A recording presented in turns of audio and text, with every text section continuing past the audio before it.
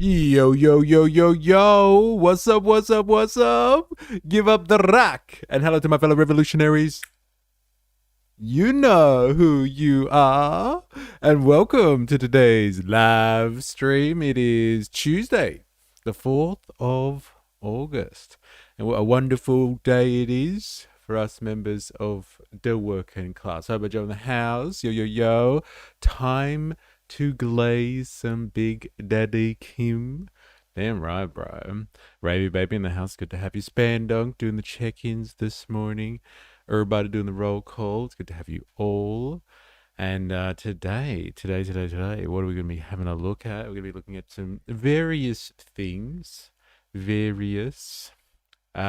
we're, I think, going to touch a little bit on the Iranian situation.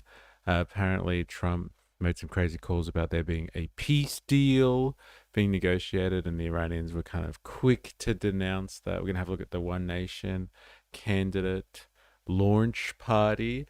That was I think it was held yesterday, and there was some protesters at it. Seems like the same people that I streamed, or a similar type of organization that I streamed with, I don't know, like a month ago at that Pauline Hanson fundraiser dinner at the casino. And like they're out now protesting at the Pauline Hanson One Nation event launch, or whatever the hell it was called yesterday. So we're going to have a look at that. We're also going to be glazing hard on North Korea today. So it's going to be an interesting one. It's going to be very interesting. Heard that one before. Voltatura in the house. Hope you're going well. Ravi existing on 2 platforms. She has 2 forms. And yeah, let's kind of get into the day's affairs, shall we? We're going to be going through lots of different things and touching various topics. But I did want to actually have a look at the Iranian situation really quickly first, because yeah, apparently peace talks are back on the menu, as we know with most of this stuff from now, that like it really is meaningless, barely surviving. So it's not good to hear. Double fisting. Okay, fair enough. It's good to see that you have many talents. Dilemmas has ended the chat. I love your roll call these days, bro. It's my favorite roll call. Yeah, apparently the talks are on at the moment, and yeah, Trump is saying that there's a deal imminent. Now, I have been burned so many times on this one. Not talents. Okay. I have been burned so many times on this one. Normally, I'm the one in the chat who's all positive, and everyone's just like, no, mystery, it's just an illusion. And I've been like, but if they get peace, then innocent people won't die anymore. But I have absolutely no faith in this stuff anymore. And so, yeah, Trump has said that there's peace talks, and Iran has vehemently denied such claims. So we're just going to watch the craziness with this situation, as opposed to having any aspirations or any hopes for some type of peace in the Persian Gulf that would help, bring some normalcy to the world's economy before we all get plunged into further economic chaos.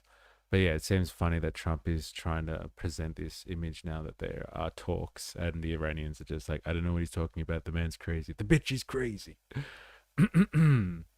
You're just so naive and innocent. It's okay. And it's not a sex thing. Don't worry. Thanks for clarifying. Got to put that disclaimer on more things. Fool me once, shame on you. Fool me 10 times. I don't care anymore. And I feel like that. Now it's just kind of like, oh, what happened today in the crazy episode of Trump v. Iran? It's more like that, as opposed to actually having any hope for anything. However, One Nation doesn't seem too serious about trying to form government in Victoria. It seems like all talk, but they don't actually want Victoria, but seem to be pushing more for getting control of the Senate. That's an interesting theory, isn't it? I wonder what that's about. I think they just have power there, and like they don't have to do anything. They can just knock things back. And they don't actually have to do any real politics, right? They don't have to do legislation and negotiate stuff. They can just appear like they're playing the game but doing nothing. Voltage Chronicles of Dementia Trump. What will he say next? Is part of the deal troops withdrawing from Bahrain and Kuwait? Because that's the only change I've seen. And like, isn't that interesting that like that's the sort of stuff that is going on? I've heard they're taking them out of Iraq as well.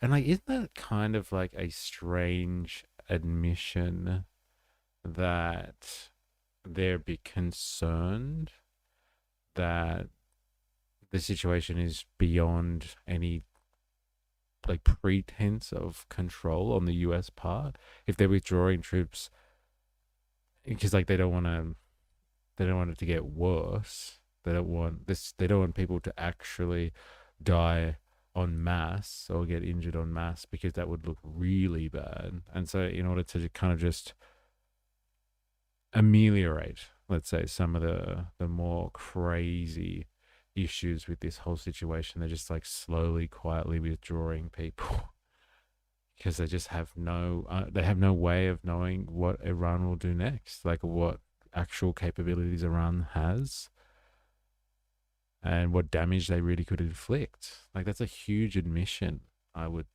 think, from the US, that like they have no confidence that they can protect their own personnel in the region. It's a very interesting admission, to say the least. But like, let's just quickly, I want to get up to date with what he has actually said, because I just hear all these snide and smart ass comments from like Iranians or people that are very critical, obviously, of the Trump regime, and they're just like, he's mental. He's lost it. He's completely lost it. He's talking about deals, and no one else is on board with it at all. He's crazy. And like, can I just say, this picture is not doing him any justice. I know we're constantly talking about his health on here, but like, he looks awful in this picture. Like, sorry, he obviously hasn't had his spray tan in a while. He's not glowing, but he's not looking good these days. All right, let's have a listen, shall we? Well, Iran says it is not currently holding any talks with the U.S., despite assertions by Donald Trump that negotiations will resume today and an agreement with Tehran is imminent. Uncertainty over peace talks come as Iran has been holding talks with Oman over security. The skin suit is sagging too much. Oh, man. Savage. That neck, Usi, is hanging low these days. Very low. It's going to be too much use. I blame Baba for that. Way too much use back in the day. Nusi out for the boys. In the Strait of Hormuz. Let's get the latest now with our Middle East correspondent, Matthew Doran. Matt, so Iran's foreign ministry held a press conference just hours ago. So what was Tehran's response to Donald Trump's claims of the peace talks? Girish, good evening. He is the Iranian Foreign Ministry spokesperson, I should say, Esmail Baghaei. He is effectively refuting what Donald Trump is saying here about the prospects of further negotiations and indeed this framework of a deal coming into place here in the Middle East. This follows on from Donald Trump's initial post on his Truth Social platform in the early hours of Sunday morning local time here in the Middle East, saying that he had cancelled a series of planned strikes against Iran because Iran had requested it do so. Other Middle East countries had also requested that Donald Trump hold fire, and that there was the framework for this deal to end the fighting and reopen the Strait of Hormuz that was emerging. That's what Donald Trump said on Sunday morning. Fast forward to Sunday evening local time here in the Middle East, and we were hearing from Donald Trump that talks were going to begin in this region later on today, and that is what's prompted this response from Esmail Baghaei, the Iranian Foreign Ministry spokesperson. It really adds to this great sense of uncertainty and this back and forth that we are seeing between the US and Iran. Donald Trump saying one thing, Iran saying the complete opposite there, and it is sort of fueling that uncertainty across this region as to what... Fueling what uncertainty, bro? It's already uncertain enough. All right? It's not fueling anything. You crazy. You crazy. The boys being Hegseth and Rubio. That's who he gets the Nussi out for. Lovely. Lovely. I'm sure they have fun in that little regime of theirs. Maybe they hire out the same hotel room that Channel 5 uses for its interviews with Fuentes and Hunter Biden. He has pics too, that smile looking over them in the disposition. We can now be certain that it's uncertain. It's just such rubbish, all this stuff now. Like, I used to look at this situation with some glimmer of, I don't know, there's some journalistic integrity out there that these people are reporting on stuff that they are finding out on the ground. But like, they just have absolutely no idea what's going on. We have no idea what's happening. We are just reporting on it, though. We will continue to report on stuff, even though we have absolutely no clue what the hell is going on. Yeah, handheld cam rented out. When they pardon Turkey this year, it'll be the Turkey this year. It will just be Trump in a turkey suit. It's awful, this stuff, isn't it? So like basically Trump's just like, what's the platform called? Truth Social. He's just truthing that Iran wants to talk. Iran's like, no, we don't. And then he says, yeah, peace deal imminent. No, it's not. It's so childish. Like, this is what is shaping global affairs right now. This is why you are paying more at the pump. Like, you know, when you're trying to go and fill up your car, is because there's a bunch of kids that are affecting the global environment, the global economy. We're talking, no, we're not. We're attacking, no, we're not. This is just awful stuff, man. And the rest of us plebs just continue struggling as always. This Nilla can't handle the Nussi. What's the Nilla thing? I saw you guys writing this yesterday, and I was like, wait, what's going on? I wonder if it's a sex thing. Good day, Sir E. Pen tester. How you going? It's good to have you. But this, yeah, explain it. Yeah, explain it. Swap the I's with E's. Sorry, swap the I's with G's. E. Okay. Okay, right. But it's not hard R, so it's acceptable, right? Is that how it works? Yeah, got it. Swap the L's with G's. Sorry, got it. I'm across it, and it's not a sex thing. Got it. But he posted on Truth Social, so it must be true. It's in the name. It's in the name. It's so fucking outrageous. And then, like, we're supposed to just think that everything's okay. And then they start bombing again when they're restocked.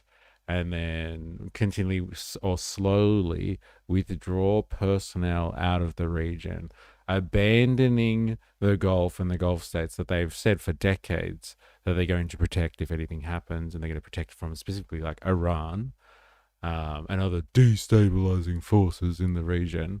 And they're just abandoning their allies. Bullshit. Kalor. Tell me something. Everyone talks about him. Everyone moans about him. Yet no one is actually doing anything about him. Why does it take so long to do anything about him? Nothing is happening. Which him are we talking about here? If we're talking about this one on screen, I think we're talking about potentially Trump here. Kalor. I don't know. Like, what do you want us to do about it? I blame the Americans. Like, they voted him in. They didn't have to. They could have mobilized a little bit more to try and resist that. But then what would you have gotten? Another regime? I blame Joe Biden. Yeah. Sleepy Joe. But like, yeah, what have we got? Another regime that probably would have done something similar, but like just done it under a different pretext. Like, no, they definitely have nuclear weapons. We better just bomb them just in case. But bomb them nicely, as opposed to bombing them hardcore like Trump does. Where are you from, brother?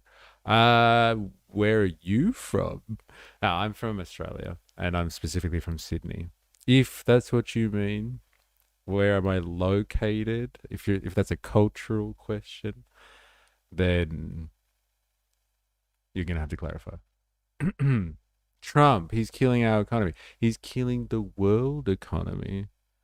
But so I'm led to believe, and somebody's going to have to fact check this for me, but I don't care if you do or you don't because I'm going to say it anyway. Apparently, oil corporations, or US anyway, oil corporations have made an absolute killing since the start of the war. Record profits, apparently.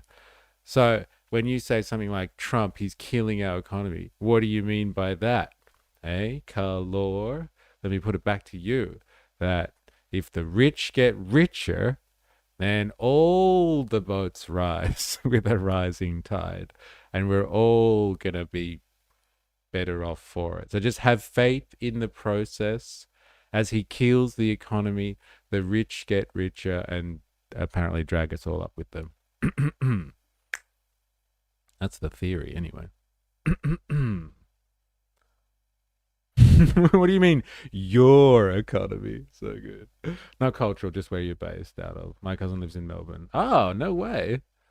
Oh, whoa. Melbourne, quite the tumultuous place at the moment. Should ask your cousin. Wait, honestly, RK Thoughts 1398. You ask your cousin what they think of One Nation. Actually, can you ask them now? Message your cousin for me, and then tell us what they say on chat. I would like to know. I'm assuming, yeah, okay. Is your cousin from America as well, or like grew up in Australia? Volta, money is always circulating. The government just helps that flow into the direction it wants. But then it will trickle down. It will. That is the promise. It is the glory of the modern age. Question it not, ye plebs. The American oil corporations, or just oil corporations from the West, I'm assuming. Let me ask. Dude, do it. Do it, bro. Ask them about One Nation. I would like to know more. What was the question again I need to ask? If they're from Melbourne, ask them what they think about One Nation. It's a political party who is about to run in state elections there. Just like no context, just be like, what do you think of One Nation? If they are politically kind of tuned in, I guess. Do they support One Nation? It's what, like, in Australian politics they call, oh, well, like, generally, I guess nowadays, this is the done thing. It's a far right party because they're like, you know, tabling migration as their main campaign issue. Potentially even deportation, they've started talking about. So we're going down that path. Prices are skyrocketing. People worldwide are poorer. People are scared. Tell me about it, Carlo. Tell me about it. It's basically all we cover on this stream. The struggles of the working people of the world and how our establishments and economic overlords just make that so much easier. Hello, vertical chat. Uh-oh. 3 different streams you are now inhabiting. Watch out. And if they don't like One Nation, then tell them to join the stream. Hey, we take all sorts here. Even those who doth loveth the One Nation. All right. So basically, yeah, what is the long and the short of this? Trump says he's doing peace talks. Tehran says no. Trump said he's ceased firing. Iran says, what firing? What are you talking about? She's propagating like those AI agents. She's going to take over. Damn, maybe she is a bot. She is online all the time. Maybe she has transcended her human form. Take that, Peter Thiel. Beat you to it, mofo. You underestimated the limit of my talents. It is not only double fisting, but appearing in multiple places at once. Let it be known. Is our chat English because we write left to right, or is it Japanese because it scrolls down? The real question. I didn't even know to ask that question, dilemmas. Hey, I'm just here trying to get like-minded individuals to join the movement. It's truly a public service, really. Bruh. I'm named after a bot. Technically, it all makes sense. Think about it. 4AS in the house. Yo, yo, yo. What's up? How you going? Here's the response. What? Are you drunk? I don't know about politics, but migration is what I care about. They can be more rational. But immigration is what I care about. They can be more rational. Rational compared to what? Oh my God, I'm so intrigued now. Thanks for the response, by the way. Are you drunk, though? RK thoughts? Like, honestly. I don't know about politics, but immigration is what I care about. They can be more rational. I guess one nation can be more rational. That's really interesting. Thanks for the response. Good on you. Public service. Again. That's why you reference the great ones constantly. You ascended beyond human form. Oh, man.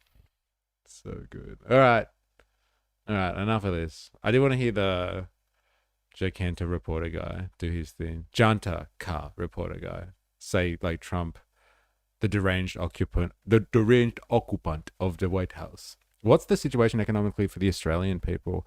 Cost of living crisis, housing crisis, inflation problem, rising interest rates, and because of the situation in the Gulf, we do have rising petrol prices too.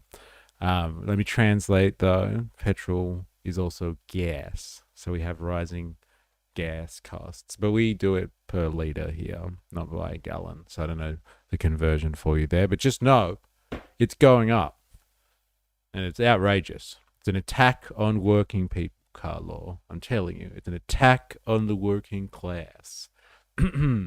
Rationale equals repeating standard culture war slogans. I can't believe you translated that. I translated it. And I do it again. And our gas is up to $10 a gallon, give or take. Oh, there you go. That answers your question, Carlo. $10 a gallon that we pay for gas in Australia. False avatar in the house. How you going? Hope you're well. What did you say originally?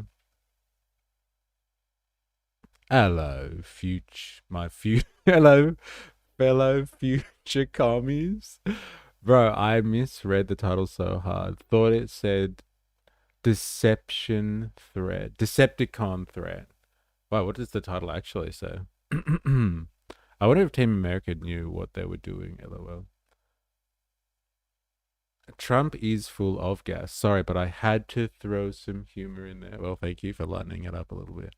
If you're new here, subscribe for more, follow for more on Twitch. And if you are watching this on YouTube and you haven't already, activate the like button. Do yourself a favor and activate the like button. Give it a little bit of a tickle, rub it, smooch the like button. Just don't smash it, all right? Be gentle, be nice.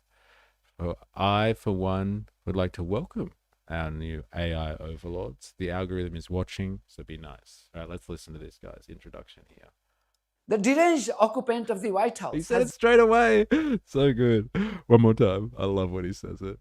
The deranged occupant of the White House has used another new word to threaten Iran. Oh, you're reading this title. Decepticon threat. Ah, it's decapitation threat. Now I know what you guys are talking about. And I thought you were all crazy. The deranged occupant of the White House has used another new word to threaten Iran after the Islamic Republic called out his lies on the resumption of so-called talks. This Israeli slave has threatened the decapitation of Iran. New videos capture unspeakable barbarity of Israeli terrorists as blood flows through the streets of Gaza, literally. Yeah. A new chapter. Have you heard about the stuff that's going on? Like, I know we always are covering this like constantly, but like they're ramping up the situation in Gaza. Like, they haven't really stopped popping Gazans, but like very recently, over the last like what day or 24 hours or something, they recently struck another encampment and like took out like 150 people. Like, we're getting back to the numbers from before the board of piss and the piss deal were put together. We're getting back to like regular numbers now. Like, they're getting back into that territory again where they're just literally wiping it out. Before it was kind of just like, oh no, we weren't doing anything. It was just popping just a small number of people. And now it's like pre-October levels. Was it October last year when the Board of Peace came in and they got the peace plan going? End of last year. You know what I'm talking about. They've snuck back to that level of popping people in Gaza. So like, while everyone's kind of just been told to forget about that whole situation, they've just snuck back into the normalcy of what they were doing before. They had some restraint for like, what, 6 months? And now it's just back on again. It's back on again. Speaking of algorithm, did you hear that MySpace is coming back and they're going to have no algorithm? Who wants to be in my top 8? No way. No algorithm. Wild, wild west. The sandbag line moved. Yeah. This Israeli slave. Man, this guy has new disses on Trump every time. It's so good, isn't it? I love the way he talks. I didn't hear about that strike. Yeah. It's pretty hardcore, man. Am I on the right stream or am I talking shit to myself once again? Let me check for you, bro. Give me a second. There's a vertical stream and you are not on the vertical stream. Congratulations, you've come to the right one. If you like horizontal, then you're in the right place, I think. Bansal Bandit. Morning, peasants. All right. When political parties create an agenda, it sometimes creates bias in the way they see immigrants, and sometimes racism affects a lot for one who faces it. What do you think about these issues? Is this your cousin who's asking you this, or you're asking me? When political parties create an agenda, it sometimes creates bias in the way they see immigrants, and sometimes racism affects a lot for one who faces it. What do you think about these issues? I'm not sure exactly the question, but I'm just going to take a crack at it anyway.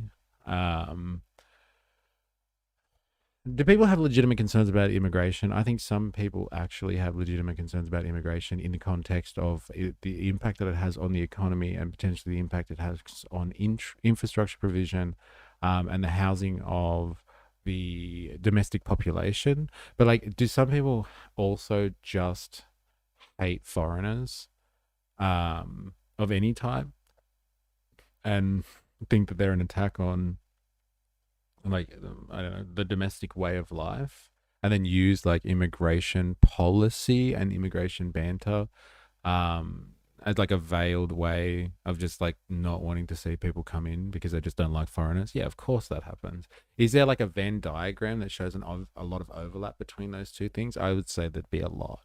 There'd be people that are just like worried about certain types of people coming to their country that they find deplorable or distasteful, and then they just use we just want to fix immigration as an excuse to have prejudice, or to mask their prejudice against like foreigners coming into their country. But like, do some people have legitimate concerns about immigration? I think they do.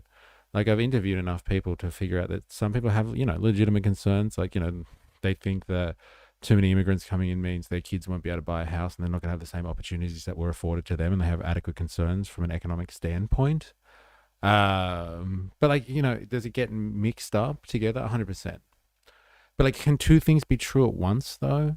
Yes. And so like, the proof is in the pudding. If you do something about immigration, like what is happening at the moment, for instance, like our federal government has actually done something about immigration in the sense that they purport to have dropped the numbers to about 130,000 people coming into the country in any given year, which is supposedly fix the immigration problem because people are like worried about mass immigration. And like 130,000 people is well below what anti-mass immigration people think is an issue. And so like, if they're still complaining about immigration, even though it's technically dropped, then they probably just have a problem with foreigners, let's be honest. And they don't actually care about like immigration's effect on the economy at all, because what they've asked for is being delivered. Apparently, I haven't checked it, haven't got out, and like checked people coming through the airport. But like if they're still complaining about it, they've probably got other concerns. I would say, let's be honest. Let's be honest here. You missed the above message to be contextual. Wait. I missed another one. Oh, I did. So basically, we are Indian immigrants. She supports the idea of nation first. When policies are made legal and law-abiding, immigrants should be welcomed as long as they are contributing to the nation. Yeah, okay, fair enough. Yeah. Yeah, look, I get it. Why people think that immigrants should be supportive of the nation or contributing to the nation. Like everybody wants a society where people contribute, because like it makes like everyone more prosperous. So I could understand why people like that sort of stuff. But like, are there people that just don't like foreigners? Like we watched a guy called Rupert Lowe yesterday, who is Restore Britain or the Restore UK, Restore Britain. And like, I don't think he actually cares about like, oh, immigration's destroying the economy and we'd be all more prosperous if we were able to fix immigration levels. I think he actually just doesn't like foreigners. Let's be honest. Like that's pretty much his platform. And so like someone like him, you're never going to satisfy with just reducing migration numbers. Like he actually wants to ensure, I think it was like 2063, he said that like white people are going to be wiped off the face of, oh no, they're going to become a minority in the UK. And so like he thinks that's completely unacceptable. And so it doesn't matter if all the migrants come in and they're all like doctors and lawyers and rocket scientists and like make the UK the best economy in the world and drive them into the new age. Like he just doesn't want to be a minority in his own country. And there are certain people that he would find absolutely deplorable. And so like that's just cultural stuff, let's be honest. Trump always tacos because he loves nachos. Not a chance Hormuz opens. Yeah, I know. It's not happening. Who actually thinks the US is in peace talks with Iran? Like anybody? Nah, we're fully across that. I just thought it would be entertaining to have a look at the discourse because the banter is really funny on this one, Bandsaw Bandit. Like I find that no one, like even the mainstream media, right, who are usually like every time there's like talk of peace, everyone's just like, oh yeah, get in there, hopefully it holds this time. And like even the mainstream media on this one are just like, Trump's said the peace thing again and no one believes it. And it's like almost like the general, it's common sense now just to be like, yeah, well, Trump's just talking about peace again, he's just doing another Truth Social post, no one believes it. It's kind of like everyone's completely desensitized by talks of peace on this issue anymore. It's pretty crazy. Chris Hemsworth is my favorite actor, and my cousin likes him too. She boasts about him being from Melbourne too. Interesting. I'm glad you like Chris. Eh? Bit of monocultural Chris there. Instead of focusing on increasing Indigenous English wealth, he'd rather focus on deporting those already let in by mistake. Sorry, dude, mistake made. Move forward because re-immigration is a shit show. But like he is talking about re-immigration though. Re-immigration, like the nice way of saying deportation, isn't it?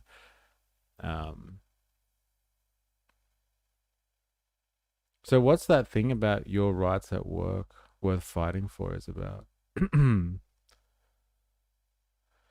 that poster behind me. This is, if you're wondering the general politics of this stream, it's like whatever goes as long as you support working people. And like we try to talk or relate everything back to the class war. So like cut through the culture wars, analyze the culture wars, identity politics, all that sort of stuff, the left and the right wing take on political issues. But at the end of the day, we try to focus or bring it back to the one war that matters, or the one type of politics that really matters. And everything stems from like a class position.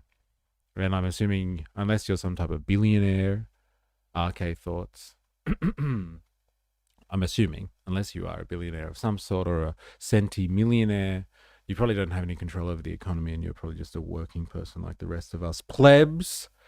And so we try and analyze things from a plebeian perspective. And so like that's what that's about. Protecting your rights at work. It's really about what type of protections we have as working people, if we have any, and what makes our life easier in this rat race that we call life. Yeah, he wants mass deportations. And one of the qualifiers was not supporting the country. Like, what the fuck is that? Yeah, I don't like cricket. Hey, all right, that's it. Get out of the country. Oh, man. But I've lived here for generations. I have heard plenty of people talking about Trump's lack of commitment in decision making. Yes. So, the chairman of Infosystems suggested people should work 70 to 80 hours a week. You need to look that up. That. Hope they get paid well for it. They get time in lieu. They get extra time. Sorry, not extra time. They get double time. Sorry. And they get extra days off as a result. If not, no deal. 70 to 80 hours a working week. My God, how would you have time for anything but sleeping and working?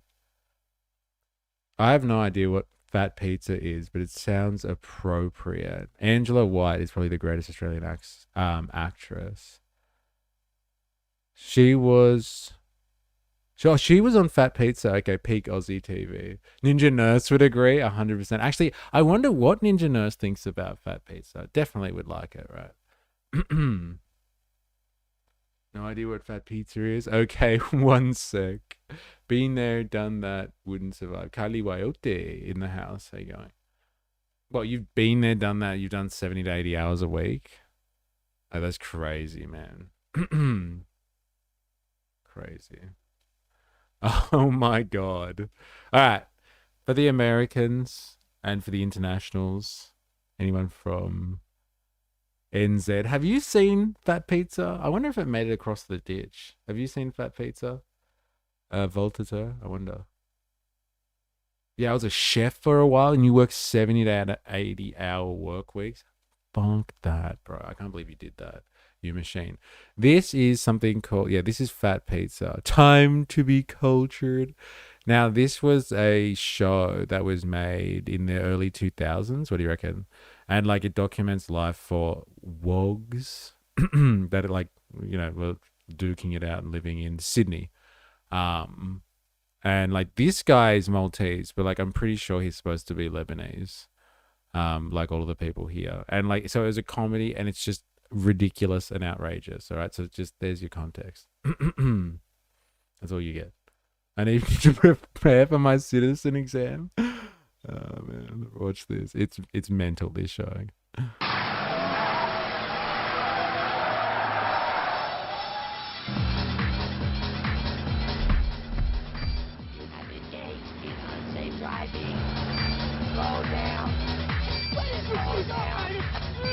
Stop hitting me.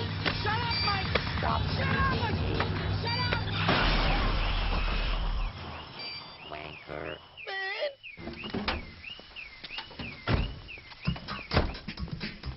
Hello, Malaka.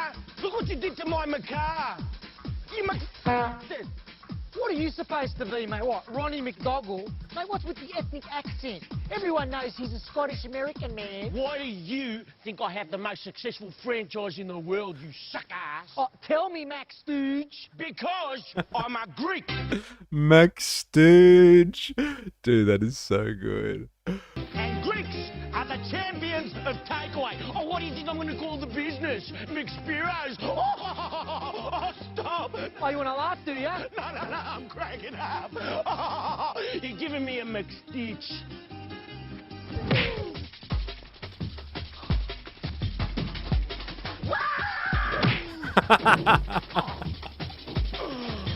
You want fries with that? Let's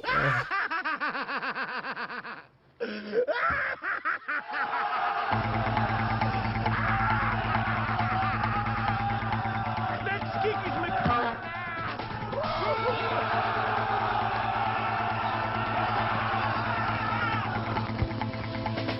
Oh, you're big shaky now, aren't ya?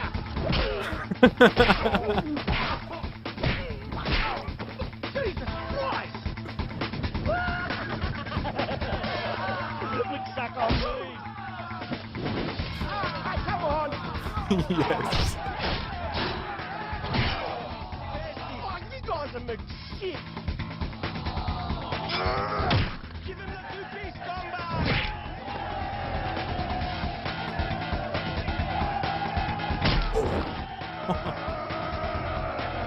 Not in my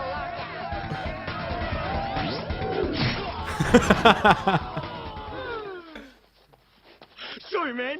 Hey, it's cool. I've got full comprehensive insurance. Yeah? That's right, in the Mac Nuggets, mate. Big mate. Right in the McNuggets, mate. Oh my god. All right, so like that's it. That's it. So yeah, about like I don't know. That was absurd, and that is a pretty absurd scene. Okay, but it was pretty much about like wog life in Sydney, I guess, in the late 90s, early 2000s. And so these guys had like worked at a pizza shop for some like crazed lunatic, like psycho, and like they just delivered pizzas and got into mischief basically, and like got targeted by the cops. And just like showed the absurdity of racial divisions in Australia. It was really absurd stuff, but like hilarious. Hilarious. Right in the McNuggets. KK Online, how you going? Classic show. Heidi the sausage, me lord. How you going? Hope you're well. But yeah, there's some slice of weird Australian television that you'll never see again, man. I did 70 hours a week for a few weeks in my early 20s. My first night off, I would go to the toilet and collapse. Luckily for me, I narrowly missed the toilet and bath and I fell. Never doing that again.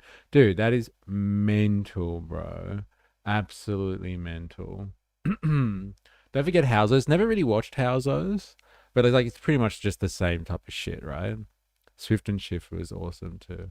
Pen Tester, classic show. Yeah, like the stream, join the Discord. Yeah, do that. That's right. Do that. Do it. Here's an invitation for Discord for everybody. I'm curious to know about the kangaroo question above. What's the kangaroo question? Is that something you've asked before that I missed? Kangaroo question. Have you ever had a fight with a kangaroo? I see these reels sometimes and I kind of researched about why only Australia has kangaroos. Well, I don't know why Australia has them, but have I ever fought a kangaroo? No. Have I ever like had to like confront a kangaroo and like push them away? Yes. Yes, I have. But like I wouldn't call that fighting. Like I don't punch them in the face like you might see on some hilarious clips. I've never punched a kangaroo. But I've gotten into an altercation with one? Yes. And like they're pretty sizable animals too, so they can get a bit scary. Yeah, same shit, different setting. Hello. Man, we used to make banger shows. Round the Twist, absolute banger, bro. We try to avoid it, but sometimes roos really sneak up on you. Yeah, hiding in underpasses while you walk to the bus stop. Oh man, it's so good. The Sullivans, yeah, so good. Oh man. All right, we are so far away from where we started. Mr. Squiggle? Dude, what a show. Mr. Squiggle. Johnson and Friends. The classics. The classics. Set to be added in the history of US politics tomorrow as Abdul El Sayed appears set to defeat Israeli stooge Haley Stevens in the Democratic primary in the Michigan Senate race. The parliamentary watchdog in the UK The ferals. Yeah, the ferals were good too. You know what? I don't think we're gonna get. I don't want to spend too much time on this. Let's see what Trump had to say about it, shall we? Reporters on board Air Force One. This is what this Israeli lapdog had said. So we had an attack that would be the biggest attack since World War II. So this is what it's come from. I don't know if you've heard this response from him, but yeah, he held off on the biggest attack since World War II. Apparently.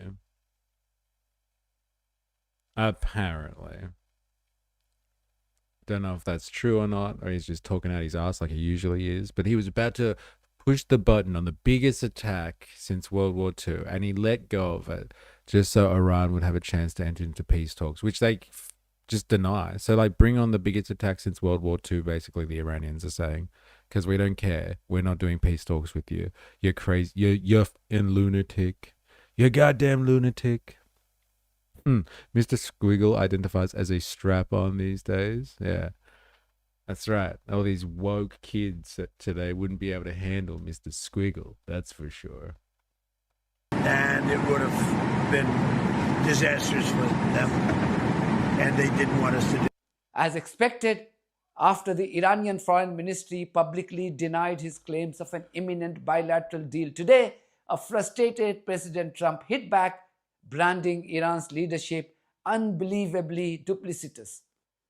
Classic response of a liar who has been exposed for his lies and deceit.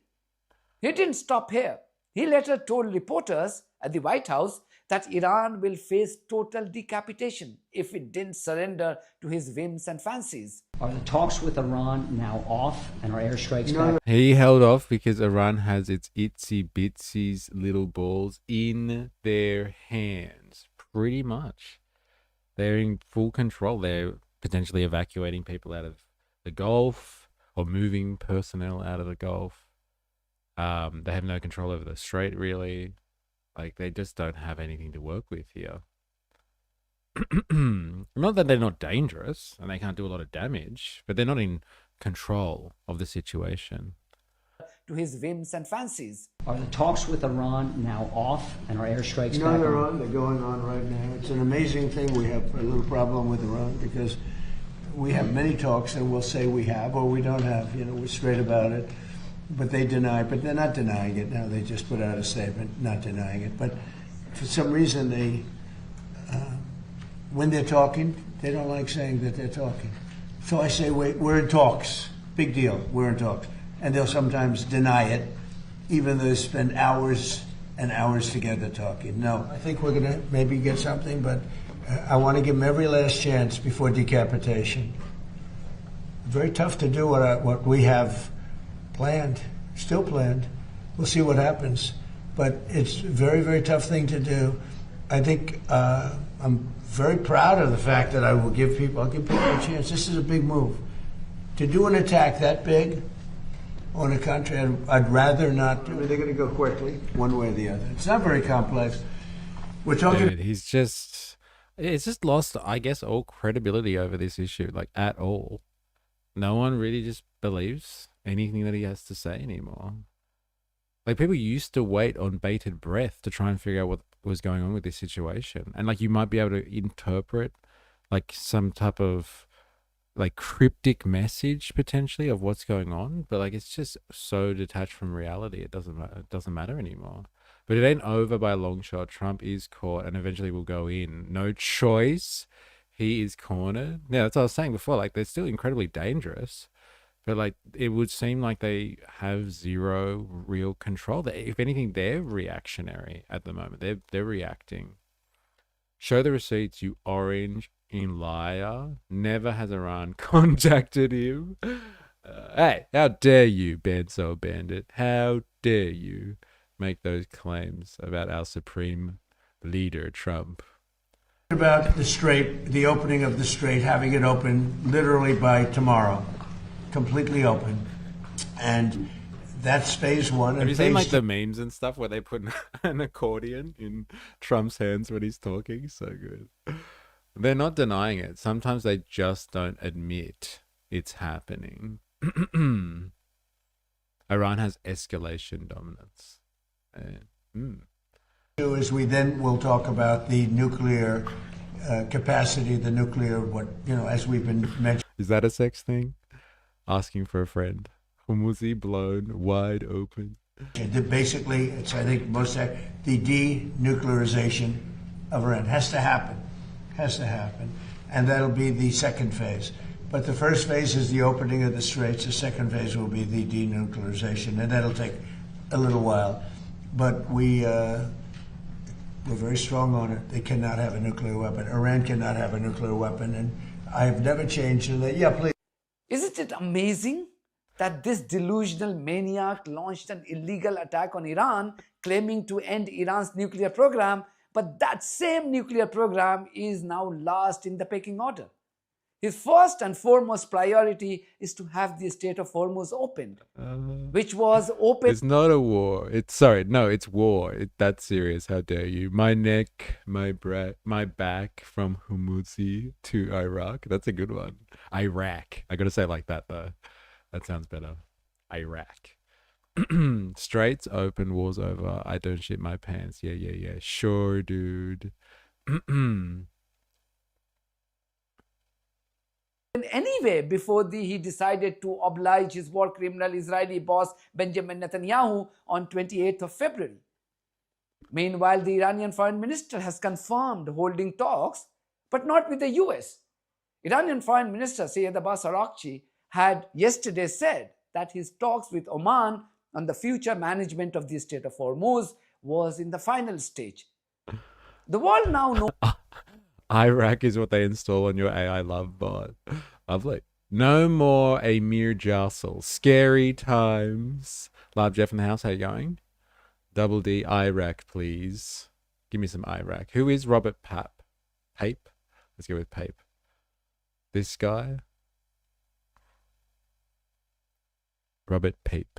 Oh, maybe I've seen this guy before.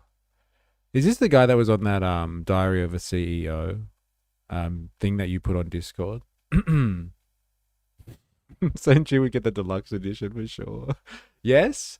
Yeah, I heard that was an interesting discussion, the Diary of a CEO. And like he was pretty certain, Bandsaw Bandit, that like it's gonna end up in some type of ground invasion. But like he was like southeastern Iran, so like where it's easy, it's away from everything. Trump can be like, yeah, we landed troops, we took territory, and then he can claim that there's been a ground invasion and then just pack up and go home or something along those lines. Interesting.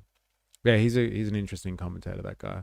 All right, that's all I wanted to do. I just wanted to see what the public discourse or the manufacturing consent line on this is. And like, it's pretty interesting, I must admit, the manufacturing consent line on this current situation with Trump saying that there's going to be a peace deal soon. We're in talks for a peace deal.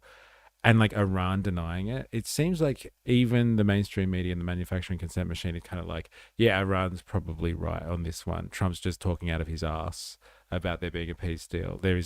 It's not happening. Like, how many times have we heard them talk about peace deal around the corner kind of thing? It's not happening, and everyone's like favorably siding with the Iranians on this one. What a world! Crazy, man. Iraq 2.0. Lovely. All right, let us move on. I want to cover this One Nation thing as well. So I just want to cover this for one reason, because the socialists were protesting against it again. Now, do you remember I did a live stream out on the beat with 4IS about a month ago now, I want to say, where I rocked up to one of those anti-Pauline fight the far right protests that were organised by New South Wales socialists. So the Victorian socialists, it would seem, organised a protest out the front of the Victorian candidate launch for One Nation. So yesterday we saw that One Nation had announced that it's running candidates in the Victorian state elections that are coming up in November. And so they had a One Nation shindig, and a whole bunch of dirty commies came out to protest against it. Misery was doing a Man on the Street stream and I missed it. I need a link. Dude, it was it's only on YouTube that I do those, so that's probably why you didn't see it. But it was hilarious, even though the audio wasn't working. And we were like yelling at rich people as they were walking into the casino. It was very interesting stuff. But anyway, the dirty commies were out yesterday protesting against the far right, the rise of the far right, embodied in Pauline Hanson and One Nation. And then they made some announcements about, you know, who they're running as their main candidates in Victoria. Hobo Joe was speculating before about he needs to boost the stocks again for the boys. Yeah, so all the announcements are just like keeping the stock market afloat. I found out some more protests that I sent you to your email. You should cover some more. Hope your mic works this time. Yeah, I think I've actually figured out the technical problem with that.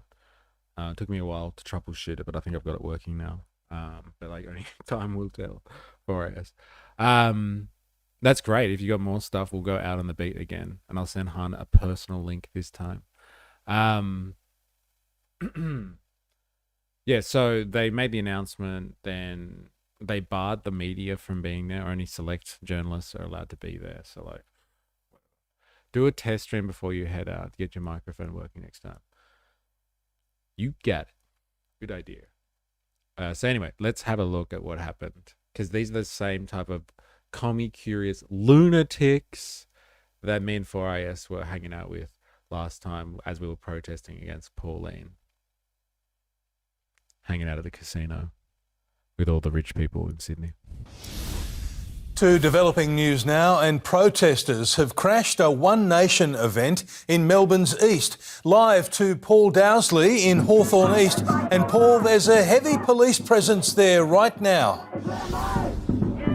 And this is why, Mitch, because outside the Tower Hotel, hundreds of protesters have surrounded several sides of the Tower Hotel, as I say, so Burwood. What did it say on the banner? Did anyone see it? Surrounded several sides. Just the unite to fight the right thing. Okay, fair enough. Dirty commies, eh? I watched some of the party event live last night. Was it fun? Dilemmas. Gripping viewing it was. That's definitely a New South Wales. Oh, sorry, a whatever state socialist banner that is, a Victorian socialist banner. They're running people in the state election too. This party, the Victorian Socialists. The commies are coming after Pauline. Of the Tower Hotel, as I say, so Burwood and Camberwell roads are blocked off, and this is the queue on the far side here that's being protected. These are some of the supporters. I don't really know how the Australian economy functions with you all protesting all the time. Do any of you ever work? Yeah, but like all of these socialists, they're just the kids of the professional managerial class. They just go to university and leech off the system. They never get real jobs. Don't you know enough about socialists, Jag? Socialists don't actually have jobs. They're just like professional students, and they live off the work of real industrious people that contribute to the economy. Just sit around watching live streams and protesting all the time. No wonder why you need Uncle Sam. Thank God for Uncle Sam. We'd be lost otherwise. Who have arrived to see Pauline Hanson. She arrived around 20 minutes ago. They're expecting maybe 300 people inside. And on this side, there's another line of police protecting these supporters from protesters who are also trying to get inside, or at least blockade the hotel from this side on what is... Smash racism, anti-colonial class war, and for liberation. Interesting. Do you reckon that's what Pauline Hanson stands for? Racism? Do you reckon she's like a colonial type? But she doesn't know anything about class warfare and liberation. Eh? Smash racism, anti-colonial. Hello, I guess BLM wasn't impactful on the US. 300 people, that's pretty low. Just tag me next time, bruh. Oh, the civil rights movement, like that. Our protests. Those Vic commies go harder than you silly NSW commies. It's true, though. There is way more of a presence in Victoria than in New South Wales. That's for sure. My God. 100%. Here, let Doug explain why drum circles at a protest are useless. Why drum circles? What is this? Am I going to enjoy this, Han? Is it at least funny?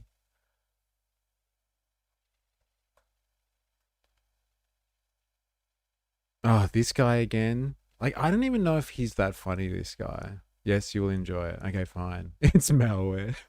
Oh, God. For your brain. Okay, got it. Vic goes hard. They do, man. Paid membership. Communism will win. You don't normally get that comment like that coming in.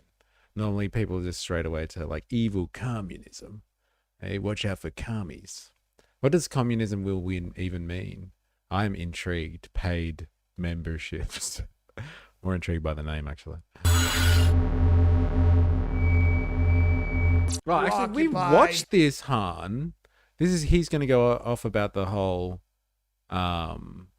Occupy Wall Street movement, right? Yeah, sus. Very sus. Your fucking filthy Portland hippie selves. Because you hate the 1%. Han, you've shown us this one before, I'm sure. Yeah, but he mentions drum circles. And you hate the banks because of their predatory lending practices against the people and enslave them in a lifetime of debt. What'd you do about it? You stunk up a park for almost a year. I occupy far more efficiently. Maybe you should look to me for leadership. I hate the banks as well, as we all do. How did I fuck them? I spent... It means the world will be communist because it is correct. Hey, look, I am so inclined to agree with you on this one, but like, can we set the terms of what you mean by communism, though? And what you mean by communist? Eh? Do you mean... Actually, no, I'll let you define it, please. I am well intrigued right now. Let's fucking go. Stick to local issues and cut the shit. Okay. Roy Yoden. But first we will watch this, whoever you are, KF. 3 hours jacking up mother's Chase Bank Visa card after she's dead up to its $10,000 limit, buying dumb shit that no one needs and sticking them with the bill because she had no estate except for that blind fucking last cat. If you want to repo that, have at it. That actually caused damage to the bank. Not sitting around with a dog with a kerchief and a cardboard sign, slapping on drums in a drum circle. The fucking Occupy movement was such a letdown because you seemed like me, angry, and we're gonna take to the streets, and holy shit, around the globe, people are, fuck this, we're gonna do something. And what did you do? You fucked up a park. All you fucked up in a year. Well, full communism, like each to each, and dictatorship of the proletariat. Damn, I think this is one of the first times we've actually had someone come in who has an understanding of what communism is. I thought you were being potentially facetious. Go on. What do you mean from each to each? And like more intriguingly, what do you think is the intent of the dictatorship of the proletariat? Ask them the real question, E. What's the real question about class warfare, or like the usual test one, something about ground news? Actually, that's a really fair question. Actually, what do you think about ground news paid memberships? I gotta know. What do they think about ground news? The first commie, I'm insulted. Yeah, but like, you know what I mean. Like usually people come in and they're just like communism. But like, it seems like somebody actually has an understanding of what it is, and they're not being disparaging. This is a seminal moment here, ladies and gentlemen. It's a defining moment. All right, back to Han's favorite comedian. And what did you do? You fucked up a park. All you fucked up in a year is some guy's day who wanted to throw a frisbee for his dog, but he couldn't because you're all camped out there. You hate the banks? Don't fuck up the park, fuck up the bank. Who's in charge of this project? Next time, me. We don't really have leadership. You needed some. You have 500 angry people in a park. Go break them up into squads of 20. You can fuck up every branch of Bank of America in a 50-mile radius. Go there. And not as anarchists either, throwing bricks through the windows. What are you, a fucking teenager?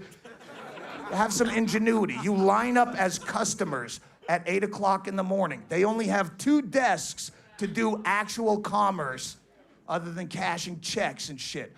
You clog up those 2 desks as bogus customers, sit down, cross your legs, apply for frivolous loans all day long. That's a lot of paperwork for every frivolous. Yes, I need $1 billion for an ant farm. Do you really want the government to control production and farming? That's communism. All right, here we go. This is what we're used to. Draconis. Well, does it have to be the government? Can it be owned by the workers? Does it have to be the government? But if you're talking about nationalizing resources, like farming, everybody's got to eat.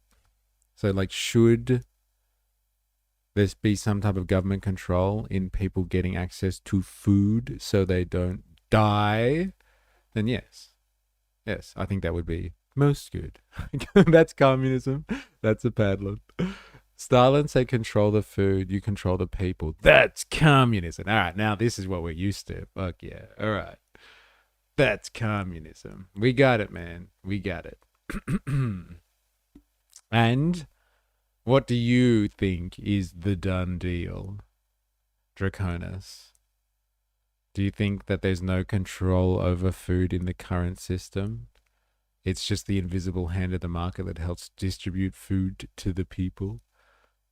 That's actually how a lot of Occupy movements operated in the civil rights movement, Occupy movements. If you could create a legitimate reason to be there, like being a customer and slow down business, it was effective. Farming, petrol, healthcare. Farming, petrol, healthcare. That's communism. Oh, man. Like, providing people with healthcare is communism. That's a good one. Eh? I'm glad to see that there's a standard out there. Fuck yeah. Hey, people getting healthcare. That's communism. Let them die, I say. And decrease the surplus population. Shouldn't be here in the first place.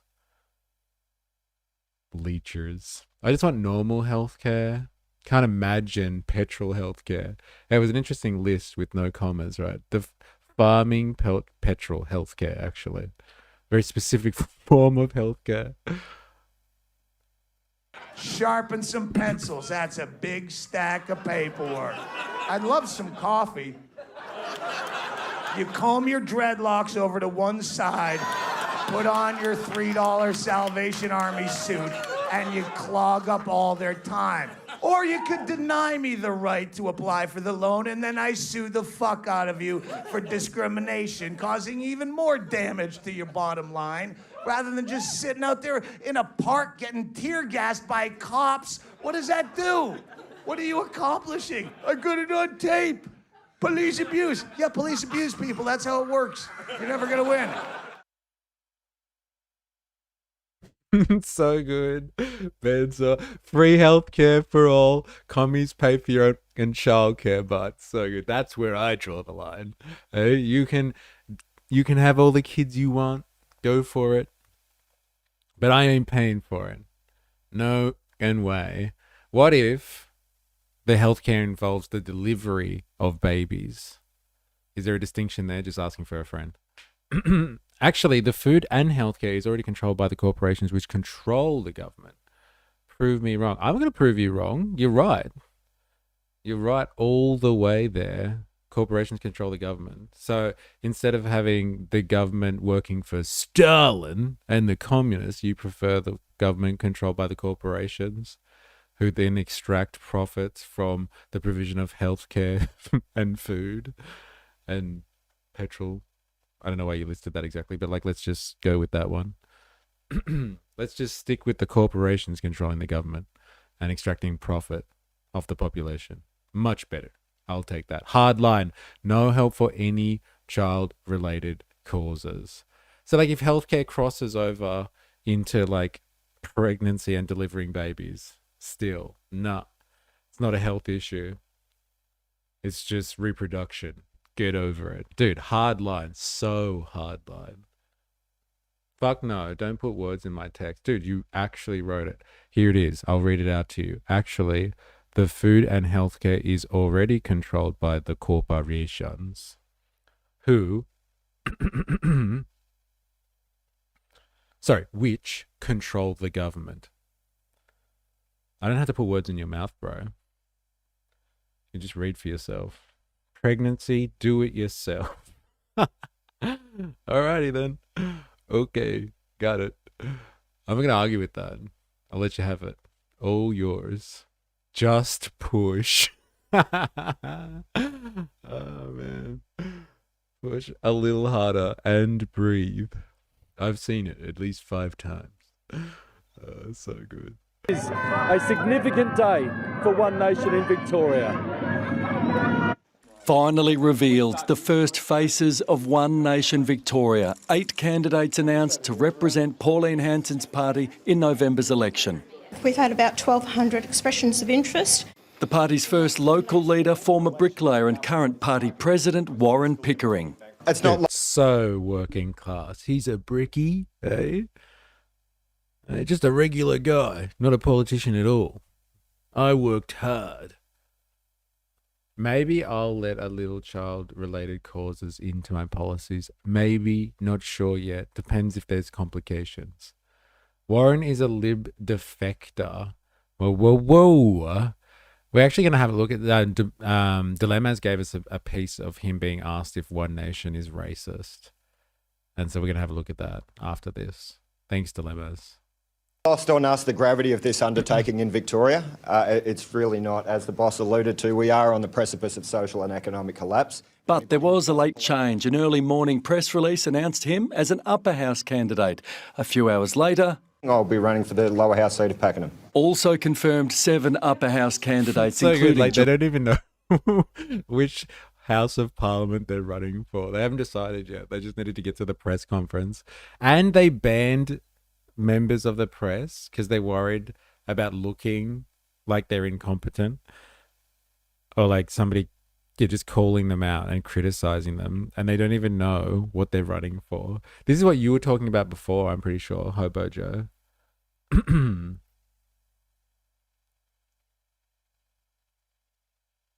Children are annoying, just saying. How is he so greasy? If you wipe a towel on his face, it'd turn see-through. No commenting on his politics. He's just wet as a seal. Just saying. Yeah, see what I mean? But apparently okay, so they banned media organizations, some media organizations from coming. And it must be because they're embarrassed, I guess. Because they don't even know if they're running in the Senate or the lower house. It's just not serious. It's just awful. Long count. So it's fine for 2 corporations to run our large food supply network, but as soon as it's the government, it's bad. It's fine for 4 big banks to run everything, but as soon as the government, it's bad. Are you speaking to the guy, Draconis? Here, Tagard. You might be at a loss. I don't think he's really listening to what's going on here. Welcome to the chat, Tagard. Hope you're well. Councillor Chris Burson, a former policeman who was a bodyguard for Daniel Andrews, and former Liberal Party executive member Colleen Harkin. We've got faces now. What about policies? More to follow on those policies in the coming weeks, Paul. What would be top of your list? Is it top crime? Of the list is crime. Crime and corruption, absolutely. There is no longer trust in the politicians, and especially when there has been corruption that has happened to the highest. Oh, that's the guy. Isn't that the guy from Flatmate Studios? Is it Flatmate Studios? I always say it wrong. The guy that makes in cartoons, like the Please Explain cartoons. I'm sure that's him.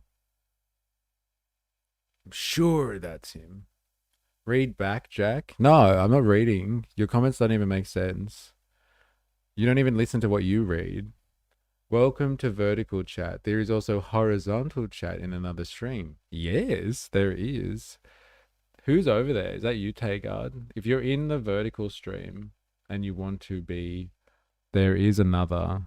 There's a horizontal stream as well. You can go into the main page and find it there. Level. Defending banning the ABC, The Guardian and The Age from the event. I want truth and honesty. You get it from me, I expect it back from the media. Do you expect you'll be able to govern in your own right? Dude, well, fucking well. Who's there? Hey, who's that? Who's that? My God, they won't let the Australian broadcaster in. Okay, and they won't let the Guardian in because they're terrified of criticism. So they let Avi Yemeni in instead.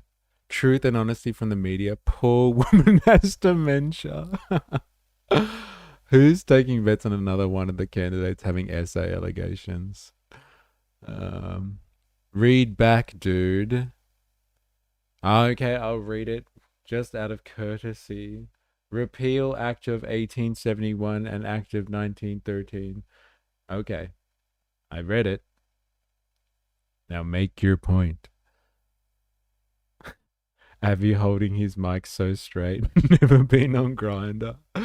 We got vertical chat before GTA 6. Dude, he does look fabulous here though, doesn't he, Avi? Hey? Fabulous. Absolutely we do. And No, we intend to. you don't anticipate needing to be in coalition with anyone? We'll manage that situation if it eventuates. Pauline, what's your message to the protesters that are going to be at your event tonight, who say you're racist and fascist? They don't understand me, they don't want to understand me, they're just aggressive. Premier Ben Carroll also made a team announcement today. Oh my God, they don't understand me. You're a racist and a fascist. They just don't get it, all right? What's wrong with that? Nothing wrong with that. All right, shall we? All right, this one's from Dilemmas. Dilemmas, tell us, is this entertaining or is this going to be like, oh God, no. So this is the guy that we just watched, right? Warren Pickering, who's like, what? He's heading the One Nation Victorian campaign. Is One Nation actually racist? Asking the hard questions. Let's find out, eh? Let's find out. And quite frankly, in the mainstream media. Yes, they are. All right, well, that settles it. That'll save us about 6 minutes at least. Just him answering a question, not radical or anything. Okay. And I know you guys are sick of this question because it's really silly, but it keeps coming up in the comments on Oh, wow, I know where this is going. Yeah. Yeah, so you know. Apparently, I'm told that Pauline Hanson's racist. Now, I challenge them, like, show me what she said, and then they give me this court case, which, I don't know, like, people can have a look for themselves. I don't think what she said was right. the court case exactly? What was it that, like the court proved that Pauline Hanson was racist recently because of something that she had said, like, which she could have gotten away with if she had actually said it under parliamentary privilege in the Senate, but she said something like outside. And then someone was like, we got her. She's racist. Does anyone know what it actually was that she said? Before I asked my research assistant, I thought I would ask ye old faithful chat here. Racist at all. I think if someone doesn't like the country, tell them to go back where they came from is perfectly acceptable. But I've just thought, did you want to explain to us what makes you such a racist? Yeah, look, as I alluded to earlier, mate, so many people blown away when they go looking at our actual policies and they're like, it was go back to Pakistan. That's it. It's pretty light on, isn't it? Like, is that really racist? Telling someone to go back to Pakistan? Like, it's pretty light on.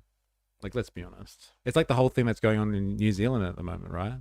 that New Zealand first guy or whatever his name is, Winston Peters, told that guy to go back to China. Like, there is so much worse that people say when they're being racist. Like, really, really derogatory, awful, awful things. Like, they could have got her on so much stuff. Like, we watched her from 30 years ago. Remember the stuff she was saying 30 years ago? My God. Go back to your own country when Fariki told her, talked bad about the Queen, etc., etc. Go back to where you came from, Pakistan. One Nation leader Pauline Hanson lost a full federal court appeal upholding a finding that she racially discriminated against the Green Centre, Marine Faruqi. She said there is no good Muslim and wants to give free land to Israel while supporting Ben Robert, Crusader for Christ, and George Pell. Interesting times. Yeah, that's so much worse. She said there is no good Muslim. Like, that's so much worse than telling a fellow politician to fucking go back to Pakistan or something like that. Like, that is so much worse. But like, they go after that one. Because this politician has the resources to go after her political enemy. After the Queen died, she said she cannot mourn an empire. Rah, rah. Yeah, well, whatever. Like, who cares? If that person wants to make a political statement. I have no love for royals. Fuck the royals. Yeah, she told Farooqi to go back to Pakistan, which is fucking gold. He said more than that. Can't speak to that, but the two-way street comments on DV and her answers to Tommy Robinson about things started to go wrong after abolishing the White Australia policy. Not good looks. Yeah, like, she has said so much worse than that. Yeah, but the problem is this person is running for parliament. I agree, there is so much more. Like, she could have been done 1,000 times. The government should set an example, is the argument. Yeah, fair enough. She should have high standards, but let's be honest. You think that is racism? That is nothing. You don't hear what people say about you when you leave the room? I could only imagine. I prefer our politicians just did their jobs instead of playing culture wars. Yeah, tell me about it. Good luck, though. They make careers out of this shit. The sooner people are held accountable for dumb insults, the political sphere, the better. In the political sphere, the better. It's about time our politicians behave like adults. It was on X. Who cares? This is her job. Distracting the idiots for Vagino. That's so good. That's hilarious. But these are all moot points if a party gets deregistered. Why would they get deregistered? One Nation is at risk of that because they can't file financial reports. Dude, that's heavy. That's heavy, man. Crazy. He's one of the good ones. Our democratic system should have rules in place to protect against people like Pauline from inciting reactionary propaganda. I don't know, man. Like, let her air out her stupidity. I don't think we should if she wants to say stupid shit like go back to Pakistan, then she just insults large sections of the community and then they decide to vote against her. Then let her air out her stupidity. Let it happen. I think all the politicians should be airing out their stupidity. Give them all parliamentary privilege. Give them privilege all the time. Say what you want, and then people will decide how dumb what they're saying is. I must admit. Obviously the line comes down to inciting violence. Like, if they were like, go out and kill all of these such people or go and attack these people, that's another question. But if people want to say stupid stuff, well, let the informed voter decide. I honestly don't care for One Nation. I'm not scared of them, nor do I think they'll do any good. It's just an honest waste of time. Savage. Well, she is from Pakistan. At least she got the country right. No, she's Australian, and she's a senator. How dare you? Bro, I could have high-speed rail to Brisbane by now, but instead I'm stuck with political slogans built for culture wars and a train that comes twice a day. Yeah, that's the real travesty here.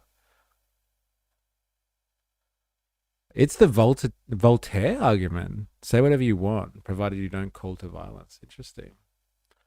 Act like adults. In the last 25 years, a small snapshot. When have our pollies acted like adults for our benefit? I don't know, man. I'm going to fight you on that one. I think the government needs to make their own social media where professionals in their fields can comment on politicians. Stupid stuff can be used for voting, publishing policies, create polls, etc., etc. But like, what a lame social media account that would be. Don't you reckon? Like, it'd have 0 followers except for, like, I don't know, people from the media looking to grab a scoop. That'd be it. Look at Barnaby. Oh man, savage.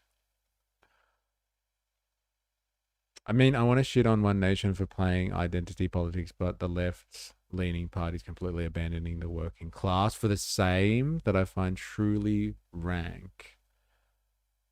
I feel like I'm like Mr. E. Glover. I'm gonna go there, bro. It's not happening. All right, back to it. Let's find out why this guy is not racist. Turns out you're not right-wing extreme Nazis. You're just regular people with some, you know, centre or centre-right views. Anyway, look, it obviously stems back, and this has plagued us for years, obviously, from comments that were taken out of context that Pauline originally said in the late 90s. And taken out of context, what? What was it, the exact word, so I don't misquote her? There's a yellow invasion coming. I don't know what context you need. That sounds pretty fucking racist. Like the Chinese, the yellow invasion or something like that. The yellow wave is coming to take over Australia. I don't know, man. I think that's like, I don't need, like, what context do you want, bro? When she said something like that 30 years ago, I don't know how context is going to help a comment like that. Regular people who say unsavory things. Arguably, they've come to fruition, and not too many people would debate against that. The fact being that, you know, it was Asian invasion. She did use the word yellow, I thought, when we watched that 1996 interview.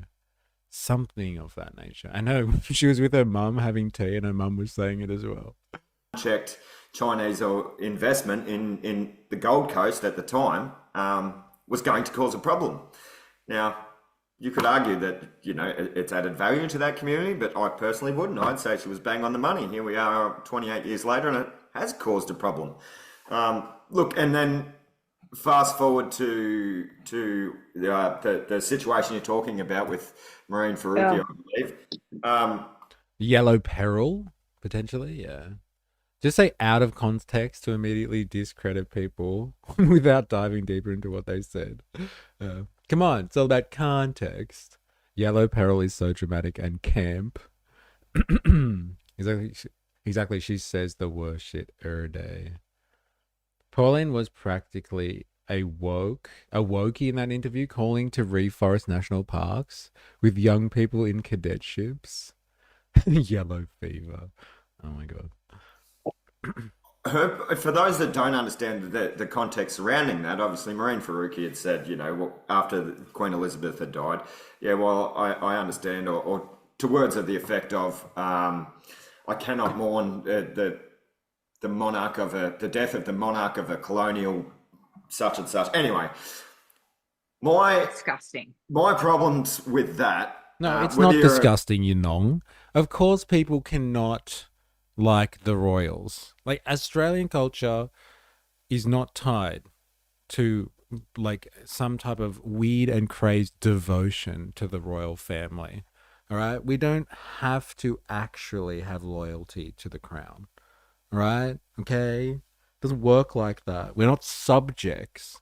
And so if somebody wants to say you to the royals, even when they die and it's probably distasteful, they can say that. It's not a fucking problem. Seriously. There's nothing wrong with critiquing the royals. A monarchist or not, my problems with that are, you are sworn under the Australian Constitution, which happens to be a Commonwealth, of the British Empire, of the United Kingdom, you're happy to sit back and generate a profit from the Crown, effectively, out of the taxpayer coffers of this country. Yet you sit there, and this is the same with Lydia Thorpe, yet you sit there and claim that you think it's a fallacy to some extent, or you feel like you don't have to respect that system of governance that employs you and gives you, the great blessing of being able to represent the Australian people in federal parliament. Now, I find that disgusting. Yeah, I know. Thank you, 4IS, claiming victimhood on policing words. So they're whinging that Pauline is being victimized for saying something untoward to another person, and then they're policing words at the same time. The contradiction is incredible, isn't it? How dare she say something about the Queen? And like, isn't it crazy that Pauline got in trouble for saying something derogatory to her? Like, are these people fucking for real? Like, honestly, do they even listen to themselves when they're talking? My God. It's a fucking good point, 4IS. My God. The contradiction, the hypocrisy is so dumb. They're upset that people would think that Pauline should be policed with her words, and they're literally trying to police somebody else's language around royals, people that don't even give a shit about these people anyway, and have said things like they don't care if the Commonwealth breaks up, happy for people to be independent. Fucking idiots. I mean, I don't see any problem with it. It was the day she died, though. So expect someone to say something like Pauline did, and don't cry to the political racism like a child. Wanting to be led by a family of inbreds. Now that's a monoculture I want to be in. That's hilarious. Yes, the blatant hypocrisy comes out on both sides with identity politics. It's dangerous territory. It is dangerous, like culture wars, identity politics. You have to be careful because, what's right in this conversation is now incorrect when you apply it to something else. And it's just riddled with hypocrisies. Yes. It's a very dangerous territory. If anybody, let's put it in a different context. Pauline did say, piss off back to Pakistan. I personally don't have a problem with that. If you don't like it. Me neither. I would have said worse. Yeah, but firstly, so that should have been covered by parliamentary privilege. She should not have been able to take Senator Hanson to court for that. This is two elected members. We should be able to have tough discussions. If our politicians can't even have hard dialogue around these very emotionally charged issues, then when can... Nothing mono about stereo channels. Morning peeps. How you going? Hope you're well, Woozle. Can we have these discussions as a society? We need to be able to have robust discussions about key issues as a society in order for us to find viable solutions and move forward. Would Senator Hanson have been labelled the same way had it been a US expat or somebody that came here, say a white European Christian American that came here and had problems with the whole situation? Why does it have to be a white European Christian American? Can't it just be a white European American? Why do they insert the religion in? These people don't even understand what they're talking about. I think that is increasingly clear. This is rather hard to watch, to be honest. Back in the olden days of the US, members of Congress would duel each other. I guess Australia is just soft. They go running to a lawyer looking to sue because they got their feelings hurt. And what, people still duel each other in the US? I don't think so, bro. I don't think so. I actually think that there was a number of duels that used to happen in the colonial days. But yes, I'm sure people still duel each other to sort out their issues in US politics, Han, I'm sure. No, they go running to APAC and try to get a congressman thrown out of office. Fair enough. Let's duel. Not that type of dueling, all right? It's not a sex thing. All right, this enough. I get the thing here. All right? I get it. The concern. How dare she? She shouldn't be held accountable for what she's saying. It's not fair. But we want to hold the other person accountable for what they're saying.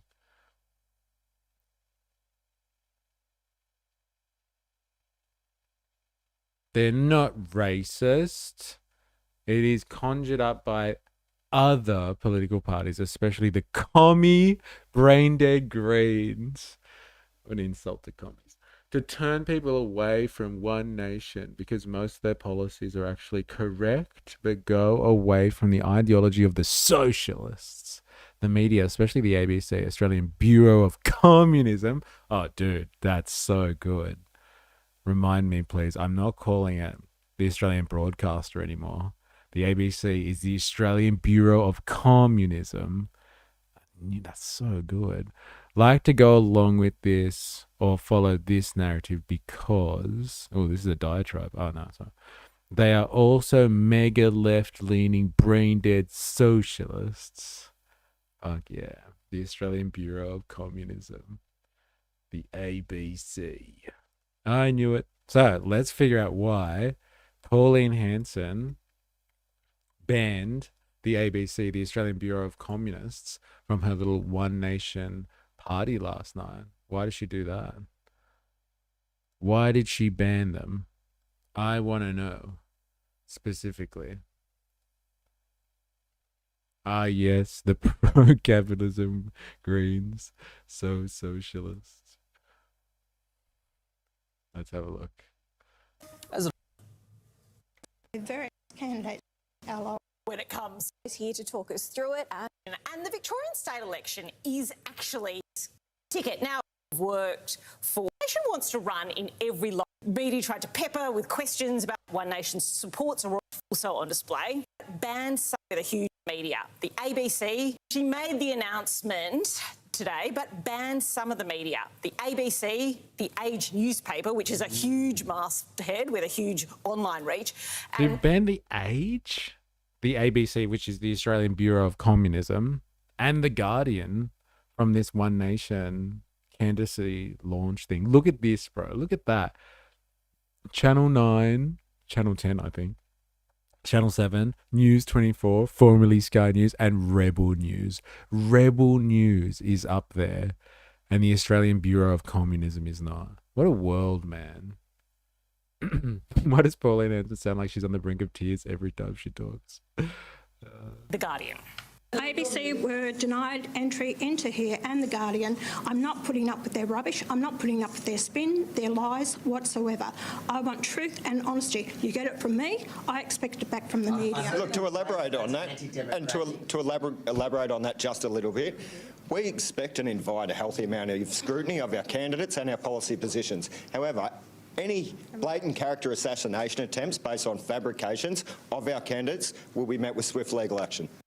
So there you go. And it is a Legal bold action. move when you're no longer a fringe party. Yes, One Nation believes its success rests on meeting people on the ground and through talking to them directly on social media. But when you're running a campaign, that's a huge task. And ABC's reach in regional areas can't be ignored. It also comes down to accountability and scrutiny and perhaps avoiding that. Well, and threatening legal action, that's another step beyond that. Yes. Right, so the other thing was the inquiry into gambling reform. That got under... Interesting.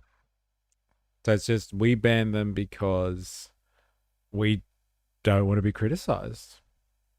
Leave out of Trump's book. It's very Trumpian, isn't it? She's just like, they're fake news, so we're not going to let them in. The Australian Bureau of Communism, not allowed. But Rebel News, oh yeah. Bro, it just makes them look like snowflakes. The threatening of legal action is not a good look. It's crazy. Control the conversation. You said bad things about me, so you're not allowed to be here anymore. All right, that's enough of this issue. All right, now, this is, I think, rather pertinent to some of the conversations that we've been having. We're changing gears entirely here. All right, so just hold on to your butts. Because we're going somewhere else now, somewhere else completely. This is a piece that was given to me by none other than our New York City correspondent, Jag. You may know him, friend of the stream, my friend and yours. And this is the pertinent question here is like, what do you make of this evil socialism? We've been speaking a little bit about the DSA, so the Democratic Socialists of America, and New York City Mayor Zohran Zohran is the mayor of New York. He seems to have a bit of sway, a bit of pull about what he can get through to help out working people in New York. That's all of his rhetoric is around that. So I am always inclined to get down with that type of rhetoric, because if he is actually helping and making life easier for the working population of New York City, then like, let's do it, baby. That's my type of politics. Now, he has unveiled plans very recently for a new site that would have some type of affordable or social housing in it. A large-scale development, a mixed-use development. So in planning jargon, a mixed-use development is something that has multiple uses inside of it. So you can have commercial uses, you can have residential uses. Usually in an area like that, that's limited to those two functions. But under the umbrella of a commercial use, you can have many things from, you know, shops on the street level to office spaces to childcare centers to some type of entertainment facilities. And then you have residential living above that, and residential in many forms, from like boarding accommodation and like for transient kind of living, people that need like short to long-term accommodation but not looking to take residence somewhere. And then you have like affordable housing, you have social housing, so things that are capped on the market. And then you have just like actual, you have people that can buy into a development and take up residence there because they own the property themselves. So let us have a look at this proposal, because this is part of that, you know, evil socialist agenda, which is what Zohran Mamdani is trying to carry out in New York City, and why Trump and the Trump regime are talking incessantly about the rise of communism at the moment, because everyone's terrified that, you know, DSA members led by Zohran Mamdani and his incredible influence, they are causing some type of communist loving wave that's going to take over American politics. And stuff like this potentially adds weight to that narrative that the commies are taking over. And it's not just because of some kind of conspiracy, but because what they're doing is actually quite popular with the masses.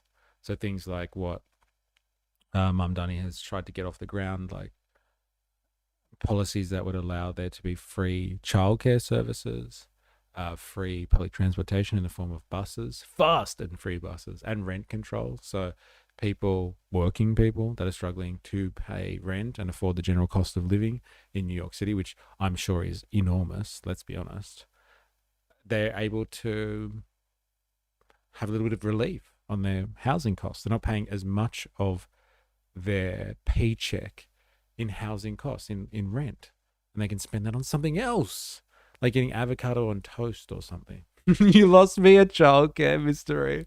Dude, so good. Hilarious. Trump Plaza, the new site for the community center, hopefully.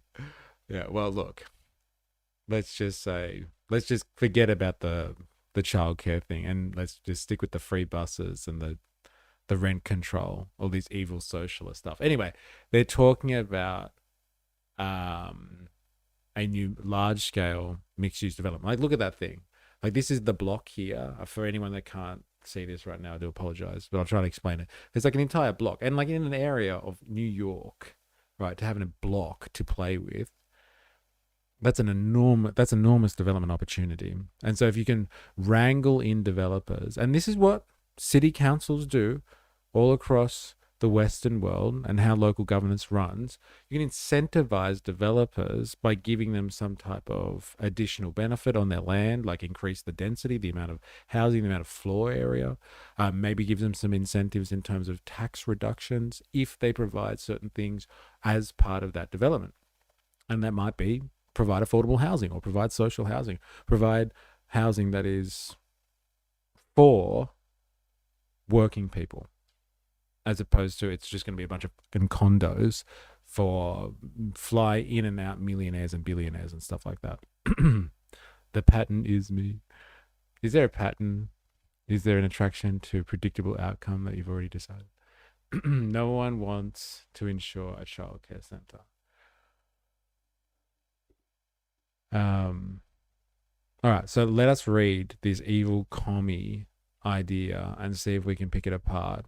If you know enough about my banter and like what I usually say about development and the provision of housing, you probably will know what type of critique I'm going to have of this, but I haven't read it in enough detail yet. So let's have a look. Mamdani administration to transform long vacant Queen's site with nearly 1,000 new homes and new community amenities. I'm really curious. You're covering this. I am. I got this from our New York correspondent. And so I was wondering, to build 1,000 units, it'll cost about 5 billion or so. Yeah, but like that's the thing, like the costs get caught up in the larger development. So if this developer, whoever this will be, Trump and some of his mates, if this developer is incentivized by here's some additional floor space, additional commercial space, they're already going to build residential quarters anyway, just build an extra 1,000 and you can get additional floor area in this building, maybe additional height, maybe restrictions on the development controls will be taken away. So like they have to have the building set back, or they have to have so much sunlight. Like they can remove certain restrictions in order to incentivize them to put housing in. So like will it actually cost 5 billion? Or are they already in there doing this and it's just additional costs? Maybe from scratch, if you were just building 1,000 units, it would be $5 billion or something crazy like that. I find that rather hard to believe that creating 1,000 units will cost $5 billion, but whatever. No, hear me out. Make it profitable, build 1,000 units so the builder can make profit and then the city has to spend $0. Well, yes, that's what we're talking about, an incentive structure. I'm not sure if you're being sarcastic or not, but that's pretty much how development happens in big cities all around the world. But like, whatever. Mamdani administration to transform long vacant Queen's site with nearly 1,000 new homes and new community amenities. Now, this is not particularly socialist at all. It's got nothing to do with socialism, got nothing to do with communism. It happens in cities all around the world. Mayors and councillors continually negotiate with developers in highly sought after areas where they know developers will be attracted to, and say, all right, here's some extra floor area that you can build. Like more floor space means more money, more area, or like here's some additional height, or here's some additional uses that you can put on the site. More uses, more money. Here's some additional stuff, but you must also provide housing for people in the community. Like, you know, humans need places to live. So like, this is not socialist in the slightest. Developers and local governments do this in every city around the world. This negotiation is happening all the time between local governments and developers. It's just the way this game works. So not particularly socialist, but we'll see how they frame it. Today, Housing Preservation and Development Commissioner Dina Levy announced that a long empty lot in Hunters Point, South Queens will be transformed into the Orion, a mixed-use development that will create nearly 1,000 new homes across 3 buildings, with 2/3 to be affordable to extremely low to moderate income households. What is extremely low? I have no idea. We'll have to find out. This is the latest step in the evolution of Hunter Point South, a previously industrial 30-acre area along the East River waterfront. After a failed bid to host the 2012 Summer Olympic Games, the city launched a plan for development of this waterfront as a mixed-use, mixed-income community. As part of the multi-agency effort, the area has transformed into a new community with over 3,000 new homes, commercial retail stores, community facilities such as the Queen's Landing Bathhouse, an environmental centre, and 3 new schools, an award-winning waterfront park, and infrastructure and roadway development. The city is designated the site to a development team consisting of Slate Property Group, the Hudson Companies, heard about that actually, and Volunteers of America Greater New York. Marvel Architects will serve as the project's architecture and design firm, and local non-for-profit Common Point will lease and operate a daycare, workforce development center, and a community pool. The Orion marks the next step in the transformation of Hunters Point, bringing hundreds of new homes, a new childcare centre, workforce development, and retail space to a long vacant lot. This project shows how we can use public land to deliver mixed-use projects that benefit future residents and the surrounding community alike. I look forward to working with the development team, HPD, and local leaders to see the Orion to fruition. Layla Borzog, Deputy Mayor of Housing and Planning. As we face a citywide housing shortage, this long vacant lot will be transformed into nearly 1,000 new homes, 2/3 of which will be affordable. So like of 1,000 new homes coming to the market, 2/3 will be affordable for extremely low to moderate income households, the HPD Commissioner Dina Levy said. The project, which includes more than 145 supporting housing units, underscores our commitment to create safe, affordable housing for all New Yorkers. By incorporating important public amenities such as daycare center, a workforce development center, and an indoor community pool, we are ensuring that this project is not just about creating new housing, but also building a neighborhood where families can grow and thrive. With our city in the midst of an unprecedented housing crisis, the Orion and its more than 650 income-restricted units out of nearly 1,000 total homes is exactly the kind of investment that we need in neighborhoods like Long Island City, where the cost of living continues to rise, said Queensborough President Donovan Richards Jr. We must leave no stone unturned as we seek to increase our city's housing supply, and I am thrilled that the long vacant lot will be turned into beautiful new homes for hundreds of Queens families. Thank you to all our public and private partners in getting this plan off the ground. Now, if you're wondering what's going on when developers talk like this, the developers don't give a whether it's rent controlled or not.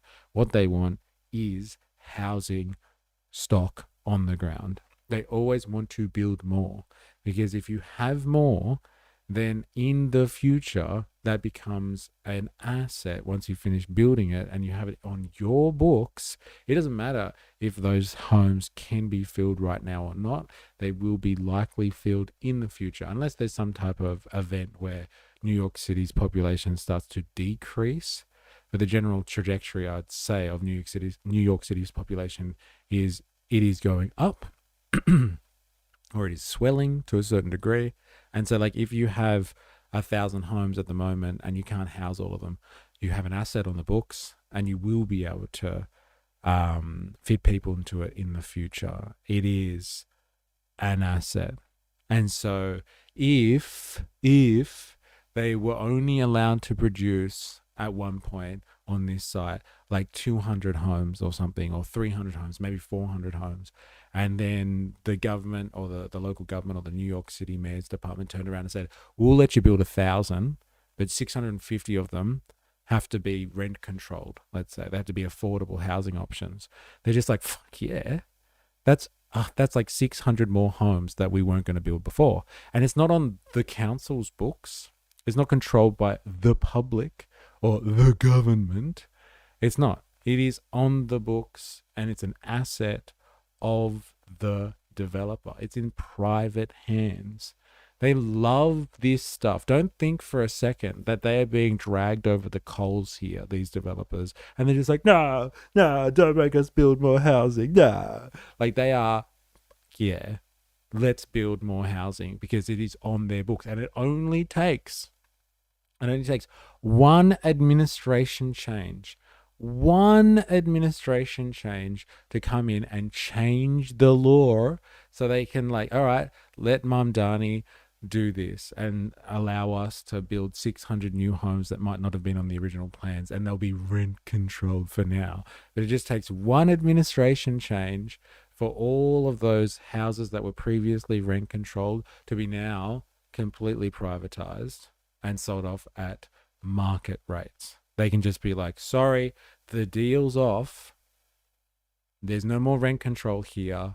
And those 600 homes that they got that were supposed to be for affordable housing are now back on the market. They're back on the menu, boys. So don't think for a second that developers are being forced by some evil communist regime to build more housing for poor people or something like that. They are loving this because they control the asset. That's how it works in the real world. Housing costs are one of the driving factors of New York City's affordability crisis, said the state senator, Christine Gonzalez. 43% of renters are classified as rent burdened. And in 2025, average rent increased 4.7%, well above the rate of inflation. Our city desperately needs additional housing. Specifically, we need affordable, safe, and dignified housing. I commend Mayor Mamdani, Deputy Mayor Borzog, and the HPD Commissioner Levy for their focus on affordable housing. Mystery, it's great efforts from you. You deserve a break, brother, for some time. Chill for a bit, sit and relax. I don't often get breaks, but thank you very much. I do appreciate it. That's commendable for me, for engaging brain in something for extensive time intervals. That's a lot of information to process. Take a break and relax. It's very important to let the brain relax and calm. I guess you're new here, but we do this a lot. We do this for about 6 hours, man. Strap yourself in. But like, we do watch stuff. We do watch stuff. I do relax when I'm not constantly talking. There's an estimate of 50,000 units in New York City that are empty because of renting them or fixing them up, and renting them is not profitable due to rent control. They should try and get these units on the market before building new ones. Just my dumbass opinion. Even a broken clock is right twice a day, huh? Very good. My rent at my last place went up 15% and 12% before I told my landlord to off and moved. Dude, that's crazy. Community self-building is where we should go, in my opinion. Good luck. Imagine, like, how do you fight? How do you get community money together to fight against developer money like this? It's very difficult to do. It would be lovely, but it's hard to fight against this machine. I am thrilled to see that after sitting vacant for years, the site will be transformed into affordable housing that Queens families actually need. Pairing 658 affordable homes with childcare and job training is exactly the kind of meaningful investment our community deserves. Solving our affordability crisis will require creative solutions and roll up your sleeves approach to creating housing that works for the New Yorkers and allows them to live in dynamic, diverse, and desirable neighborhoods. Yeah, it's so much PR. It's just PR. For 4 decades, Hudson has focused on a mission to build housing for everyone, regardless of income. This project will serve that full spectrum and deliver much-needed resources to Hunter's Point. Reaching households at every income level in a high-opportunity neighborhood like Hunter's Point reflects a simple belief: where New Yorkers live shouldn't come down to income alone. We look forward to working with our development partners at HPD to bring this project to life. Wrong. Interesting.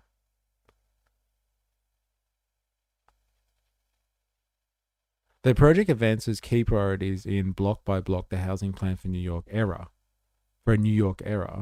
Through Mayor Mamdani's first adopted budget, the city is investing nearly $5 billion in capital funding for new affordable development, like the Orion, over the next 2 fiscal years, while adding 41 new staff positions to accelerate housing production.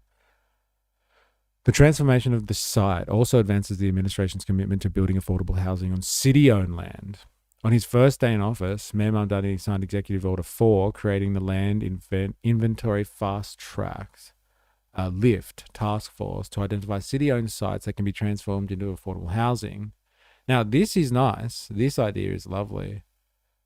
Changing city-owned land, so that is government or public-owned land, technically, into affordable housing. That's a different thing. Now, if they develop it themselves or they contract out to a developer, fine, but the city maintains control of that housing. That is the difference, ladies and gentlemen. That makes all of the difference in these cases. Block by Block sets ambitious goals to meet the scale of New York City's housing crisis by building 200,000 new affordable homes and preserving another 200,000 over the next decade. The plan also strengthens tenant protections and housing code enforcements. Community-focused process. The request for proposals for the site, which was released on June 13, 2025, was shaped by an extensive public input, including public meetings and presentations to Queen's Community Board 2, outreach to local community-based organizations, flyering and tabling events around the neighborhood, such as community visioning workshop and Sunnyside Community Services. Okay, so they just did all the usual community stuff that developers have to do anyway. They go out to the community, see if they have any comments, blah, blah, blah, blah, blah. The project development team. Approximately 70,000 square foot site is located at 54 2nd Street in Queens, Community District 2, known as Parcel E. State Property Group, Slate, is a New York City-based developer and operator with over 3,300 affordable, supportive, and transitional housing units. Slate will co-lead the development of the Orion by supporting design, selection, financing, entitlement, stakeholder engagement, and administrative functions. Hudson Companies, formed in 1986, is a New York City-based development firm having successfully developed nearly 10,000 residential units and 390,000 square feet of commercial space. You know who talks about Hudson? 4IS and JAG. David Harvey talks about the Hudson Yards development, I'm pretty sure. I've been to those community meetings. It's just a bunch of old people griping about parking and NIMBY shit. Those are the people who have the most influence on what's going on. Dude, it's like that in every, like in all of these systems. It's the same thing. It's just like, yeah, like people that watch these spaces to go to community meetings are like usually the elderly and they have the time to go. Like a lot of the community meetings that I used to be involved in, they were during work hours. It's like people are working and they can't come along. It's just like, yeah, anyway. Look, what I'm hearing here is, if you're wondering what's going on, it's like we have a development site with incredible development opportunity, and you have a developer just like chomping at the bit, or a bunch of a consortium of developers who are chomping at the bit to develop this vacant parcel in like some of the most desirable land in modern world. We're talking about in New York City, right? In Queens. Some of the most desirable location in the developed world, and they're chomping at the bit. And then so you have the government. It's truly prime real estate. You have the government coming in and saying, all right, before you just do what you're going to do, which is what they usually do anyway, there's no charity involved in providing retail space, a pool, and a childcare center. All of these things are very profitable endeavors. Creating childcare, commercial floor space, providing a public pool as commercial floor space, providing retail opportunities. We're here to build community. Yeah, okay, yes, communities develop around shops and childcare centers and public pools. Okay, we get that. But like, you're doing this because you're going to be able to lease out the floor space to an operator and extract rent off them. It's a profitable endeavor. You're not doing this because it's in charity. All right, so this stuff happens all over the place. And these developers already have a mandate about what they're going to make in terms of their returns on this development, and they're going to make at least a 20% margin of profit on the development itself, not just the long-term renting out of the property, but like the actual uplift that comes from the property itself. And then they go to the government, or the government comes to them and says, look, add in extra houses because we need affordable housing, and you will have additional benefits. And like one of those benefits is this. I'm not hearing here that these houses are going to be held in the public hands. Actually, let's read. Let's see. Maybe it will be held in public hands, and I will eat my words. The Orient was designed by Marvel to include approximately 980 new apartments. Of those 980, approximately 658 income-restricted apartments affordable to extremely low to moderate income households, including approximately 150 supportive apartments.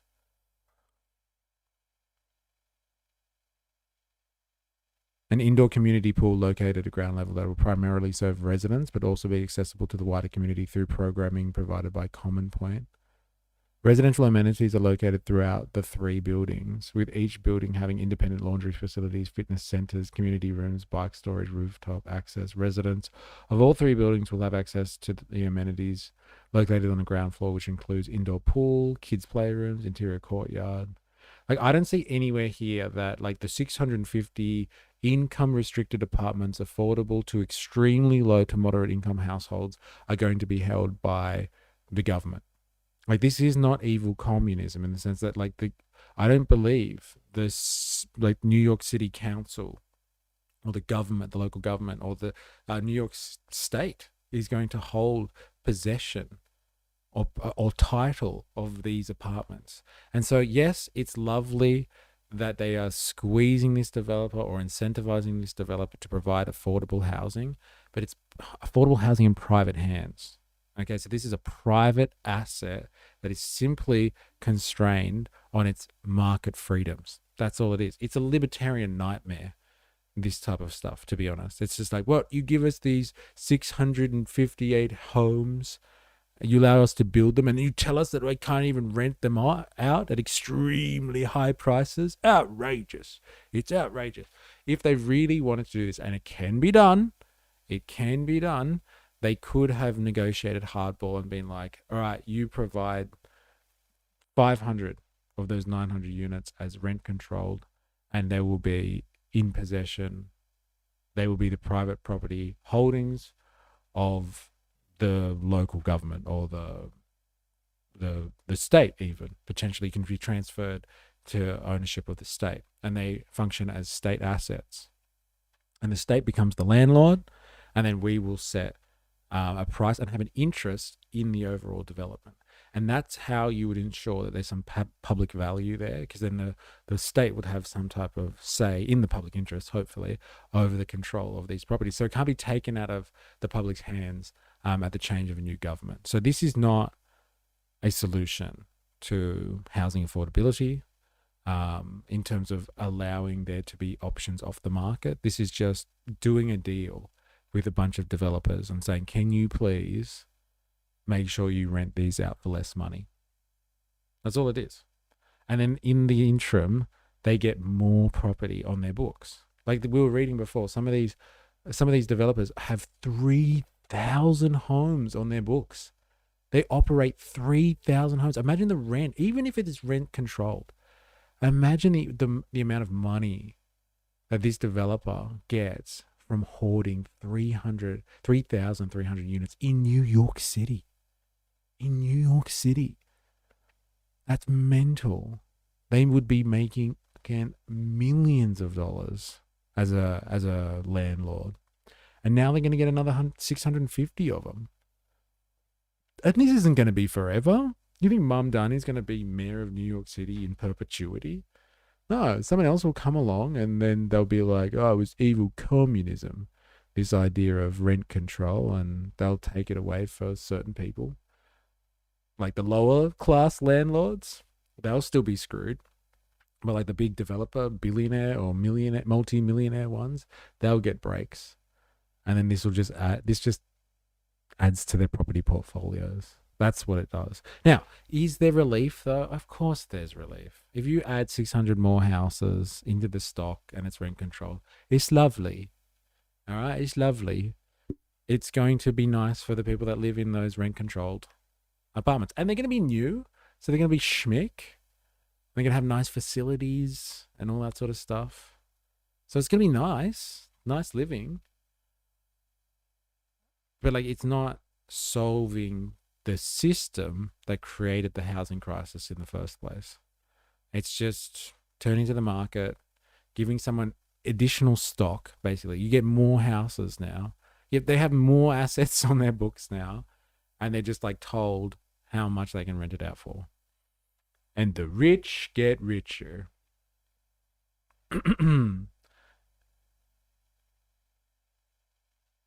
They are using a mixed income market initiative. So essentially they're subsidizing the rent controlled units with market rate units.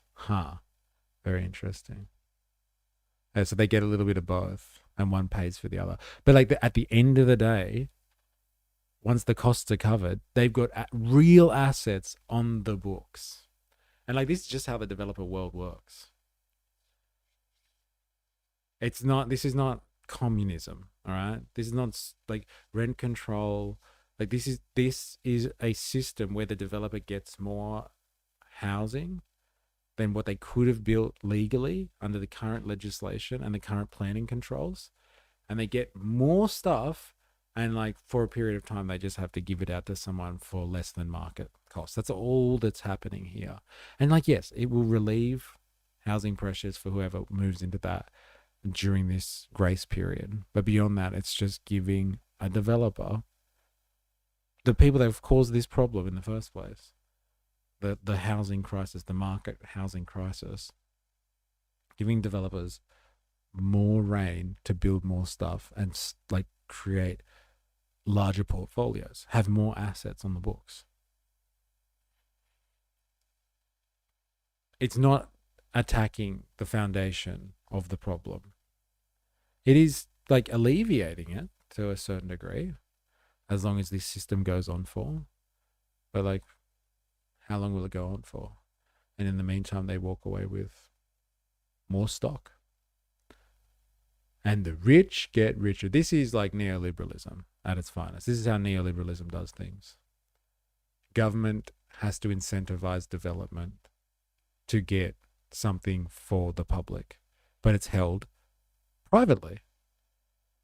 Like, we didn't do this back in the day. Like 50 years ago, when the government decided there was a housing shortage, they made public housing. Done. They were a developer, just like the other developers. But housing is a goddamn human right. People need housing, so they just built housing. It's very simple stuff. It's not controversial at all, although people think it's pretty controversial. It's not. It's not controversial, I'm telling you people.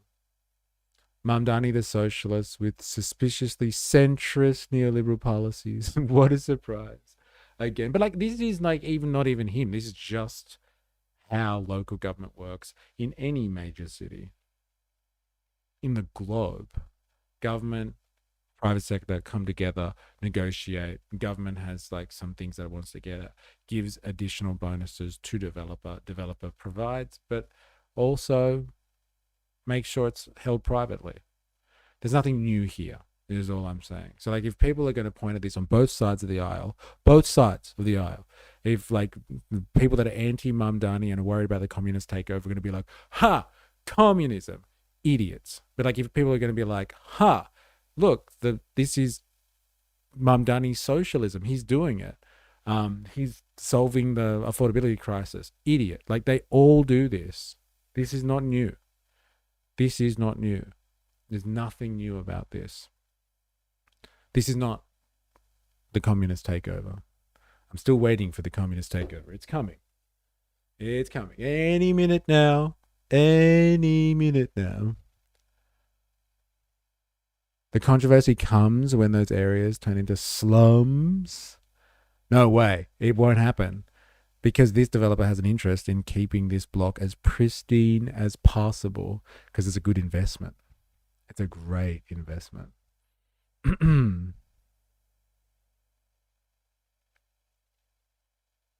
You got to work with what you got sometimes. Yeah, and like that's what they're doing. They are working, but like this is the system that happens all around the world. So if people are going to be like, this is communism, like it's not. But like if people also are like excited and think this is communism, like it's not. All right, this is not. This is just negotiating with developers and like trying to get some form of public benefit. But like before, public benefit used to be, all right, public benefit, you own it. The public owns it. We just don't have that because it's neoliberal now and it's private. Did a clip for you, E? Ooh, thank you. It's like a train in India. You never know when it'll come, but it'll come all right. It's coming. Eh? It's coming. The capitalism will prevent the slumification because the capitalists will ensure police brutalize the poor. Yeah. Oh, not talking New York City mystery in general. All right. Thus keeping us relatively dry. How you going, Blaz, by the way? Welcome to the stream. Aren't there schools tied to local taxes in some way? I don't know, I guess. Like if they're public schools, they should be definitely tied to all taxes, right? All the taxes. Doing all right. Glad to hear it. Trying to keep relatively dry in this rain. All right. Exciting stuff. There's a bit more stock, but like it's privatized. This is neoliberalism, man. You got to get away from it. Is this a new format on YouTube? There's actually 2 streams going on. I can stream to both. YouTube has that function now. And so I can stream to people that are like doom scrolling on shorts and just to the regular horizontal view. Ninja Nurse, how you going? Hope you're well. Public housing comes with stigma of slums. How do you rectify that? Wow, like it is, as you said, like the word is so poignant. It's stigma. And I think there's a lot of stigma that has been put around there because it supports the private sector.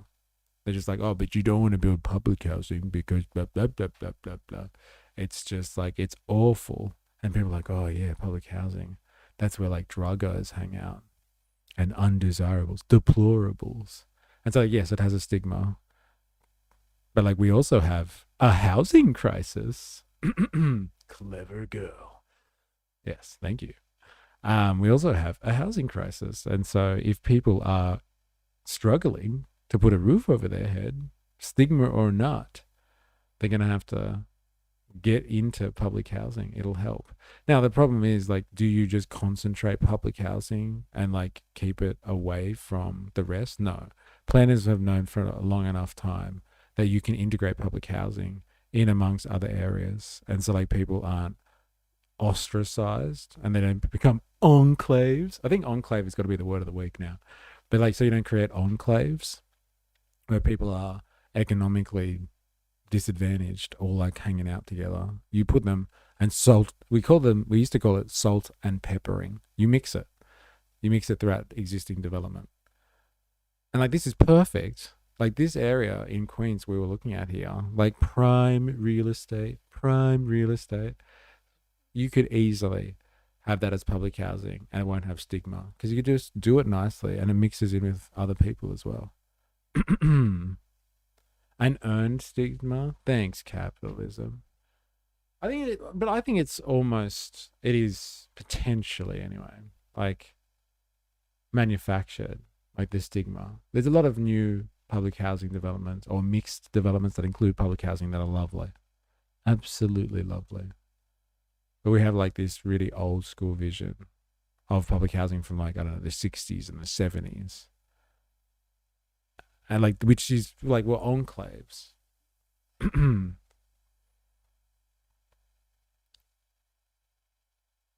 That's the problem.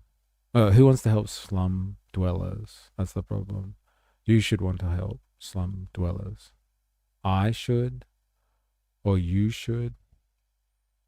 Everyone should want to help slum dwellers out of being slum dwellers. Or the royal we. Yeah, the royal we, I think, as in society. should assist people that live in housing which is undignified. Enclaves are bad. I've played Fallout, so I'm basically an expert.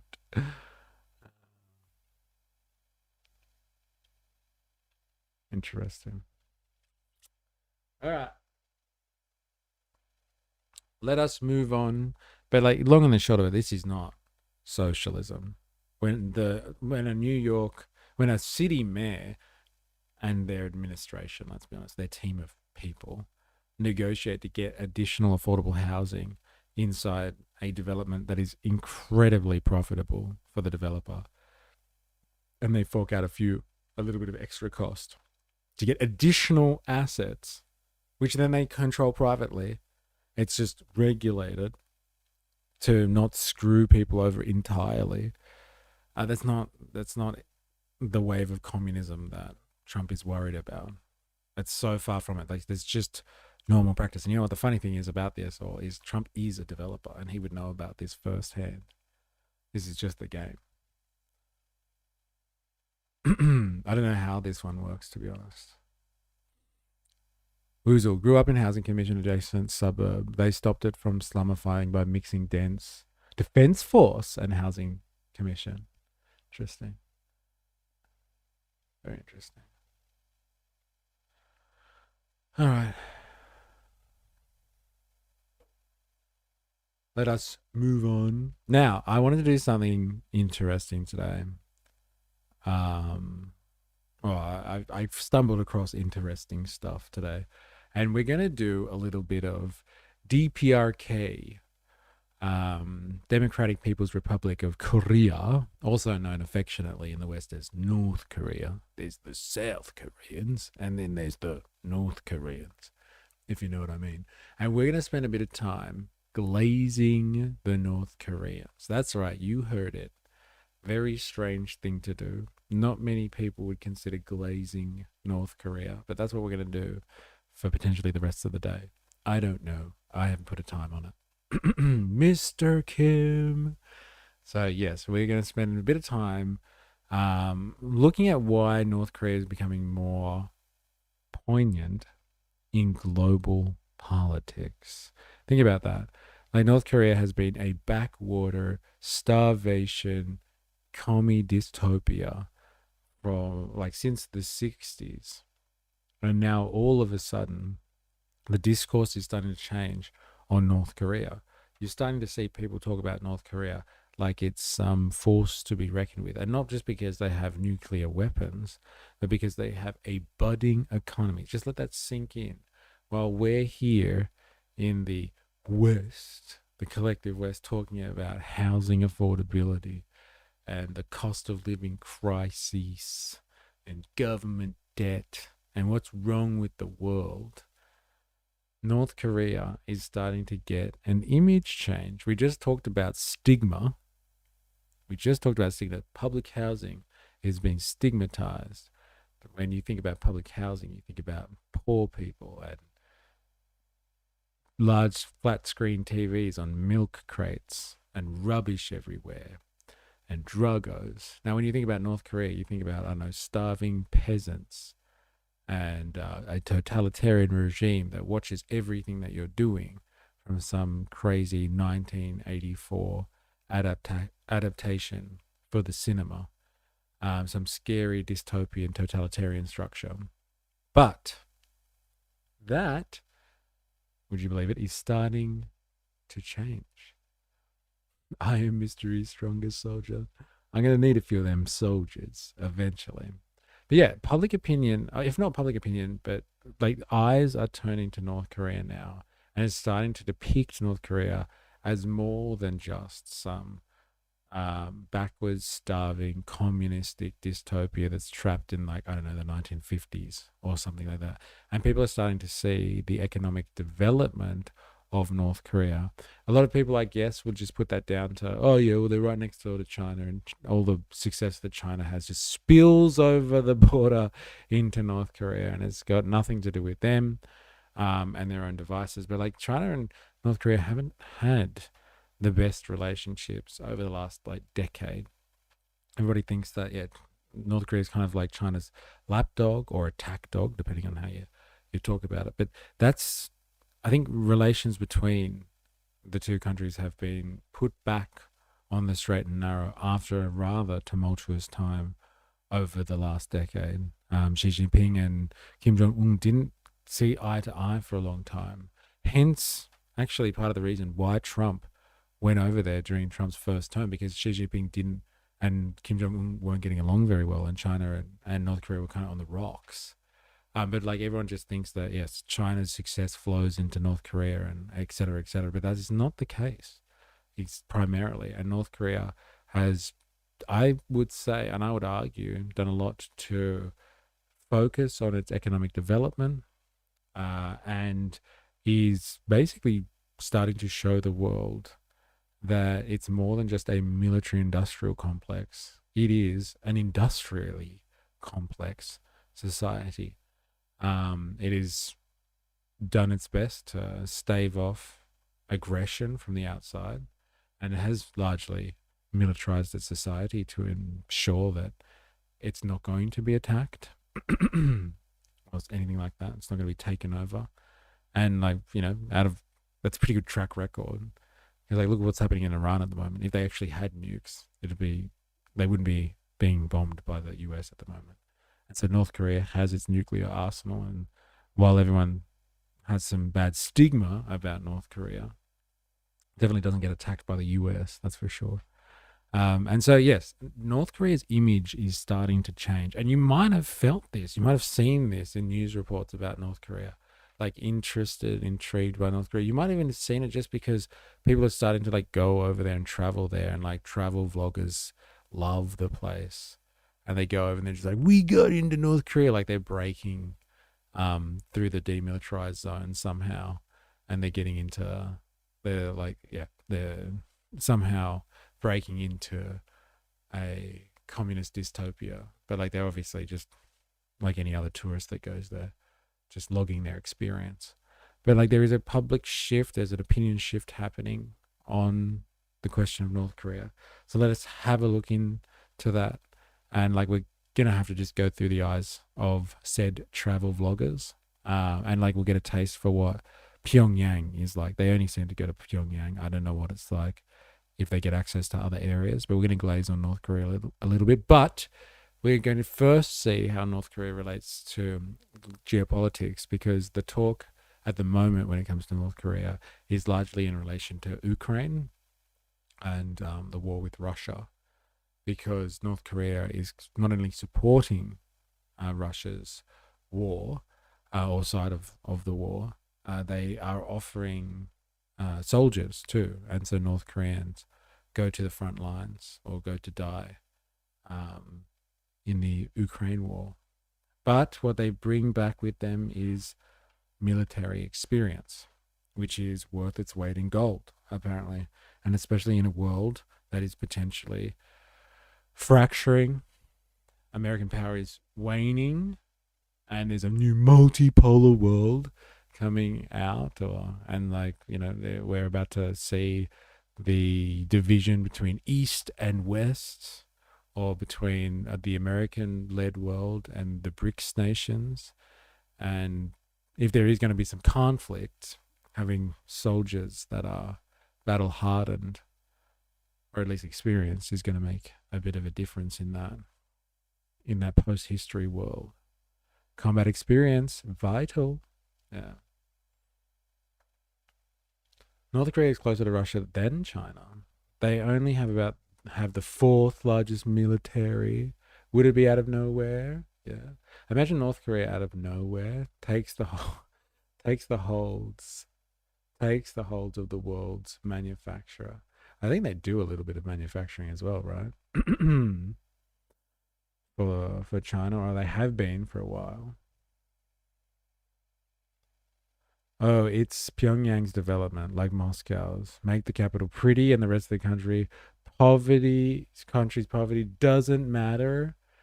Well, like there's a lot of that goes on in the industrial world. If you think about it, though, Spandonk, you have certain areas of cities that are pristine and beautiful. Then you have slums, as we have been discussing. Or you have certain cities that are like jewels, crown jewels, and then you have regional areas that are completely derelict. Like the US is a great example of that, actually. The East Coast cities compared to like the Appalachian regions. It's once you like think of the way that the world works as a form of economy, as opposed to like this is the free world and this is the authoritarian world. But you just think about how like things look on the actual ground. Like, is it so different?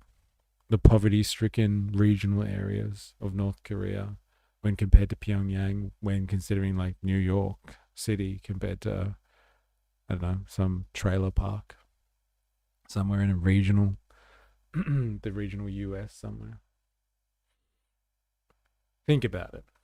Is it just the stories that we're fed? South Korea is so much better, looks inside, extremely conservative, dropping birth rates, misogyny, capitalist society, forced military training, tied to the dick with the US. New York people escape upwards to avoid. New York people escape upwards to avoid the poverty. Wow, them. If you saw the southeast of Washington, D.C., you would swear up and down we are a dilapidated warlord state. It was just interesting, isn't it? Because the perception is like, oh, well, that's just the free world, right? That's okay.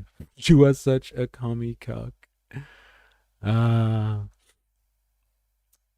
shoe fits. Well, strap yourself in, Saint Shi, because if you're looking for cuckery, we're going to be going down a North Korean hole today. So good luck to you. Hope your hole is oiled, Saint Shi. You focus too much on America? Okay. Guilty. I wouldn't call South Korea conservative at all. They are overtly ruled by capital. We should bring in a loyalty levy like North Korea has. Monoculture purists. Like, you don't even live here. Yes, I know. I'm not allowed to have any opinions on the world because I don't live in it. Brisbane is hilarious. 1 minute you're in the CBD, next minute you're in a crack hub. Really helps when you can just execute anyone who disagrees with you. Douche voice activated. You know it, brother. You know it. All right. Shall we? But like I said, first of all, we look at North Korea in the context of the geopolitical situation. Then we're going to look at the DPRK itself. Shall we?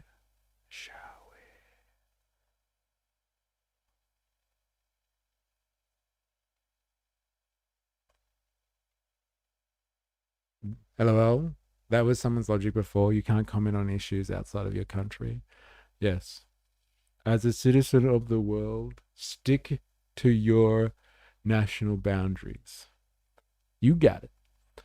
Oh, another day of Saint Chi getting butthurt about comments. I don't know. Sometimes he flips throughout the day. So upset in the morning, happy by the evening. Telling everybody he loves them by the end of the stream. Just the usual roller coaster. Shall we? Let's learn about the new dog. The big dog. Kim Jong-un and the boys.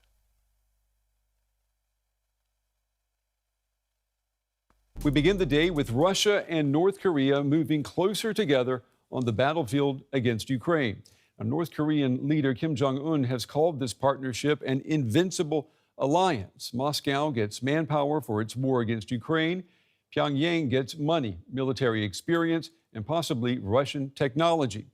Now, Ukraine is warning that Pyongyang is prepared. And they have agreements when they support each other. They get tech and they have support and they engage in diplomacy. Ooh, scary. Who would have thought that's what happens when countries have relations? Who would have thought? But it's not okay when the North Koreans and the Russians do it. That's a threat. To send tens of thousands of soldiers to Russia for a new offensive coming this fall. Is this an alliance of convenience, or is it the beginning of a military partnership that is built to threaten Europe and Asia at the same time? Here's what Ukrainian President Volodymyr Zelensky had to say. Russia wants to receive another 30,000 troops from North Korea. Preparations to receive them have been underway in the Voronezh region since June. North Korea... 30,000. 30,000. Isn't like the US's biggest military base, like in the Philippines or something, got like 30,000 personnel in it? 30,000 people. Mental. That's mental. If NK wants to be taken seriously, they got to rename their capital city to something that sounds less silly in English. Oh my god. You just spoke about New York City like you have an effect on it ever. Yes, I know. I'm not allowed to have opinions on anything unless I am directly involved in it. Got it. I got it. They support people, my god, evil. How dare they have alliances? It is funny, the framing, right? It's just like, did you know that other countries have diplomacy? Dun, dun, dun. Yeah, how dare you support Russia? Pretty good criticism. At the current burn rate, 30,000 troops will sustain Russia for 1 month. Why is 30,000 mental? Well, I said in the context of American forces around the world. Like from what I understand, the largest military base that they have, military base, I should say, has about 30,000 people. Don't victimize yourself, bitch. Oh, I can't have an opinion. I'm literally just saying you have no effect. Not that you can't have an opinion. Okay. So then I can continue to talk about it then, and you will lay off on the commentary. I said you focus on us too much, not that you can't talk about it. Okay. Fair enough. I apologize, Saint-Chi. I hope you forgive me. Korea is also preparing to transfer new ballistic missile launchers to Russia. This doesn't only pose a threat to Ukraine. Russia is helping North Korea learn how to wage war, improve its weapons, and gain real combat experience in using them. All of this poses a threat to every country in Asia within range of North Korean missiles. And so why do you think they're doing that? Why do you think they would be seeking experience on the battlefield? Just because they're threatening all of their regional counterparts? Or is it the other way around? Maybe they feel threatened by regional counterparts? The fact that all of their regional counterparts are full of American bases? Maybe it goes both ways? I don't know. You're only allowed to cover Australian issues from now on. And like specifically just issues from Sydney, maybe even. Because I will have no effect over any of the other Australian politics ever. How could I? Actually, I can't even really affect politics, so I should just stop talking about politics unless I'm a politician, I guess. You're only allowed to cover Australian issues. Western media is dominated by US crap. Opinions gonna be thrown out freely. Couldn't be to make ties with Russia while also making ties with China and the US. Couldn't be just geopolitics. No. Ukrainian soldiers say that the Koreans are the scariest soldiers they've fought. Crazy. Didn't say that. Play victim, bitch, more. Just said you focus too much on the US. Yeah, okay, fair enough. Western Sydney. Yeah, Western Sydney. I can't even focus on Sydney. It should just be Western Sydney. And like only where I have an effect. So maybe at the local shops where I interact with people. And at my house. I will become a dictator in my house. Because I can affect the politics of it. Well, North Korea's foreign minister was in Moscow last week reaffirming Pyongyang's support for Russia's war in Ukraine. North Korea has emerged as a key backer of Russia's war machine since its full-scale invasion of Ukraine in early 2022. Now, the two countries, they signed a military assistance treaty back in 2024, and analysts estimate that since then, North Korea has sent more than 14,000 troops to help Russia. Of course, that support comes with strings attached. Pyongyang has received financial, military, and technological benefits in return. Well, I'm joined now by Anton Sokolin. He's the data correspondent. Did you know they have diplomacy and they exchange things, information, money, resources, personnel? Ooh. Like, the framing is so good. Like, propaganda is so important. The florist is making bank. Yeah, and whoever's making that wine. Fuck yeah. Korea Risk Group, and he's author of a new analysis examining what 30,000 North Korean troops could mean for Russia's war against Ukraine. He has worked for Reuters and the Korea Trade Promotion Corporation. Anton, it's good to have you with us. Ukraine, it says that preparations to receive 30,000 North Korean troops have been underway in Russia's Voronezh region since June. I'm wondering, how credible is that intelligence? Well, currently we don't know much. And frankly speaking, there is not much solid evidence corroborating the claim. But at the same time, we know that the information came directly from Ukrainian President Volodymyr Zelensky. And given the fact that it comes from the top chief, the chief of the country, we should take it seriously. At the same time, we're still looking out for additional evidence to confirm this, and I'm sure many open source intelligence analysts, including us, Korea Risk Group, are looking out for those factors. All right, 30,000 soldiers. We know that they require transport, equipment, training, and Russian officers who can work with them. Can Moscow realistically integrate such a large foreign force by this fall? Well, luckily to us, as this particular side of their cooperation, we have a precedent, which was the Russian operation in the Kursk region in 2024-2025, where a significant number of North Korean soldiers participated in combat. Their numbers were estimated to be between 12 to 16,000 soldiers. And well, we know that from the get-go, they had problems, issues, persistent issues with coordination, interpreting services, with supply chains, with coordinating their offensive operations. All of these were factors that had an impact on their performance.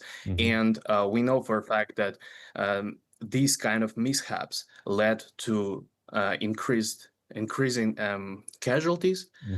Western and South Korean intelligence services estimated around 6,000 North Korean casualties, including, of course, killed and wounded. And at the same time, a Korea Risk Group estimated the number of soldiers, North Korean soldiers, that were killed in action at around 2,300. Well, Anton, so definitely. Let me just ask you, based on what you're saying, then, do you expect these additional troops to enter direct combat, considering what's happened in the past? Love how stoked they are all the time in the West. They're just like, but wait, they keep going in here? I thought we had this in the bag. I thought we were safe. We keep getting reports from ourselves that Ukraine is on the verge of winning the war and Russia is about to forfeit and walk away from the conflict. Why do people keep sending resources to Russia? Why does Russia keep like bombing and sending drone strikes into the Ukraine? Everyone in the West keeps saying that Russia's economy is failing and Russia's just about to pike out because they can't handle it anymore. And you can see the cognitive dissonance on these people's faces. But why would North Korea send? They had casualties the last time they sent people. Why would they send more people? I don't understand this. Their level of diplomacy is such that they will support each other militarily. Why is this happening? I thought we had this one in the bag. You can see it. They just don't have... Like, the propaganda is so strong that they're not able to look at this stuff objectively at all. Russia had their chance to take territory. It ain't happening. Russia is done. They have no cards. etc., etc., etc.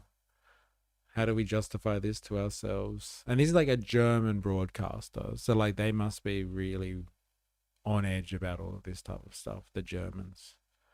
Rock in a hard place, for sure.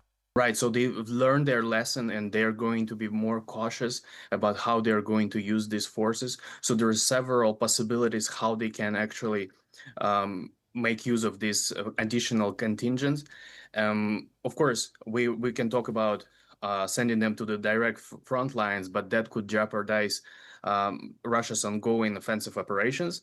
At the same time, problems with coordination, they could arise again. Surely they learned their lesson. They're going to invest more resources, but managing 30,000 people is not easy. Yeah. At the same time, we can, of course, expect that they would use them in some rare areas for drone operations, for mine clearance, and maybe in additional spots to free up manpower that could be used, Russian soldiers that could be used somewhere else. And how much then could that strengthen a Russian offensive against Ukraine? Right. So if you free up certain soldiers from the rare areas, that definitely can help, that definitely can provide a boost. But we're talking about 30,000 soldiers. While it's a big number for coordinating their presence in the border regions, it's not a very significant number. Ukrainian sources and the Ukrainian military frequently updates the Russian the toll numbers, and Russia, according to them, loses around 1,500 soldiers daily. So if you extrapolate 30,000 and do a quick math, that puts the total toll at around 40,000. So this is just a drop in the ocean, frankly speaking. All right, that's enough. We're not getting anything from this. Nothing from this. Apart from they don't understand why North Korea keep doing this. Why are they sending troops and supporting the Russians? But why? I don't understand. All right, shall we begin North Korea glazing a little bit? Shall we? Shall we? Now, how do we want to do this? There's a number of these type of North Korea travel vloggers that we've got, because I want to get an inside understanding of how backwards and dystopian North Korea is.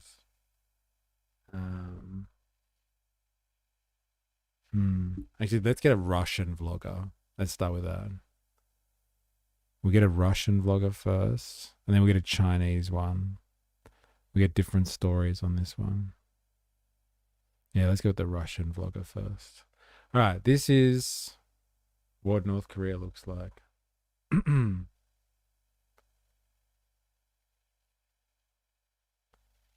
According to a Russian insider. I traveled to North Korea. This is what I actually found. North Korea is probably one of the most misunderstood countries in the world, depending on who you ask. You'll either hear that everything shown to tourists is fake, or that absolutely everything you see reflects everyday life. Both statements are false. I spent a weekend in Pyongyang and went on a guided tour while the country is open to Russian tourists. I visit the landmarks included in the standard itinerary, but I also try to pay attention to everything happening around me to capture moments of actual daily life in North Korea beyond the tourist itinerary. The video is neither an attempt to glorify nor demonize North Korea. It is a record of what I personally saw, what surprised me, and what raised questions during my visit. Let's have a look. Let's do some glazing. In the previous episode, we crossed rural North Korea by a passenger train and reached its capital, Pyongyang. But now it's finally time to explore Pyongyang itself and head straight into the city. Like every foreign visitor to North Korea, we were not allowed to explore the city on our own. At the time this video was filmed, only Russian citizens were allowed to visit North Korea as tourists. But we still had to be accompanied by the guides everywhere, except the hotel. The street that we are approaching Is it one of the main streets of Pyongyang? This is Sungri Avenue. Sungri means victory. Our first introduction to Pyongyang was a bit unexpected, because we started with going for a walk. The first thing that struck me was how many people were actually out on the streets. I'm sure someone will claim that they were all actors, or that the entire scene was staged for tourists. But honestly, that theory makes no sense. Pyongyang is the city populated by 3 million people, and multiple tourist groups were visiting different parts of the city the same day. There would be no practical reason to simulate the daily life of an entire capital just for a handful of foreign visitors. Does anyone argue or object to this type of commentary? Like, there's a lot of people out there when you see them showing footage of North Korea or on tourist trips in North Korea, they're just like, oh, they're all actors and stuff like that. The Truman Show. Yes, it's exactly like North Korea's one big Truman Show affair, and all of these people are just like waiting for this guy to stop filming, and then they go back to whatever it was that they were doing. They take off their regular human clothes and go back to their like communist overalls and pick up a hammer and a sickle and go start banging on something somewhere. You know, funnily enough, in a lot of places, especially on this street, Pyongyang doesn't look much different from what you can see. Yeah, boob windows. Like, keep your eye out. We're in North Korea. This is where the boob window comes from, right? Somewhere in Russia, in a way that design of streets, design of quarters, it has. Except Kim is Truman. Yes. Wait, I've been in a simulation this whole time? And you've just been playing along? You're not really communist at all? No, we just wanted to make you think that you were in charge. A lot of similarities. Along the way, I noticed the kiosk and managed to take a quick look inside. Things on the shelves appeared to be locally produced, but I couldn't see any price tags anywhere. Eventually we reached Kim Il-sung Square, the political heart of North Korea.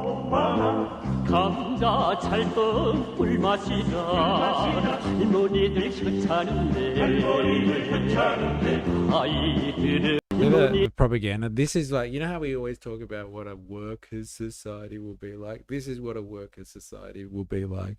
The billboards won't be like, I don't know, buy this car and you'll feel good. It'll be like, hey, look, this person here with the suit on, and this person here with the hard hat, and this person here in the military, and this person here, I don't know, working in agriculture. All these people working should be celebrated. Evil communistic dystopia, that is. The propaganda on the wall won't be like how you can buy something and it'll make you feel good. It'll be like, remember, you're part of a team of people that are working together for the prosperity of all. Scary shit. This is some scary, scary propaganda. All these people dedicated to the cause for the greater good. For the greater good.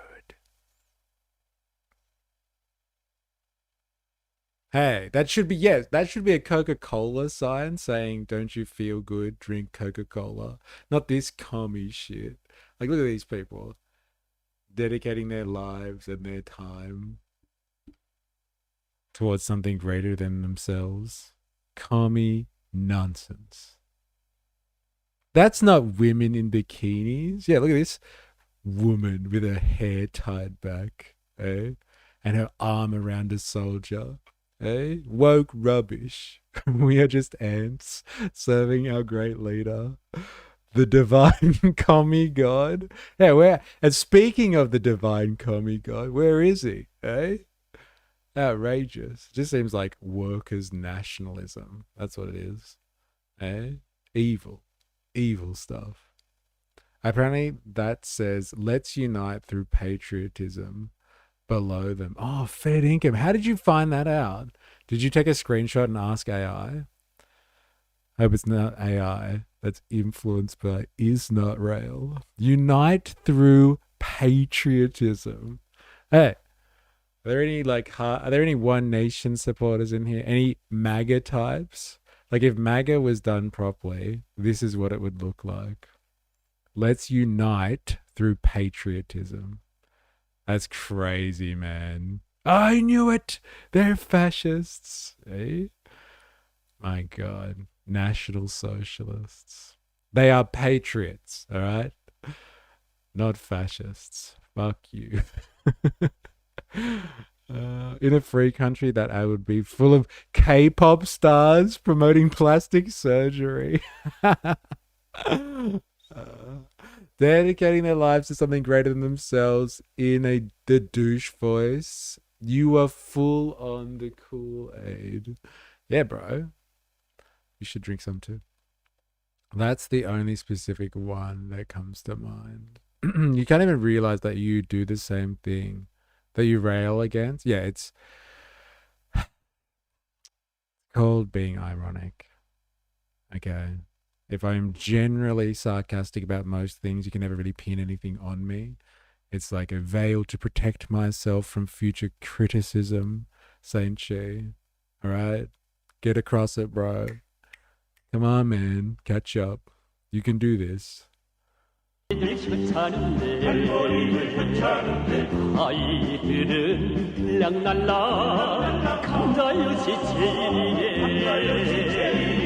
Our walk ended at the foreign languages Why did they do bookshop. that edit there? That was funny. Look at these people with their umbrellas. Despite its name, almost every book on sales was about North Korea itself, simply translated into different languages. The most prominent displays featured collections of North Korean supreme leaders, highlighting the cult of their personality. Well, besides books, the shop sold postcards, pictures, and other kinds of souvenirs.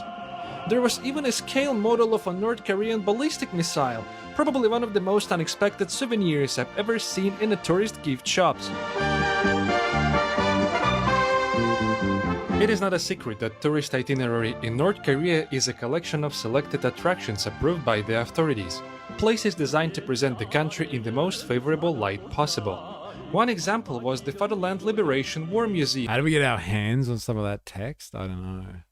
Good question. I wonder what it'd be like actually studying their philosophy or their economy, whatever it's called. However you would describe that. Juche, let's say. Like from actual North Korea. Getting that translated. I'm feeling the urge to serve my country already. Just a banger. He is a bit douchey, but he's got a good voice. Yeah, take that, hater.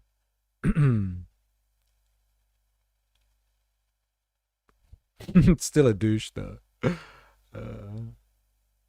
North Korea's enormous museum dedicated to the Korean War. So in that museum, we were gathered into a presentation room where we watched an introductory film explaining the origins of the Korean War. The story was presented from the North Korean perspective. Told from the North Korean perspective? Outrageous. Under the auspices of the United States, Japan was transformed into a base for launching attacks, fixing military equipment, and supplying their troops. According to North Korean narrative, the United States and its allies were solely responsible for starting the conflict, while North Korea was portrayed as the victim, defending itself. I mean, where's the lie? Yeah, like that's a fair way of describing what happened. Like after World War II, that's a fair explanation, right? We know North Korea lies. The Supreme Leader doesn't poop. I've seen YouTube videos that say poop lives in the toilet. Propaganda debunked. Yeah, I'm struggling. Like that's a fair assessment of history, I guess. Regardless of anyone's political views, it's important to remember that this version differs significantly from the consensus accepted by the rest of the world. Initially, it was like a civil war instigated by the US. Oh, yes, fair enough. It did happen in that fashion.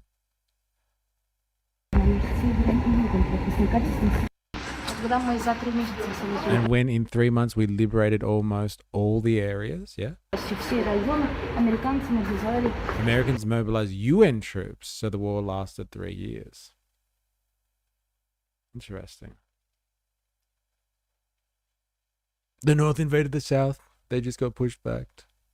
Interesting. That's not what happened. Bro, have you actually researched what happened? Yes, I have. That was pretty accurate. It was like Russia and the US divided the country between themselves. You have this part, we'll have this part, commies on this side, free worlders on this side. And then like the free worlders kind of weren't happy with that and started agitating. And then like the rest is history. But yeah, it's not a bad representation of what happened though.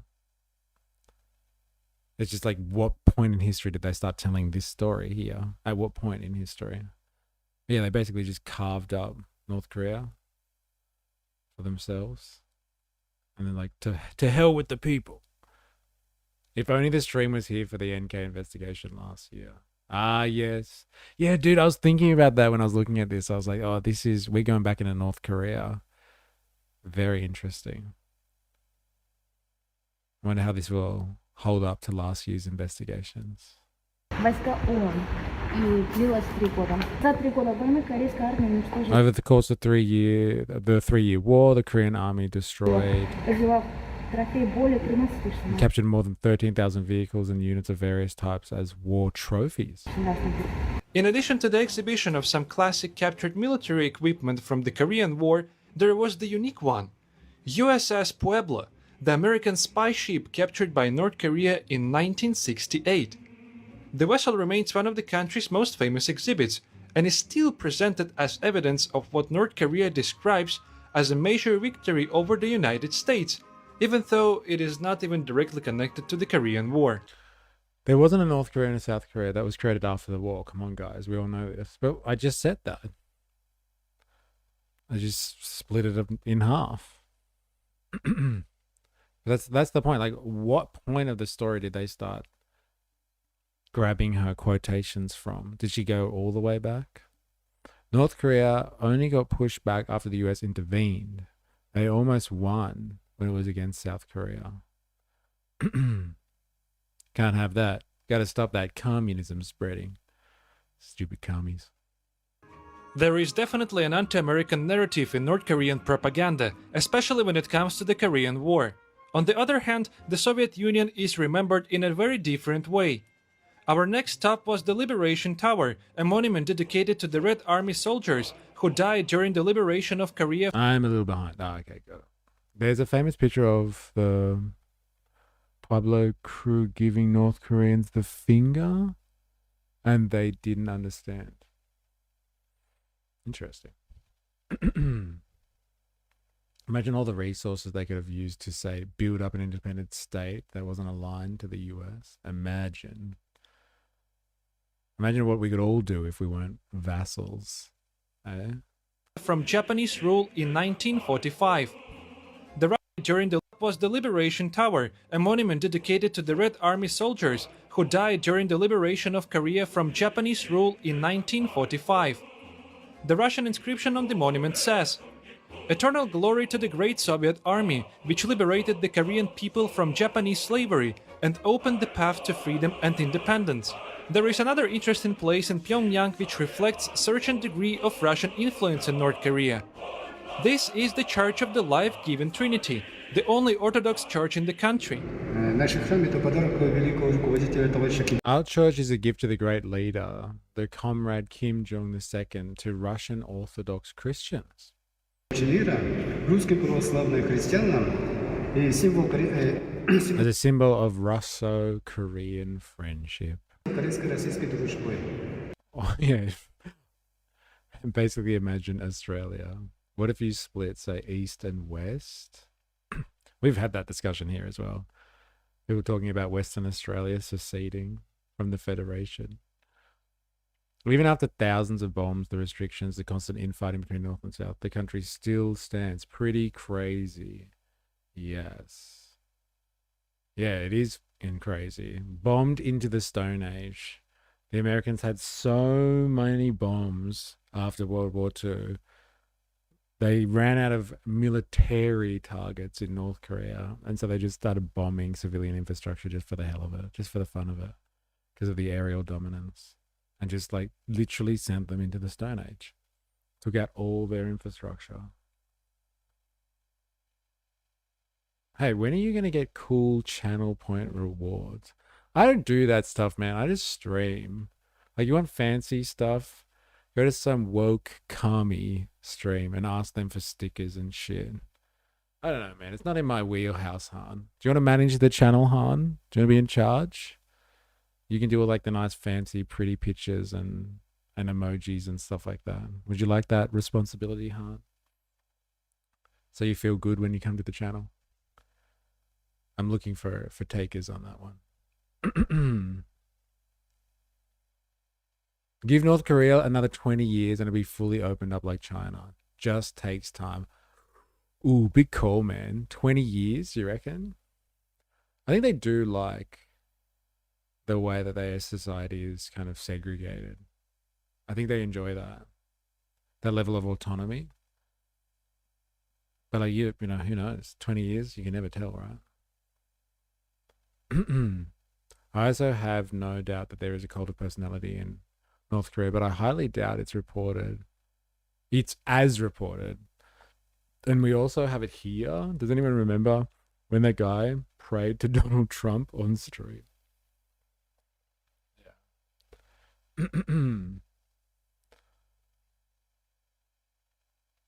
They kind of like the Amish, but with crypto and nukes. Very interesting. It was built in the early 2000s after Kim Jong-il reportedly visited Russia and became interested in Orthodox Christianity. The church was completed with support from the Russian Orthodox Church, and its priests received theological training in Russia before returning to Pyongyang. Our church is mainly visited by the staff of the Russian embassy in DPRK and tourists like you. Сотрудники посольства России, КНДР и туристы, как вы. И еще вы видите на стене это иконы висят. You can see icons on the wall. Это подарены личными They were gifted by Russian delegations and public figures. и русскими делегатами. И вы видите его на новой. And there you see the Holy Trinity icon. It was gifted by the President of Russian Federation, Vladimir Putin. The Vladimir. Dun, dun, dun. Jingle Jangle Jam in the house. How you going? More than criticize, you can't politically be engaged if in anything outside of of private citizen life.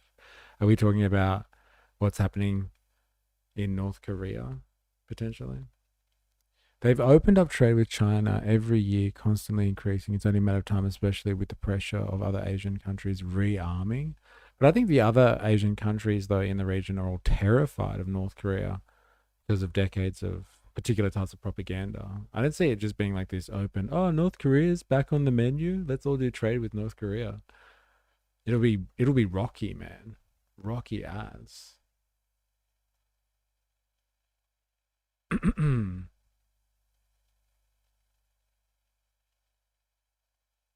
Это подарил президент Российской Федерации Владимир Владимирович Путин. Do North Koreans attend the church? From what the priest told me, no. We all know that there is one religion in North Korea called Chuchhe, and there are only two gods.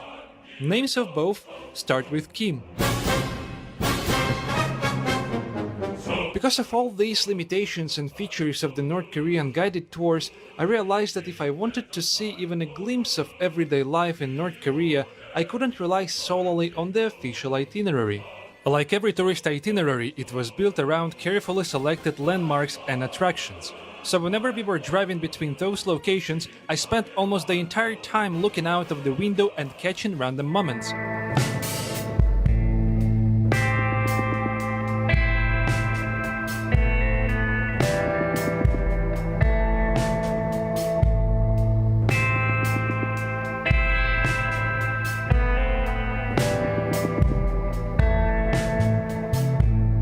In the very center of Pyongyang, you see a fair number of cars these days. But once you move to some avenues at least 10 minutes drive away from the center, many of them feel halfway empty.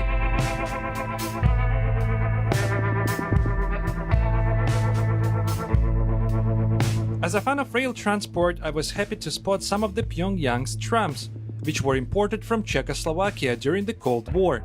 Some of these trams have been modernized and became almost unrecognizable. Мы заметили, что в городе много такси. А такси это можно заказать онлайн? Can you order a taxi using your smartphone? Yes. They have smartphones? No, surely not. You're watching this and you're on YouTube and you haven't already, make sure you activate the like button. That's right, I'm watching you. Activate the like button. If you're new here, subscribe for more. If you are on Twitch, follow for more, etc., etc. You know what to do. I'm turning your mask into a vector image that can be turned into an emote. Ooh. Thank you. Онлайн через телефон или как-то? То есть есть приложение? So there's an app? Там... Yes, we pay by smartphone in restaurants and shops. What? And you can order taxi via the internet? Dude, surveillance capitalism. So this is the idea here of whether or not you live in like a communist dystopia or not. Surveillance capitalism. It's everywhere. The overriding economic mode across the world is capitalistic. It doesn't matter if you live in a country that describes itself as communist or not. Blah, blah, blah, blah, blah, blah, blah. Like the general mode of economy and the way that it what's the word? Pervades throughout social life and all the social relations that you have out there. The overriding form of economy is capitalistic, and surveillance capitalism is alive and well, even in North Korea. Who would have thought, eh? We pay and order things online with smartphones and QR codes, just like all you other normies out there being scraped for your data. Who would have thought, eh? Just like the rest of the inhuman race. Интересно. А сколько стоит проехать 1 километр на такси? How much does it cost to ride 1 kilometer by taxi? 1 kilometer costs $1.20, I guess.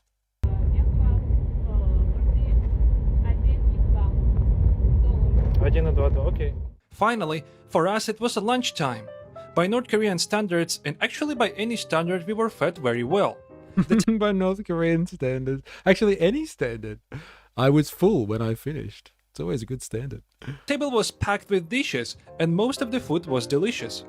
So much meat, fish, all kinds of vegetables, some snacks. I'm feeling bad because of it, because I'm eating more than like any other person here. Of course, it's worth remembering that this says very little about what ordinary North Koreans eat on a daily basis. Foreign tourists are shown a carefully curated version of the country, and the food is no exception. Anyway, for us it was finally time for one of the places I had actually been looking forward to visit, the Pyongyang Metro. А сколько всего станций в Пхеньянском метрополитене? How many stations are there in Pyongyang, I think you said? 17 stations. If someone doesn't know how to get to a certain station, and you press the button and the display shows you how to get to your station. There you go. Hey, talk about modern. Hey, that's a sick subway station. It's fresh, man. They did it just up for the tourists. When we made it to Pyongyang Metro, I cautiously made my first attempts at filming myself for the vlog. I still wasn't entirely sure how the authorities would react if I openly walked around talking to a camera like a typical YouTuber.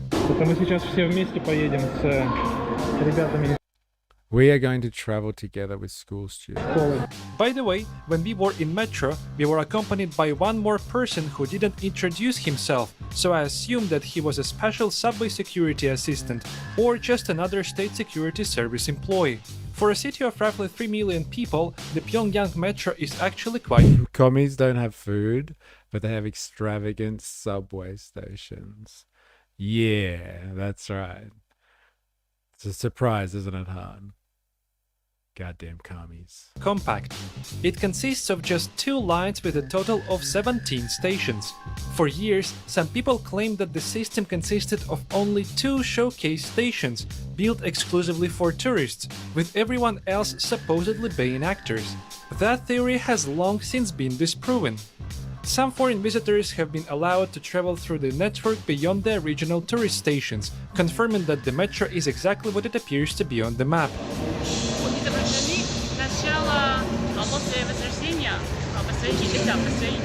Our journey began at Bukhin Station, whose name translates as revival. The station was originally opened in 1987, but underwent a major renovation in 2024-2025. At the far end of the station is a monumental mosaic which depicts Kim Il-sung surrounded by workers against the backdrop of factories and heavy industry, reinforcing one of the central themes of North Korean public art. The leader as the guiding force behind the country's industrial development and the unity between the leadership and the working people.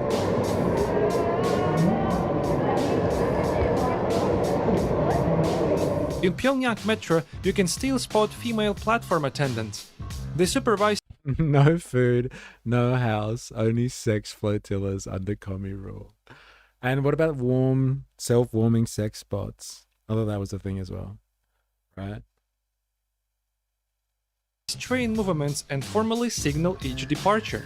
Even though smartphones are becoming increasingly common in North Korea, printed state newspapers still occupy a prominent place in everyday public life. However, I didn't see crowds of people reading them. He's illuminating it with the torch, probably to see better, right? Yeah, what the fuck is going on there? What's the old mate doing here? Reading a newspaper with a torch.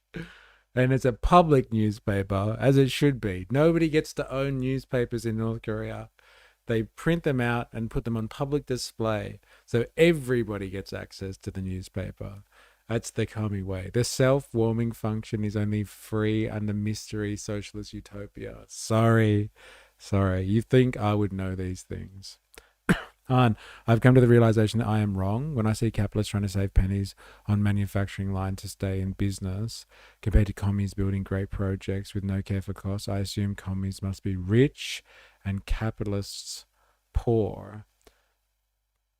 That's a fair assessment, Han. What a realization you've come to. I didn't think you had it in your Han, to be honest. Self-lubricating. The warmth comes from the friction. That's just science. Yeah, but it's cold when you start. You want it warm straight away. Come on. Well, old people have bad vision. Look, dickhead. He can't see because he's old. Don't be an ignorant tourist. Do you have old people where you come from? You smart ass. Dude, that is hilarious. Metro still relies on former East Berlin Class D trains, built in the 1950s and 1960s. After German reunification, these trains became surplus and were exported to North Korea, where they remain in regular passenger service decades later.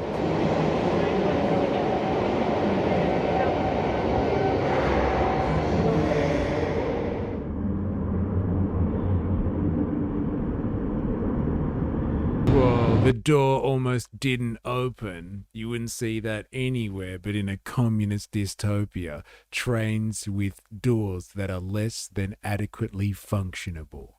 Damn. Get me out of this place, man.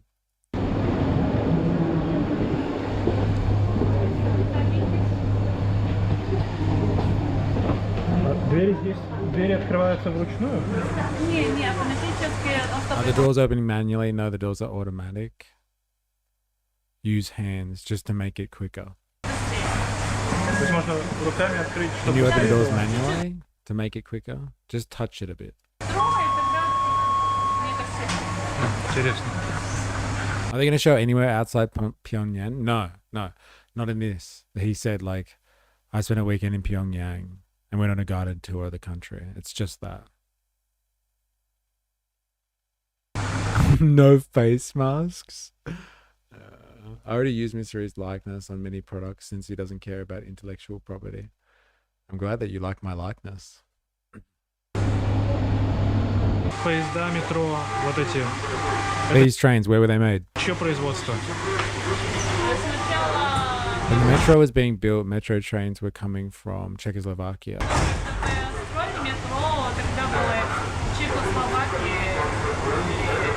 They were Czech trains, but now they are locally produced trains.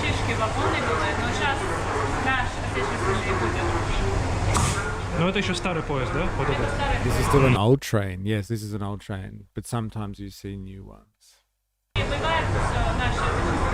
Перемешаны. Есть такие, значит. So it's mixed. There are both kinds of trains, yes.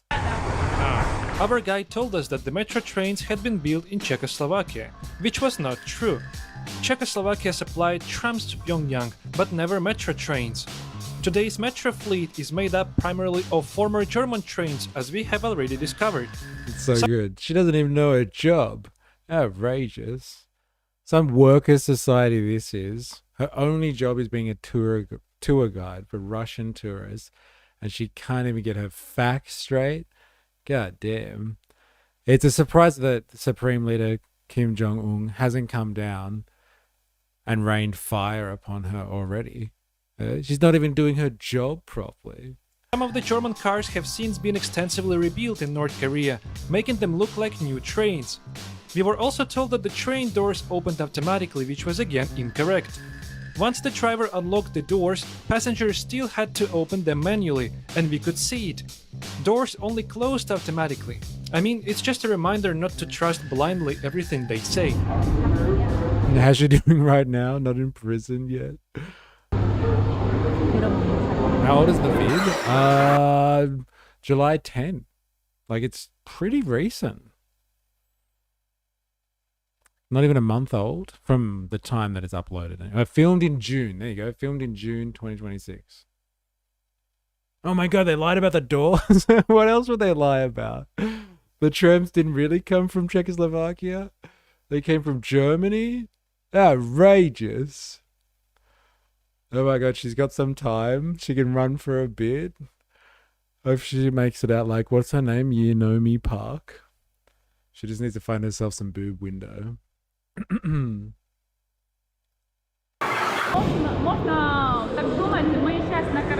imagine now that we're on a ship and there is a river on both sides of us. We are on the ship from where you can see both sides, Eastern Pyongyang and Western Pyongyang.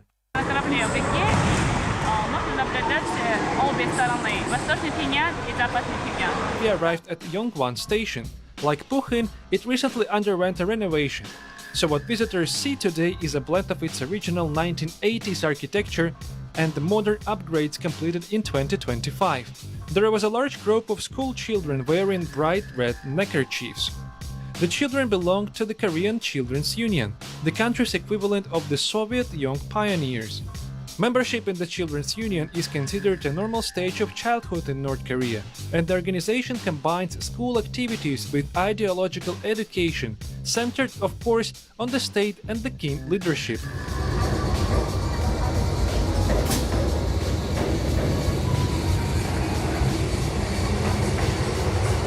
What? That's exploitation? Oh no, sexploitation. Must have missed something there. The boob window we must be talking about.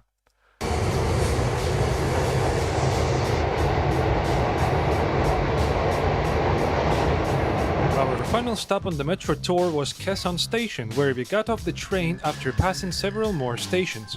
Like the other showcase stations, Kaesong has also been renovated in recent years and is kept in excellent condition. The station is decorated with polished marble and colorful murals celebrating the country's history and its vision of national prosperity. After exploring the subway, we headed back to the surface to visit the Arch of Triumph, situated nearby. It was built to commemorate the 70th birthday of Kim Il-sung. The monument celebrates his role in the anti-Japanese resistance during the period of Japanese rule over Korea. Glory to the liberation of the motherland. Glory to the commander, Kim Il-sung.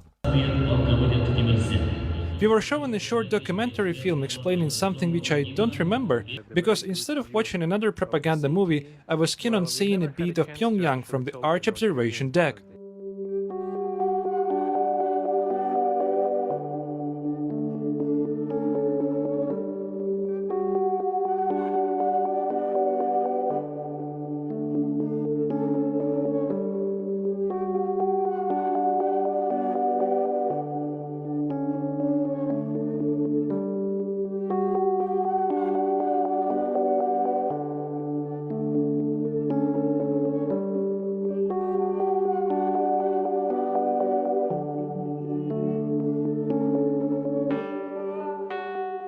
Having seen some of the famous I wonder if they're all paid actors, those people as well. Just in case somebody comes up and starts looking down upon them from the Arc of Triomphe. Sorry, I think I misunderstood. What kind of trains are you into? Not a whole lot of cars. Kind of like the passengers on the train. Yeah. They're all holograms. Paid actors. Yeah, not a lot of cars on the road. But it seems to be the public transport is the option. Pack on that bus. People can't get access to cars, maybe. Marks of Pyongyang, which have been seen by nearly all other foreign visitors of North Korea's capital before, we then went to the most unexpected place of the tour, a brand new memorial complex dedicated to North Korean soldiers who took part in the Russo-Ukrainian War, specifically in Kursk region. The memorial commemorates North Korean soldiers who fought alongside bicycle too, yeah. Russian forces during the operation to retake parts of Russia's Kursk region. Ukrainian forces had seized portions of the region during their cross-border offensive in August 2024. Over the following months, Russian troops, supported by North Korean units, gradually regained control of the occupied territory, although the broader Russia-Ukraine war continued. Respected Comrade Kim Jong-un has personally initiated construction of this museum and defined its location straight here.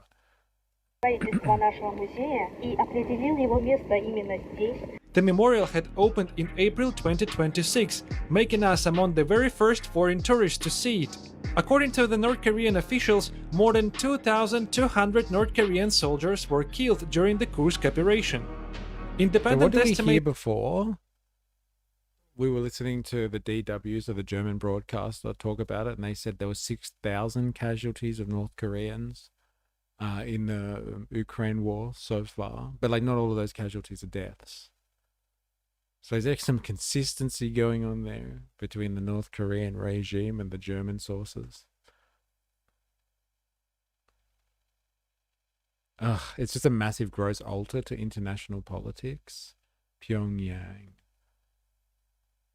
If I was there, I'd spit on it. I don't care if they did anything. I'd rather shoot myself than live near a hideous monument to man's barbarity and stupidity. What, like war memorials?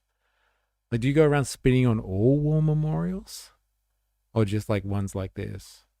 If you were there, hypothetically. I don't know. People would frown upon that, I'd say. Spitting on war memorials. When's our trip to North Korea? Good question. Really good question. And we get that crowdfunded somehow. Go over to North Korea and stream from there.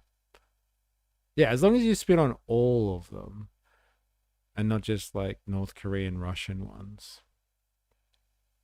I'm down. Let's go. Fuck yeah, let's do this.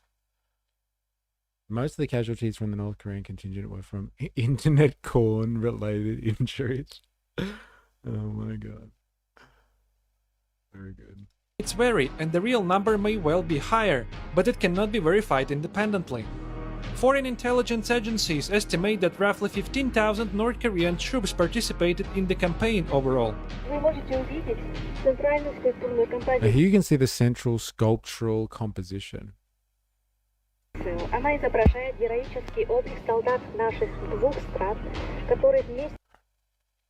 It's showing soldiers that fought for both countries, who fight together on the same front for the international justice and peace, for international justice and peace. There you go.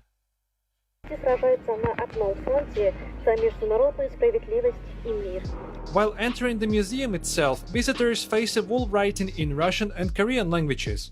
This is what Vladimir Putin once said: "The Russian people will never forget the heroism of the Korean Special Forces soldiers. We will always honor the Korean heroes who gave their lives for Russia and for our shared freedom, alongside their Russian brothers in arms." International peace. Sorry, I read peace again. I keep doing that.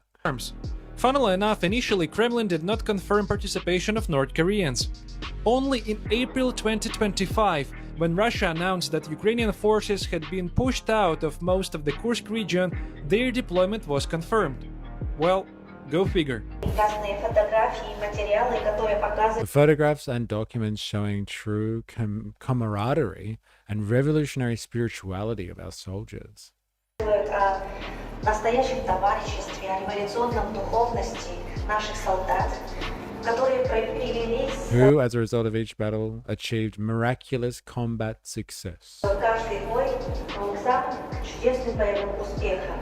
Они всегда носили They always carried the flag and our country and small bundles containing a handful of their native soil. Dude, that is hardcore, man. с собой саморучно нарисованные, сделанные госфлаги нашей страны и узелки с горстью родной земли. А на перерывах после боя они... In between battles, they wrote letters to their family and beloved, mentally talking to them. Wow, letters. I wonder if that still happens. писали письма своим родным и любимым. Мысли... Look at this guy trying to get rid of a wasp's nest. Hey, douchebag. Hey, he's not allowed to do that. Not in this communist dystopia. Bands banner. Let's all go down to Hyde Park, Sydney, South Sydney, spit on the memorial, name a date. Who would seriously even consider that, for fuck's sake? I don't know. It just depends. What the comment was, I think what point Jingle Jangle Jam was trying to make. Just depends, I guess. Unfortunately, photography inside the museum was prohibited, and it took me too much time to figure out how to actually capture something, so I can only describe what I saw. The exhibition was surprisingly extensive. It included military equipment and personal belongings of soldiers, and photographs documenting the employment of North Korean forces in the Kursk region. In the museum, there is an open-air display of military equipment that North Korea and Russia describe as captured during the fighting in the Kursk region. The exhibition includes several well-known Western vehicles supplied to Ukraine by NATO countries. One of the exhibits is a British Mastiff protected patrol vehicle, widely used by British forces in Afghanistan before being supplied to Ukraine. Another British vehicle on display is the Husky tactical support vehicle. The Husky is designed mainly for logistics, patrol and support missions. At the center of the exhibition stands is what the museum is wild. Like, this display is mental. And it's still like, it's got, look, original damage. I wonder if it's got anything else original in there as well. No spitting outside the bedroom. Bushmaster there too. We liberated Europe from fascism, but they will never forgive us for it. The flag, so you know who to hate. Yeah, and the NATO flag as well. The British flag. What else was there? Was there Finland there? Best kids playground ever. Yeah. Yeah, I think Finland. That's interesting.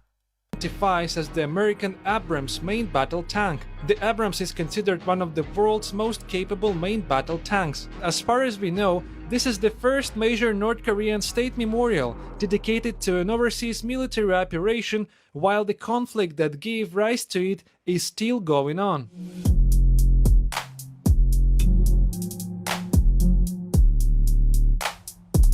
How's that game commie architecture as well? So brutal. Hardly any variation, straight up and down. Imagine how far they would have to transport those vehicles if they were really used in Ukraine. Yeah, actually. But like, they want trophies, right? It's worth it, man. It's worth it. It's delicious. Now, you like that style of architecture? It's interesting, isn't it? They have made Ukraine up before all recognition, and the Ukrainians never wanted them there to liberate them in the first place. Mate.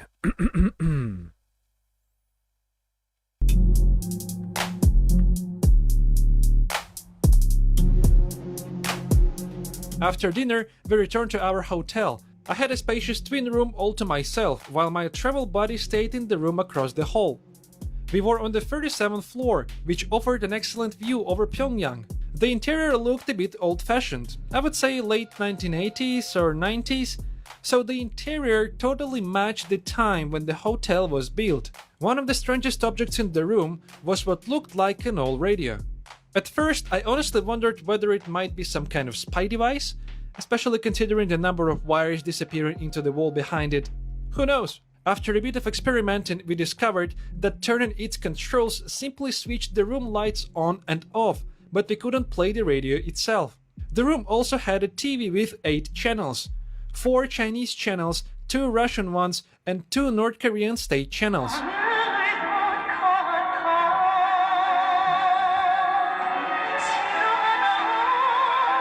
At night, the city looked completely different.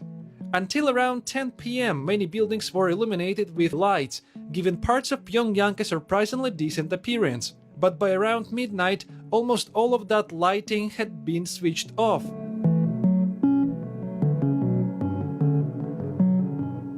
In fact, upon arrival to the hotel from the busy day in Pyongyang, I didn't go to sleep right away. To wrap up the first day in Pyongyang, following my special request, our guides took me to the Pyongyang railway station to let me listen to the famous North Korean melody called "Where Are You, Dear General?" What a crazy thing to take tourists to do, hey? Let's go to the train station and listen to a song called "Where Are You, Dear General?" What a crazy thing to do. Is that what you do when you go out overseas at night? Yeah, let's go to the train station, bro. I hear they're going to play that North Korean banger. Broadcast that shit over public square. Oh, yeah. Whoa, man. Wow. This could be us if we go commie. Are you people not entertained yet? The general stole my heart. Man. Mental.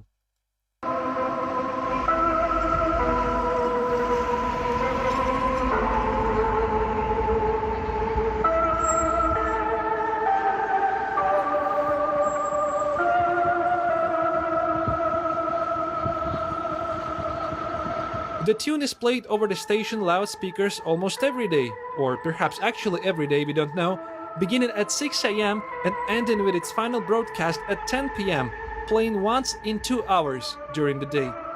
This haunting melody is simultaneously the alarm clock and the lullaby, which can be heard by I go away for mystery streams from the coal mine. Looking forward to them. And you think that in the commie utopia we're going to build hard, I'll be in a coal mine? I think not. I think not. I'll be in the central committee, bro. Assigning you to the gulag, Han. If you survive the revolution. Young citizens who live close to the train station.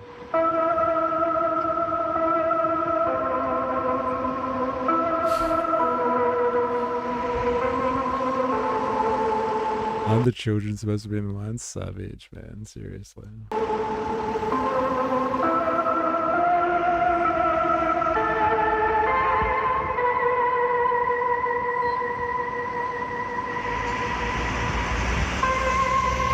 I already called gay corn star, so I'm safe from the coal mines. Yeah, you and Saint Chi, bro. Together, forever. Transferable skills hard.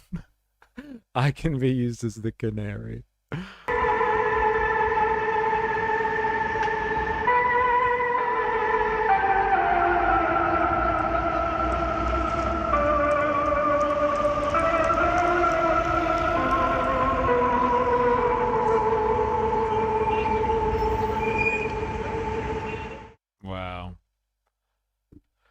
Okay, well, that's the first installment on our North Korean glaze.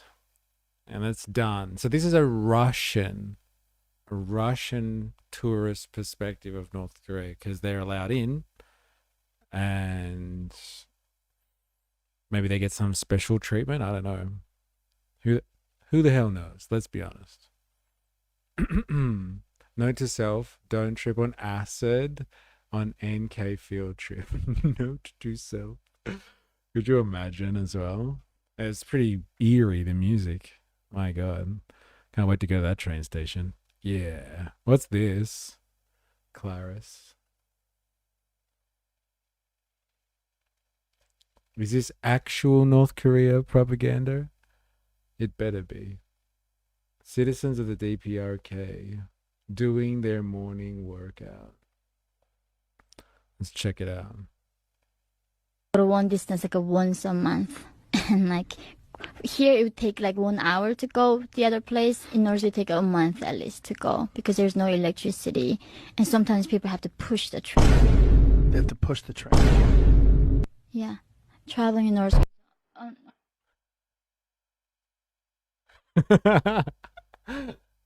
How much does a train car weigh? Oh God.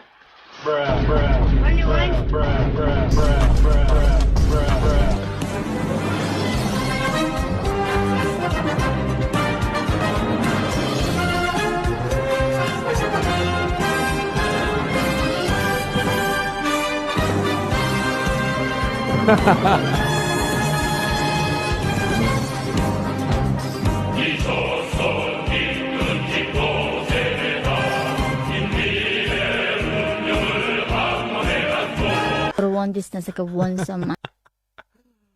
Oh my God. It's too many smartasses in this stream. The propaganda is so good. All right. Everyone, relax. We are going to have a quick break.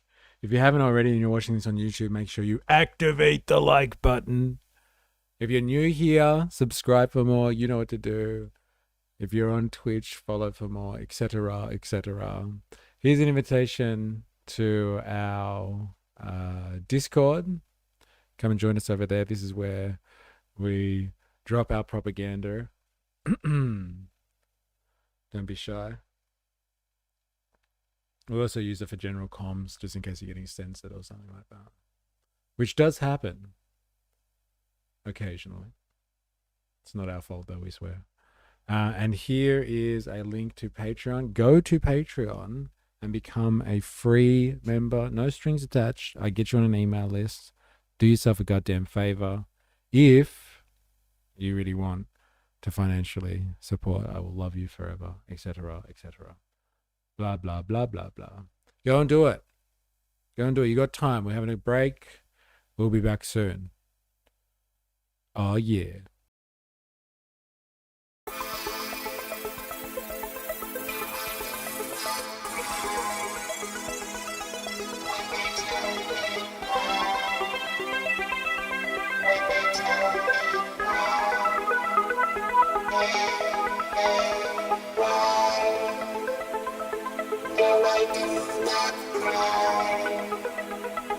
When they tell me why, when they tell me why,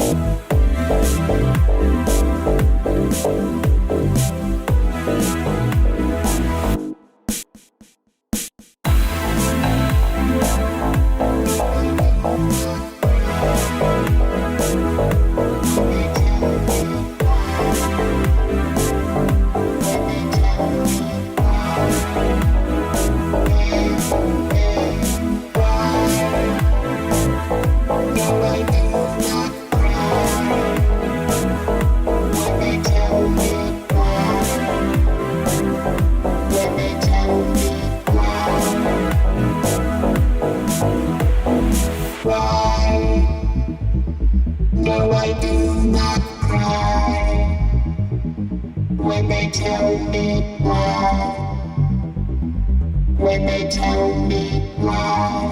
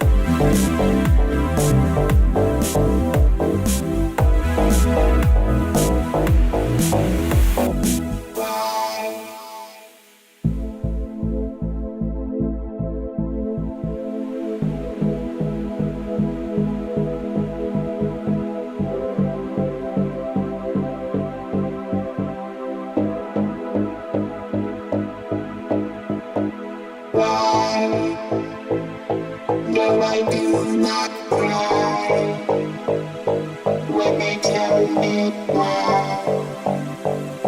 When they tell me why.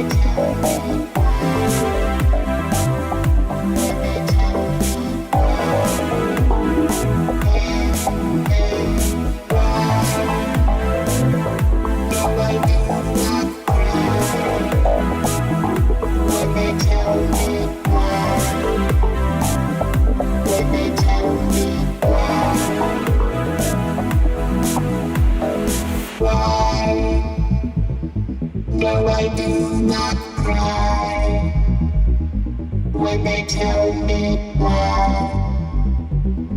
When they tell me why.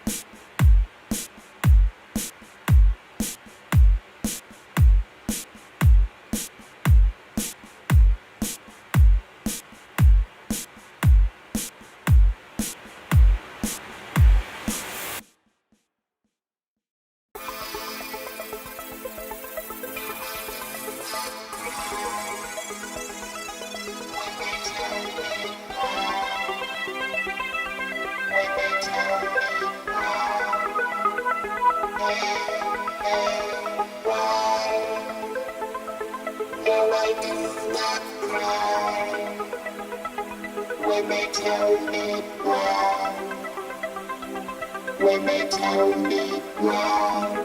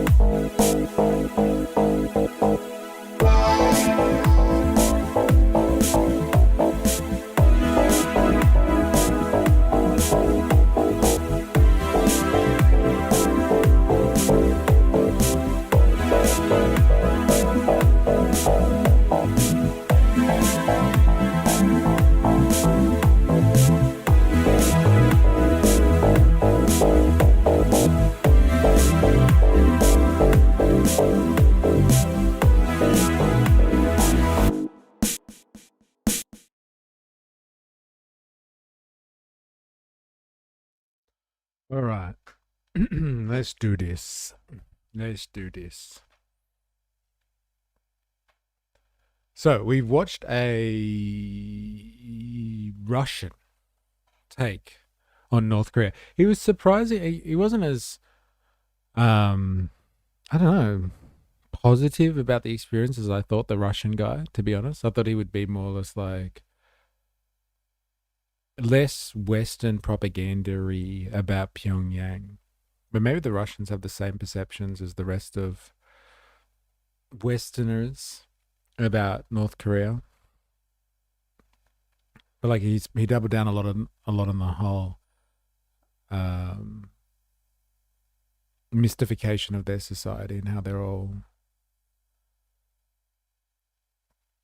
I guess, trapped in some ideological fantasy world. Kind of doubled down on a bit of that stuff. Or like was questioning the integrity of the tour guide and the whole tour culture.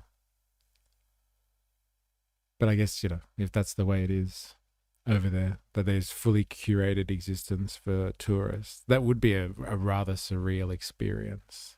Got to be honest. A very surreal experience, I must say. What's that? I look at that.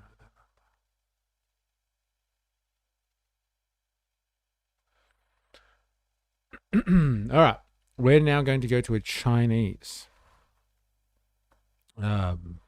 tourists' take of North Korea and see if the Chinese have a different perspective on all this. North Korea in 2026, and it's got like, yeah, IKEA and shit. Let's all speed run NK. They can't stop us all. I saw that Sargon video already. This is for Far Right Friday. What's the Sargon episode that you guys are talking about? What Sargon episode? Uh-oh. Is this what's in the chat? Here? Black YouTubers have discovered Iranian. Interesting. I'm back in black. Ooh, Mr. Abbott. How you going? Yes. All right. Is that one for Far Right Fridays, is it? I might put that on the list now. For Far Right Fridays. Give me a second.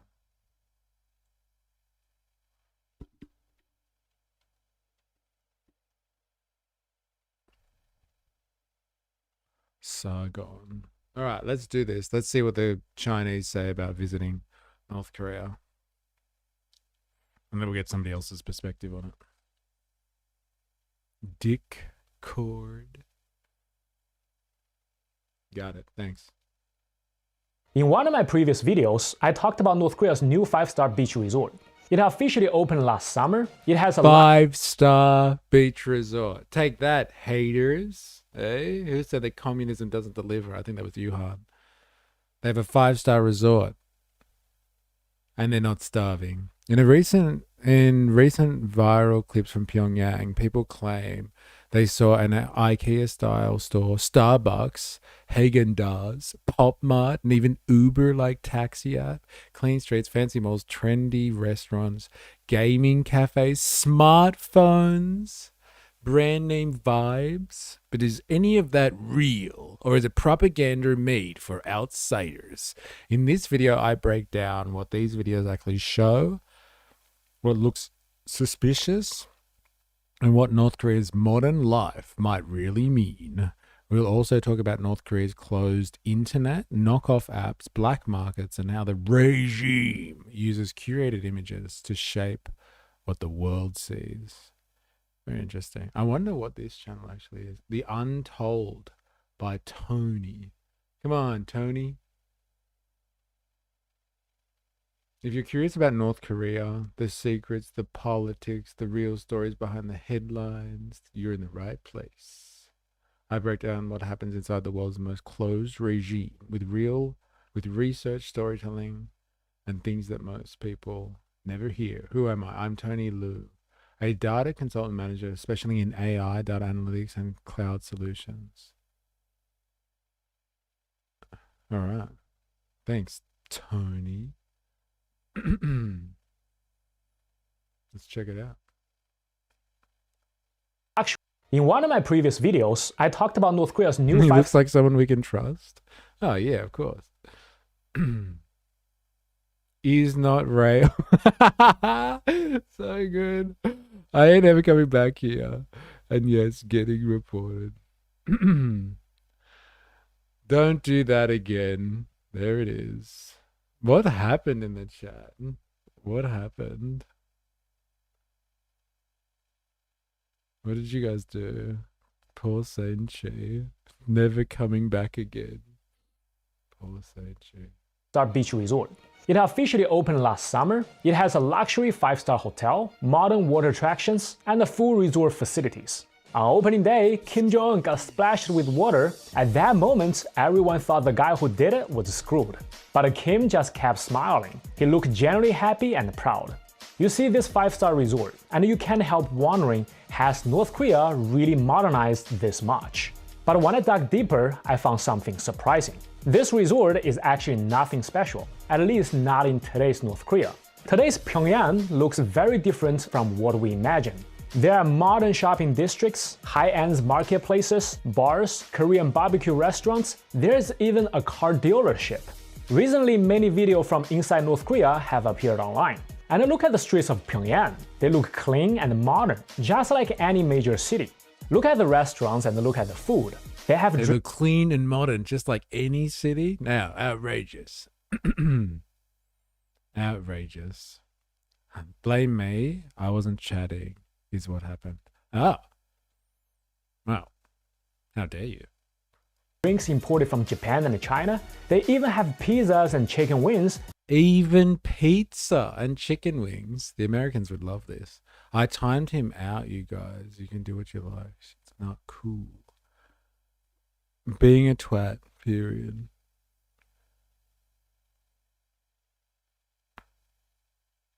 If he reports the channel for BS after being booted and banned, he isn't taken seriously. Fair enough.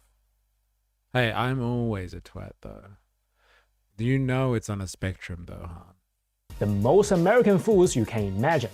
One Chinese influencer found something totally unexpected. He looked at his North Korean tour guide's phone. The guide was playing Clash of Clans. But that is not the most surprising part. The most surprising part is the leaked footage where people in North Korea using WhatsApp. This is not North Korea we thought we knew. This is not a place where people starve to death. Instead, Han, take that. Do you have any proof that people are starving to death? This guy wants to call you out on your bullshit, Han. Leaked footage where people in North Korea using WhatsApp. This is not North Korea we thought we knew. This is not a place where people starve to death. Instead, it looks like a place where people thrive in a modern society. So are these videos real? And if they are real, what do they really mean? Hi everybody, I'm Tony. Today we're going to talk about whether North Korea has really become a modern socialist paradise.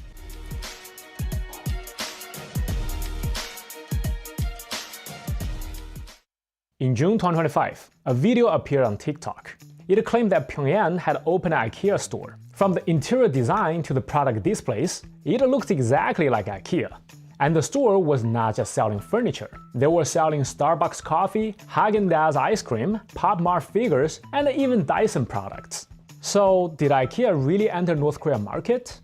But then the video This is some hard-hitting truth. Take that, capitalist pigs.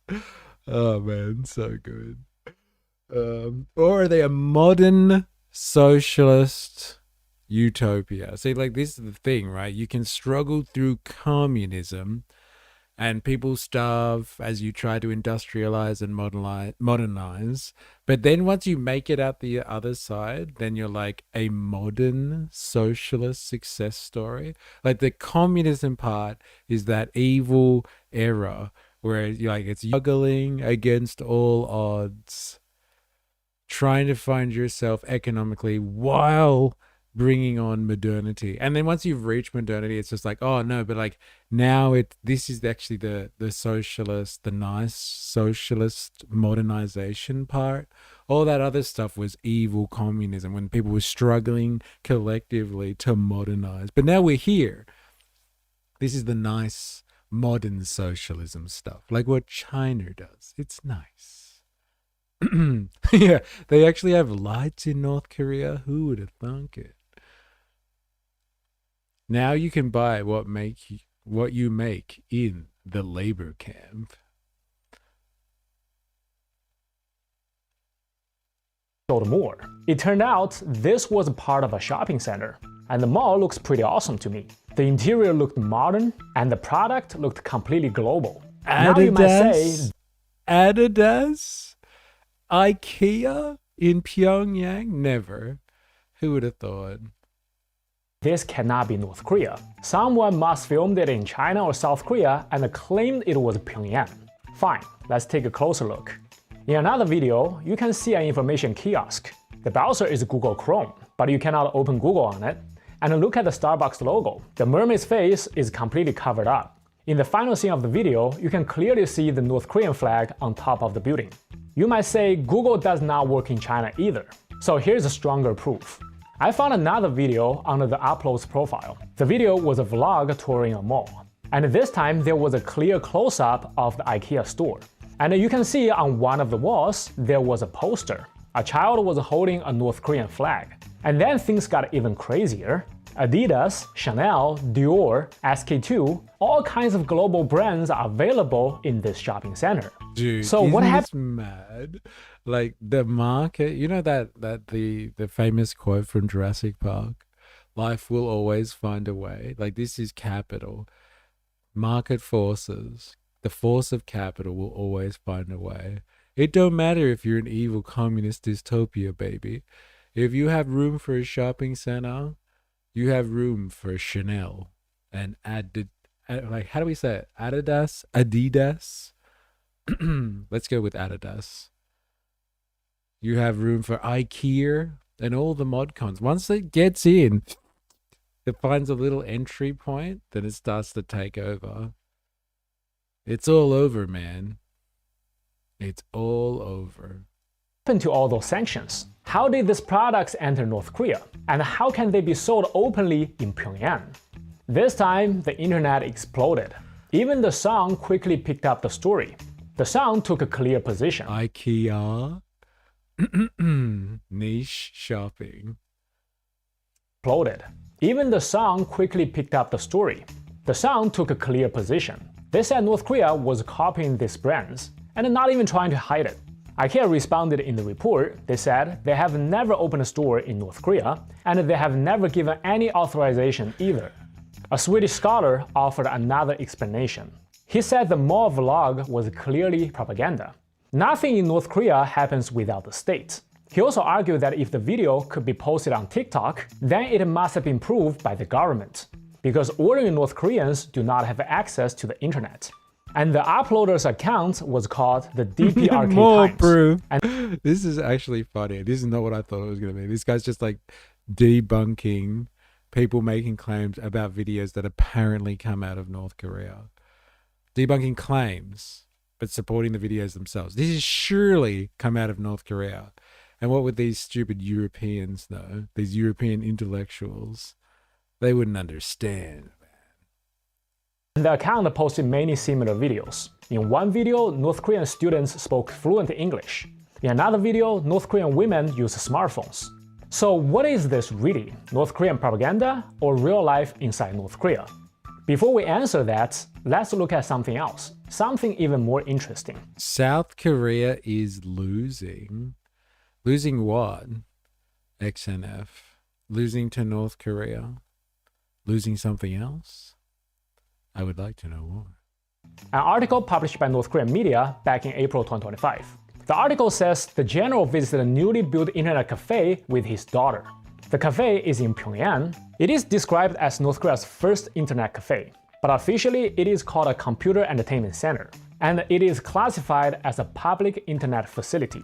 My Western viewers So may good. not... Could you imagine if like Chairman Albo or something went to Sydney or Melbourne to check out a new internet cafe that was just opened? Or Trump and the regime rocking up to an internet cafe that is just opened in New York. Hey, check out this stuff. Crazy. Look at this shit. We're on the map now. And it is classified as a public internet facility. My Western viewers may not know what an internet cafe really is. So an internet cafe is very common in Asian countries. It is a place where people pay by the hour. Western viewers don't know what an internet cafe is? Wow, that's mental. I didn't see that one coming. Do we not have internet cafes in the West? Wow. An internet cafe is very common in Asian countries. It is a place where people pay by the hour. They use high-end computers to go online and play games. Usually friends go together to surf the internet and play games together. This entertainment center has 300 seats. The lighting is blue and white. Sharp lines, very futuristic. But there is one thing I want to ask the general. Losing its civilization. They've got a corrupt government, miserable work lives, dwindling population, shining lights into space at night doesn't actually make up for all of that. Savage assessment there. Savage. Don't listen to XNF, he's an asshole. Look, it's hard, Han, when you give feedback like this, honestly. You know, pot calling the kettle black kind of stuff.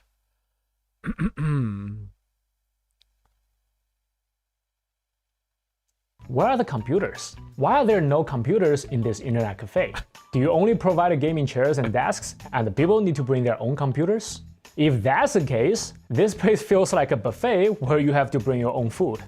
According to this article, the general seems very pleased after he was told that the cafe would become very popular among young people. But look carefully. There are no computers, but every row of tables has exactly 5 gaming chairs. That is a standard esports formation. So clearly, the general understands esports very well. Why does he know so much about esports?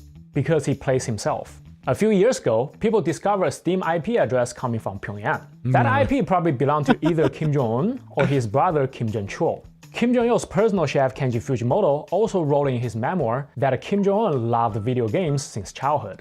He used to play the Nintendo Entertainment System a lot. And yes, he's probably a very experienced gamer. And according to some younger defectors, video games in North Korea are actually quite common in these days. They can play games like FIFA FC, some even play the GTA 5.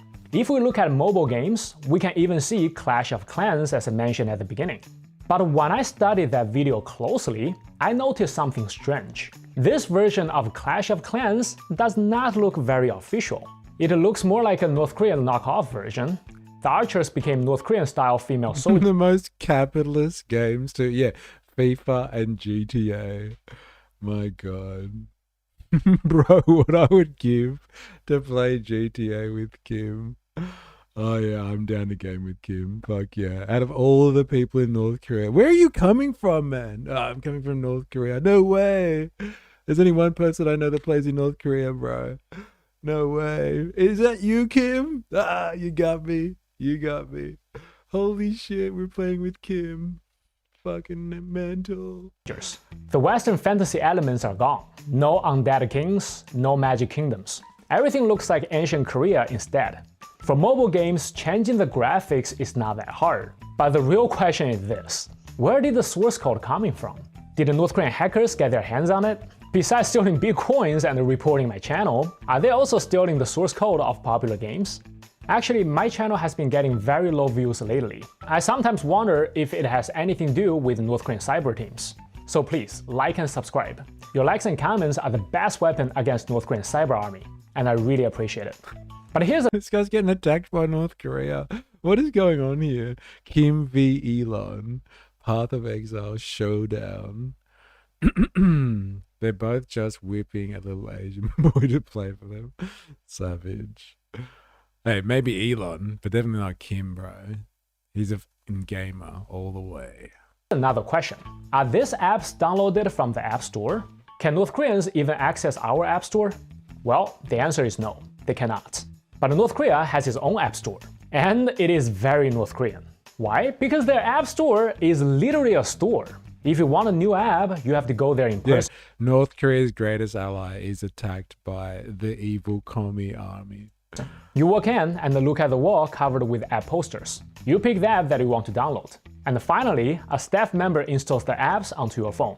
So you might ask, after all this talk about app stores and mobile games, do North Koreans even have smartphones? They're supposed to be poor. How can they afford mobile phones? On June 18, 2025, North Korean State TV introduced a new phone. The brand was called Mataisen. And this was not an ordinary phone. It was a foldable phone. Kim Jong-un himself seems to love foldable phones. During a missile launch inspection, he was once photographed with Huawei foldable phones on his desk. And in this report, state media said mobile phones are essential devices in modern communication and an indispensable part of everyday life. North Korea's official carrier Korealink was founded in 2008. According to North Korea, within just a few years, the company already had over 2.5 million users. Today, that number has roughly tripled. According to factor Cho Woo-sung, he said mobile phones became widespread after 2009. At that time, you gotta admit, it takes boldness to turn liking and subscribing into a mission to defeat the North Korean government. That was pretty good. I've heard some pleas for liking and subscribing to a channel. But like, that was the best. I'm getting attacked by North Korean hackers and they bring down my views. This, meanwhile, like, this has had 200,000 views and he's got 78,000 subscribers. He's doing pretty well on this video by the numbers. And he's like, please subscribe to me to get rid of the war, to help me beat the war against North Korean hackers. Solar Bear in the house. Hope you are well. Welcome. We're doing some North Korean glazing at the moment. And I'm still trying to figure out, does anyone actually know where this guy sits? Is he trying to support North Korea or people that claim that North Korea is not developed? Or is he like trying to, I guess maybe he's just doing a bit of both. He was studying electrical engineering. Sounds like he's calling BS on North Korea. But like before, he was kind of calling BS on people that were criticizing North Korea. He was like, look, they have an IKEA. And here it is. You can see there's a little North Korean flag on the kids' stickers. So it must be North Korea. Why can't they have fancy restaurants and neat cities? And now he's calling BS on it. Maybe he's doing a bit of both for balance. The North Korean university. He said the government issued the phone was called the Iranian. To own an Iranian phone and the phone number cost about $2,000 US. And the usage was limited. Each month, you could only talk for 200 minutes and send 50 text messages. If you used them up, you had to pay another $8.4 for 200 more minutes. Many students could not even afford the monthly plan, but they still spent a huge amount of money to buy a phone. Not for practical reasons, because owning a phone was a status symbol. Normal phone numbers started with 191 or 193, but special numbers started with 195. And those numbers came with 100 extra minutes. So students with 195 numbers often agreed to lend their phones to others, because a special number meant connections. Connection to the government, to the military, or to the party. When people saw a 195 number, they treated you with more respect.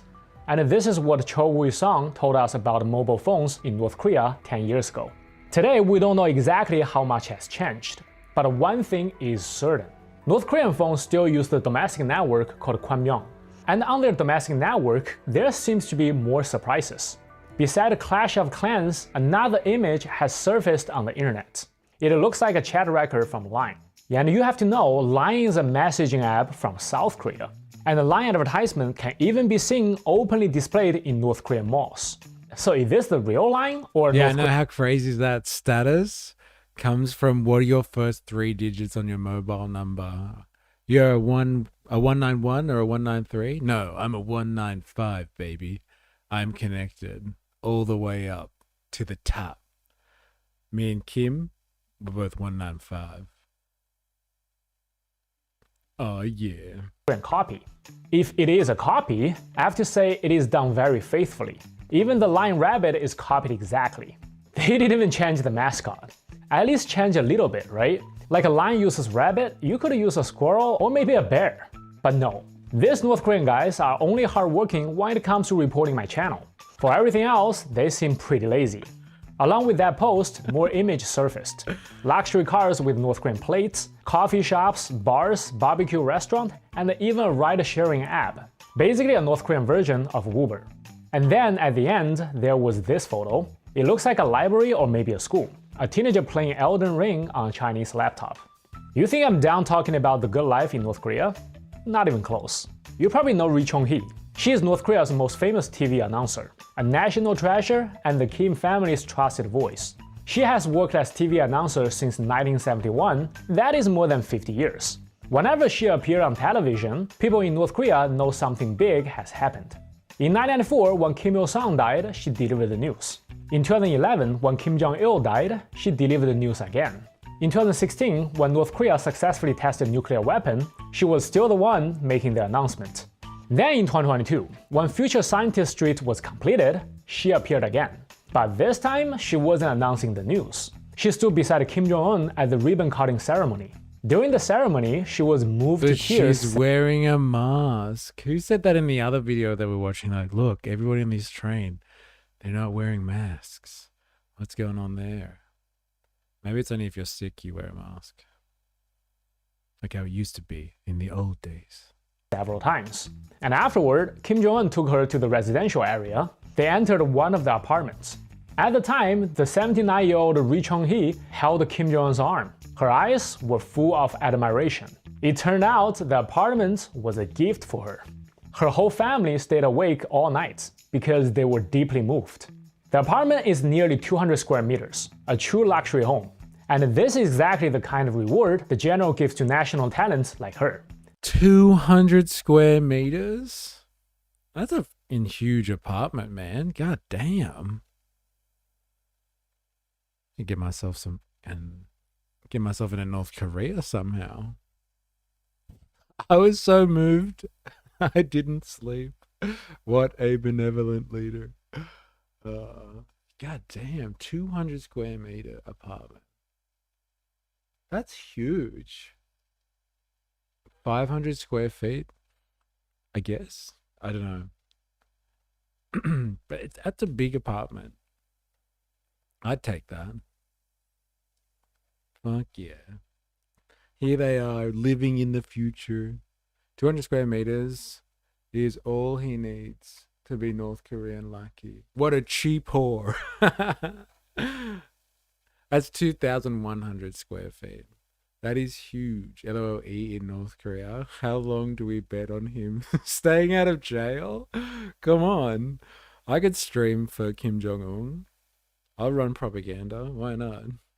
Surely not per apartment. Nah, man, you gotta be a mouthpiece for at least 50 years apparently. That's going to be total ground floor space of the building, right? Hey, savage, bro. Savage. Isn't that huge? Americans, 2,100 square feet. 2,100 square feet is a tiny house in America. Yeah, but this is an apartment, not a house. An apartment. That's huge. Yeah, that's a fucking house. Okay, you just have to dedicate your life to being a mouthpiece. That's why I said you are a cheap whore. Oh, cheap? That's offensive. Home. And this is exactly the kind of reward the general gives to national talents like her. Future Scientist Street is said to be home to top experts from many fields. Applied chemistry, nuclear physics, computer science, biotechnology, even hackers, spies, and the intelligence officers. They are the people helping Kim Jong-un transform North Korea. But honestly, transform is an understatement. See, like in this communist dystopia, the people that produce value for the nation state get high status. Not because they have control over the means of production, but like computer scientists, hackers, nuclear scientists, propagandists, people that are most important for the development of the nation state, scientists and propagandists, basically. They are given prime or pole position in society. They live in the most affluent areas and have the highest social status. This is your communist dystopia. If you have the skills required to advance the interests of the nation state, then you will live in a 2,100 square foot apartment. Cheap whore or not. That's who are given access to the luxuries of the nation state. And that is a true technocracy right there. I wonder if they have DEI in North Korea, or it's pure meritocracy, baby. You are the best nuclear scientists the Democratic Republic of Korea has to offer. You get a 2,100 square foot apartment. Thank you. Thank you. I worked hard for this. Yeah, it's only for the elites and bureaucrats. But this is what I'm saying. The elites are the people with the skill set. Kiss the ring. Kiss it. Yeah, kiss it. But the elites aren't just like randoms. They are people that have, I guess, some type of value to society. Instead of just being people that own stuff. Potentially. Yeah, the movers and the shakers. As the people, as opposed to people who've just claimed land at the right time. It takes skill to kiss ass convincingly.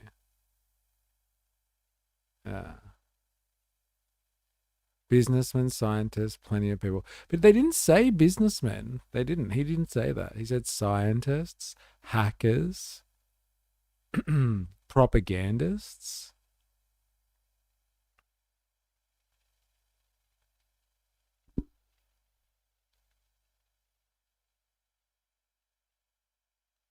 These are the people who help Kim stay in power.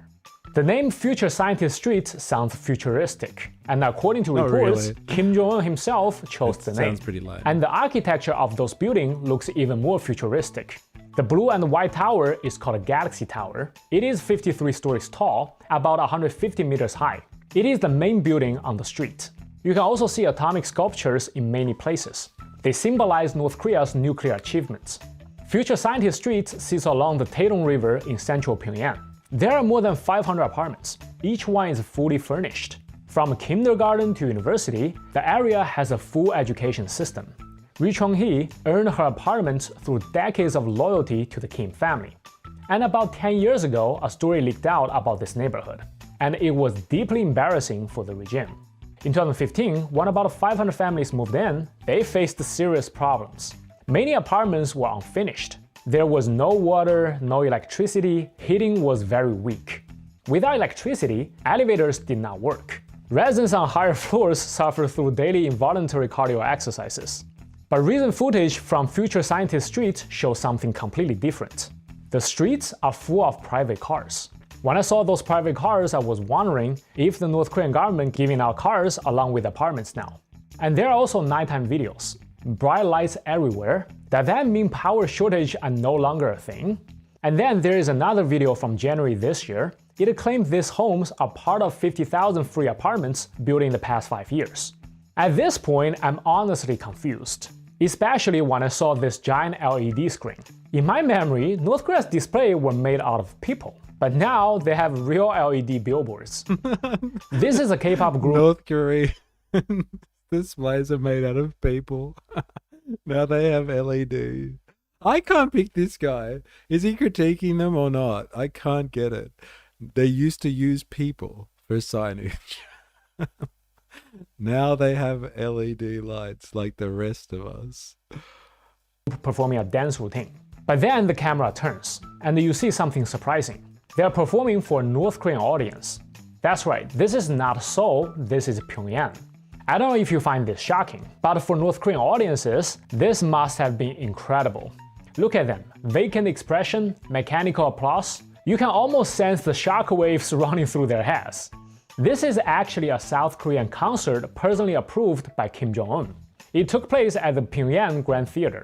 After the performance, Kim Jong-un shook hands with every member of the group. He told them, "I was deeply moved by your songs." And in the end, he even took photos with all South Korean artists. I know it feels surreal, doesn't it? This is not the North and South relationship we usually imagine. This is how they compliment in Asia. Oh, like respectful decorum. Look at them, eh? Don't they look excited? They're not melting and going into a frenzy when they see pop artists. They're just treating them like they were regular people. Not cult-like figures. I can't pin this video, honestly. I'm confused watching this. But this footage is already 8 years old. Back in 2018, relations between North and South Korea suddenly warmed. In 2017, South Korean President Moon Jae-in said he was willing to meet Kim Jong-un at any time. And soon after, Kim Jong-un agreed to improve relations. North Korea sent a delegation to the Pyeongchang Olympics. During the opening ceremony, the two Koreas marched together under one flag. That flag showed the entire Korean peninsula. During the games, the two countries even formed a joint women's hockey team. Out of 35 players, 23 were from the south and 12 were from the north. Head coach Murray took a farewell photo with the North Korean coach. She later said the locker room felt awkward at first, but after a birthday party, the players slowly became friends. South Korean players taught K-pop dances, and the North Korean players already knew the songs by heart.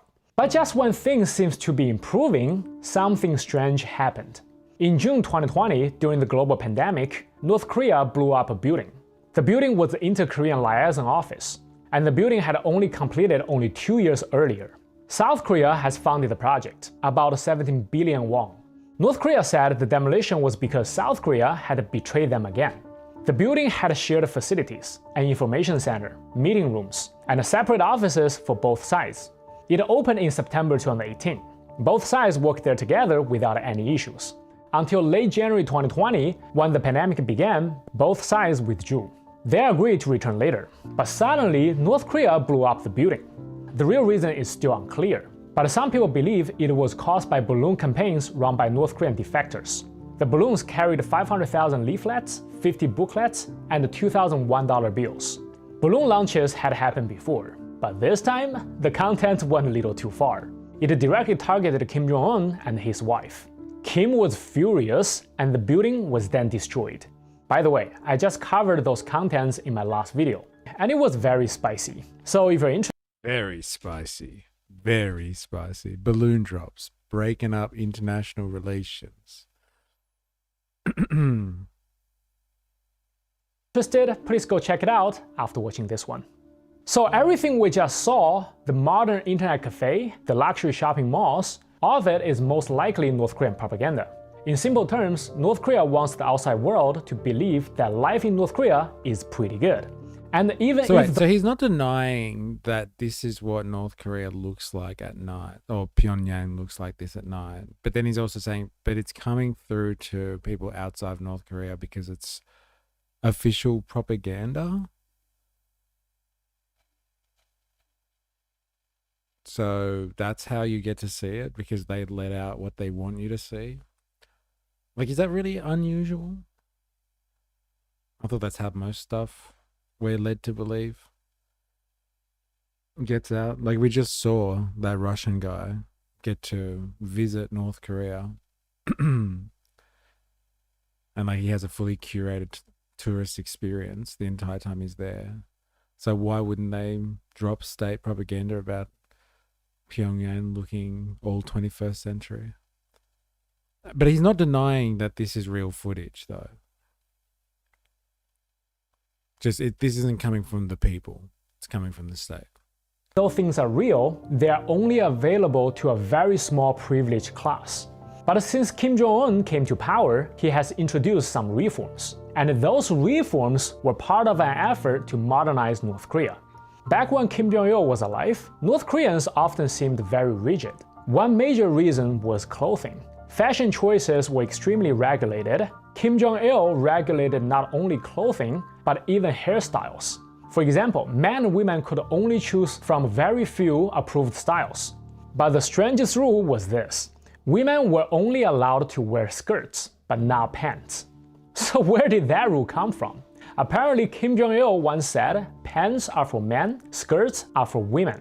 And I have no idea how he came up with that logic. But because of that, North Korean women could not wear pants. And today, Kim Jong-un mostly looks the other way when it comes down to clothing. So how far does that go? Around 2013, North Korea allowed the clothing black market in Chongjin to operate more openly. Every day, large quantities of Japanese fashion flowed in. There is even footage from a 2023 women's fashion show. According to reports, the clothes, the shoes, and the bags were all made inside North Korea. But then comes the real question: how are those goods actually traded? In 2013, Kim Jong-un introduced a policy. He allowed people to run their own businesses. But what does that mean? Doesn't the state assign... Well, there it is. Hey? They're opening up to free market tactics. Maybe you were right before Spendonk. Maybe the entrepreneurial types do rise to the top and get given a 200 square meter apartment by the supreme leader for their entrepreneurial skills of flogging off clothing. It's not true communism yet again. So good. See, real communism has never been tried. Even in the communist dystopia, they still let people have small businesses. I knew it. I knew it. All jobs actually traded. In 2013, Kim Jong-un introduced a policy. He allowed people to run their own businesses. But what does that mean? Doesn't the state assign all jobs in North Korea? So in reality, North Korea's economy collapsed after famine years. By the time Kim Jong-un came to power, the system had already been broken for more than a decade. Here's the map provided by researchers. It shows the distribution of black markets across North Korea. Especially in Pyongyang, black markets are everywhere. Where did they get this information? Where? Without exaggeration, North Korea's economy has been stagnant for 30 years. But those black markets are the real economic lifeline of the country. One researcher who studied this closely is Daniel Tudor. He graduated from Oxford. He's a writer, a journalist, and a businessman. In 2015, through his business, he met many North Korean traders. He later published a book called North Korean Confidential. The book explains in details how ordinary people in North Korea survived through black markets. After the famine, North Korean won collapsed in value. State salaries could no longer support a family. The official exchange rate was about 96 won to $1. Factory workers earned between 1,000 and 6,000 won per month. But the real exchange rate was closer to 8,000 won per dollar. That means a factory worker could work for an entire month and still earn less than $1.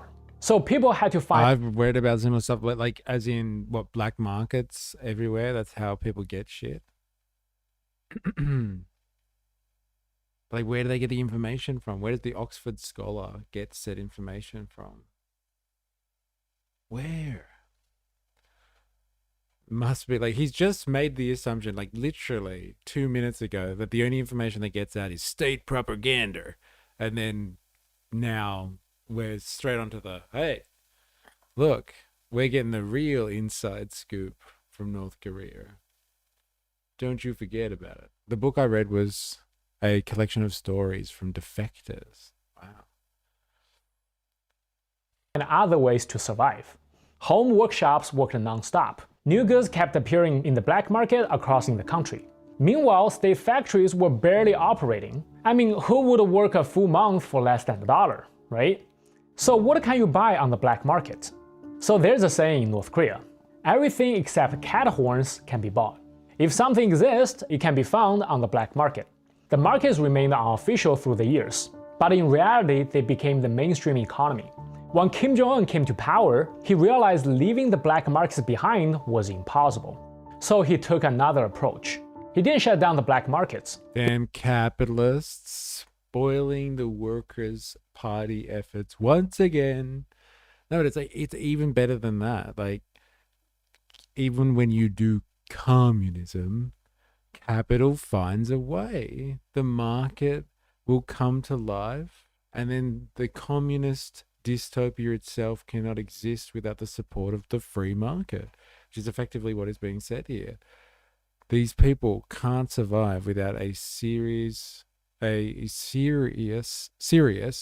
interconnected black market that runs throughout society, actually supporting life. So this communist dystopia is really only supported by grassroots free market activity or black market activity.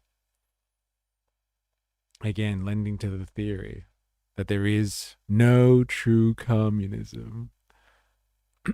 It's just varying levels of authoritarian capitalism. But that's a mental stretch too far for most people. He chose to regulate them. Markets were organized, locations were planned, rent was collected. And the state still made money while people fed themselves. But this period of openness didn't last long. By 2014, Kim Jong-un realized many people had become self-sufficient. Yeah, communism only works if there are capitalists around to pay for it. And feed the people at the same time. Capitalists pay and feed the masses. Outrageous. Through the markets, and they no longer depended on the government. And that made him very nervous. So he decided to tighten control. But he also knew that if the economy relied only on inefficient state factories, people's life would fall back to the famine years. So he tried another policy. Many state factories were contracted out to individuals, something like a fixed payment deal. You pay the state a fixed amount, anything extra, yours to keep. After this policy, a new business class emerged in Pyongyang, and those are the people who own the luxury cars we saw at the beginning. So yes, they have a capitalist class. There it is, Bandonk, you're right. They have a capitalist class. And so maybe they are the ones that live in the luxury apartments in future Scientist Street or whatever it's called. Jong-un did introduce some reforms, but under international sanctions and isolations, these policies could only do so much. They kept the economy from collapsing. They kept the people from starving to death. But that is all. Kid with a toy gun. You'd only ever see that in some evil totalitarian regime, that's for sure. As for the modern socialist paradise we saw at the beginning, you should think of it as the show directed by Kim Jong-un, a real-life version of The Truman Show. If you like this video, please don't forget to like, comment, Who called it before? Someone called it The Truman Show. Hey, who would have thought? Nation state shows off its premiere capital city for the world to see. Definitely first time in human history anything like that's happened. Definitely. This wouldn't happen in any other normal free society. Surely not. Surely. Like, I'm all for the criticism. Don't get me wrong. long as we apply the same standards everywhere. All right, so here's one last one for you. And there's enough North Korean glazing. For one day. I will not promise that I'm not going to make you do this again. Oh man, it's 57 minutes. I don't know if we're going to get through all of this.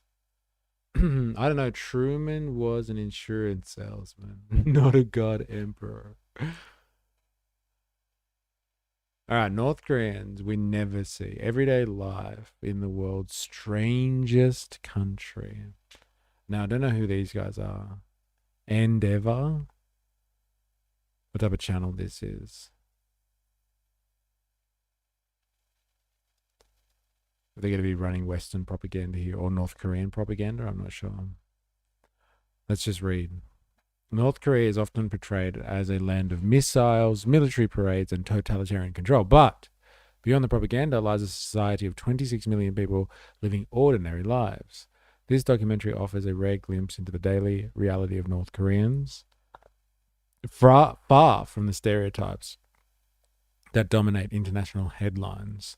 Following people at work, at home, and in their communities, it reveals a world that is at times surprising, humorous, and deeply human. And this was first aired in 2019, apparently. So it's a bit old now, this one. And why the... No, eh? Surely you can't be serious. I'm serious. And stop calling me Shirley. The visitors are the Trumans. That was my inference. Ooh, that's some Inception shit. That's nice. I like that.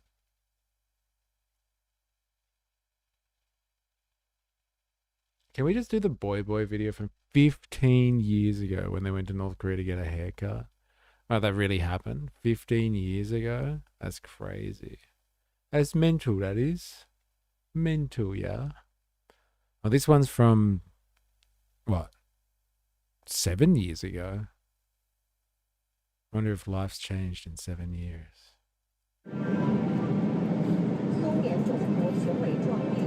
The passing of time has not made it any easier.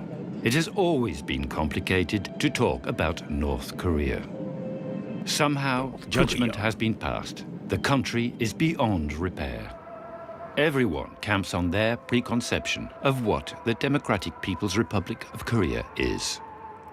Orwell, paranoia, schizophrenia, gulags, a red dynasty, the tubby leader who loved watching movies and hated being so short, and his chubby son with his weird haircut. On top of that comes the terrible threat of the country and its nuclear weapons. Weapons that will make all the other frightened, disarmed, and innocent nations tremble with fear. Why is it so... Can someone just explain this to me? For this simple man here, I am just a pleb and a commoner.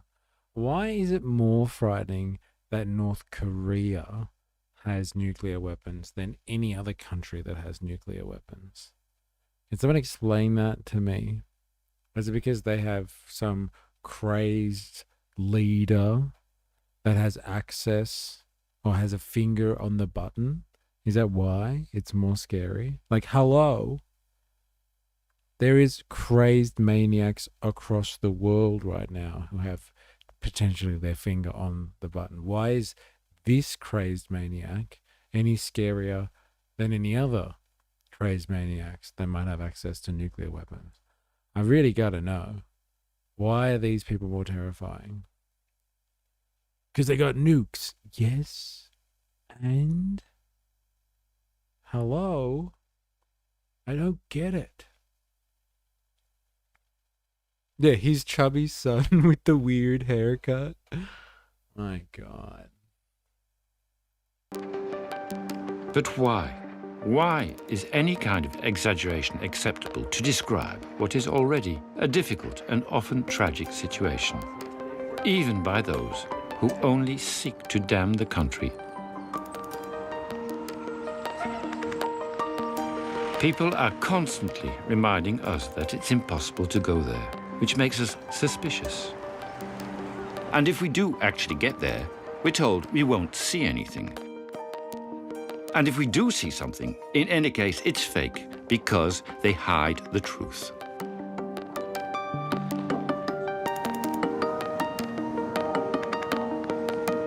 Somebody once tried to convince us that there were no skyscrapers in Pyongyang. But at that time, one Did of anyone those see that door closed by itself? Because that Russian guy was telling us there's no automatic doors in the trains. It's all done by hand. Somebody's lying. living on Kwanbok Avenue in a 24th floor flat. He was taken aback. Had he been levitating the whole time?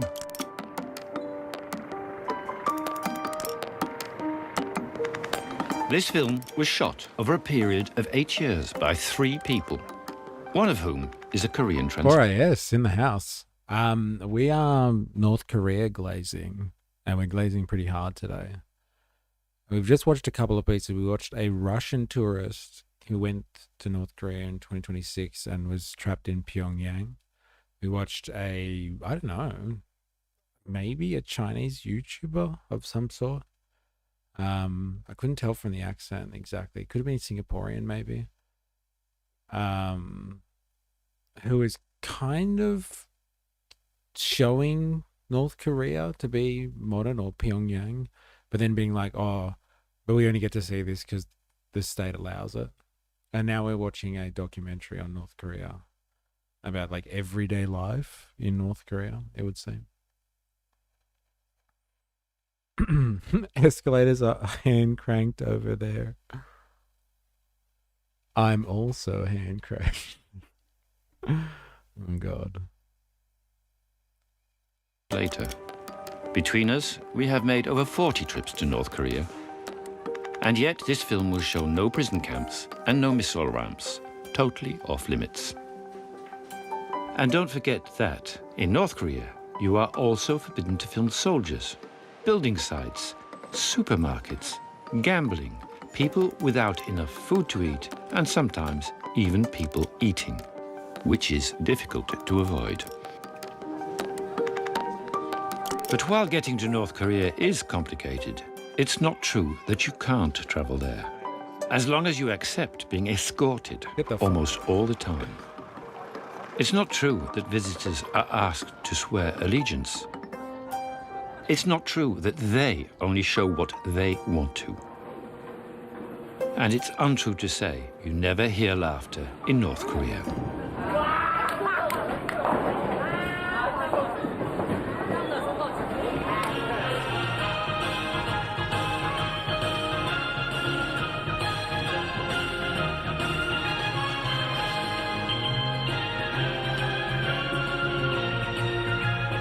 This is a French production, so now we're going to get this like kind of weird art house style European cinema over a North Korean society and backdrop. Right? Two worlds collide. European cinematography and storyboarding over North Korean life. That's interesting. They put people behind ATMs in North Korea because they don't have the tech. Imagine your job in North Korea is bowling when foreign journalists are being shepherded around. Yeah, I wonder if they even laughed or they were faking it. Could you imagine finding out that those guys were faking it the whole time? They weren't even really laughing. Man, that's the worst.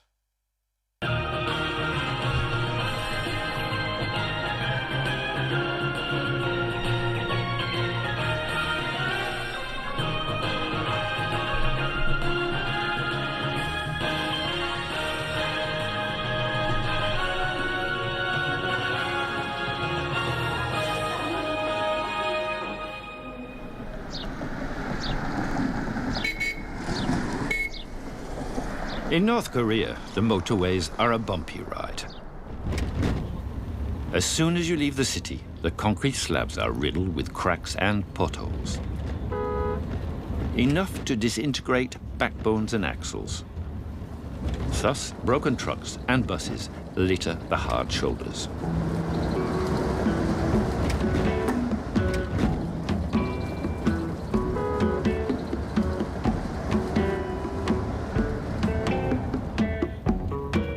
Depending on the season, wheat, rice and potatoes are harvested. Dude, I want to hear him say wheat again. Does anyone else speak like that here in the stream? Just do it now. Say to yourself, wheat. Do you say it like that? Wheat. Depending on the season, wheat, rice and potatoes are harvested in the fields. For beyond its countless mountains, North Korea is above all a land of farming.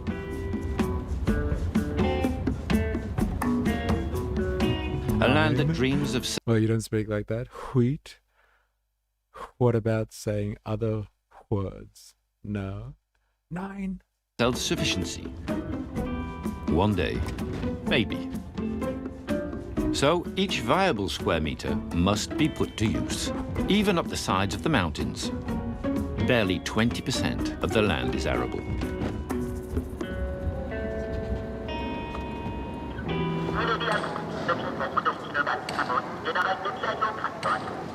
This factory was not filmed by Eisenstein in 1920, but in 2016 with a small amateur camera on a location scout in Hamhung, in the northeastern part of the country. Pictures of North Korea are Dude, how do they get the camera in here? What's going on? Wonder how these people got permission to do this. often misleading. This is the largest fertilizer factory in the country, once honored by over 30 visits from Kim Il-sung, and recently modernized to boost the productivity of the cooperative farms. Typical farms like this one, with ox carts, geese and ducks, and multiple red flags. Another farm, a year later. It's raining. Everyone has gone off to seek shelter. Only the production chart remains, proudly displaying the farm's results. We found shelter. Sounds like a wildlife narrator. Yes, look at these people, hiding from the rain, with only the production chart to show that there is some life on this barren landscape. In the living room of this farm worker, she talks about her tough work, freezing in winter, scorching in summer, breaking her back in the rice fields. We are animals. And this is just made for aliens. We are the aliens, though. Because we are all alien to the nation state of North Korea. We are the aliens watching. She tells us her son is 14 and adds, I know he's small. We've been through hard years. He was born before the famine had ended. Behind her, on TV, one of the countless historical melodramas relating the tragic past of Korea, which led to the revolution. And then she broke into a passionate description of her trips to Pyongyang. Beside the what? Pyongyang. Beside the Great Leaders Mausoleum, I visited the Museum of the Revolution, the amusement park, near the leader's birthplace, the Three Revolutions exhibition on the People's Cultural Palace. In fact, I went everywhere. Everywhere. Anyone from the provinces visiting the capital is first obliged to pass through this place. The house where Kim Il-sung was born, the birthplace of the Republic. This is where it all started, they say.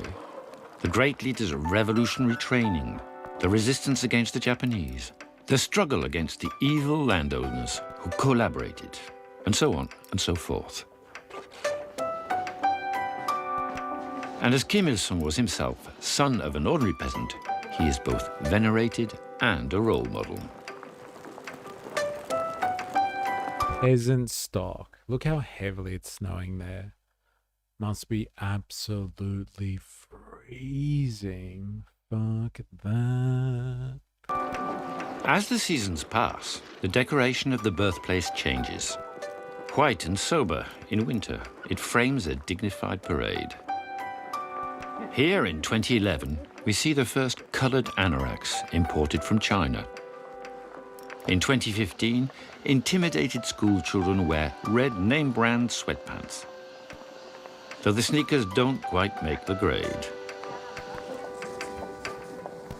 In September, come autumn hues and a pumpkin on the thatched roof.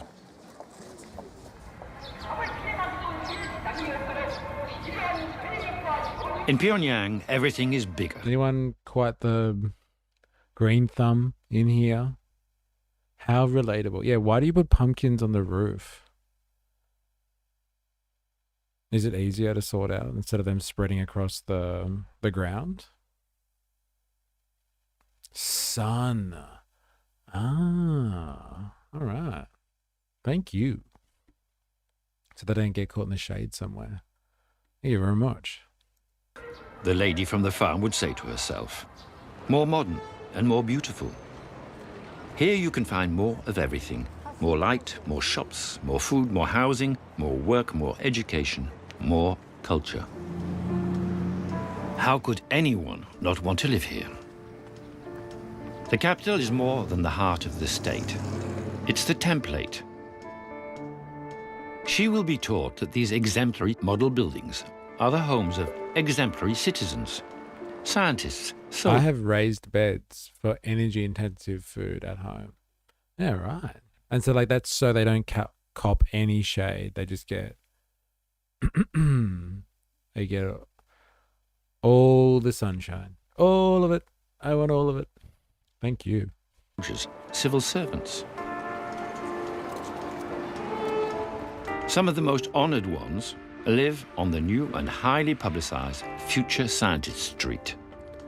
When you come from a village without even one paved road, you stand in awe.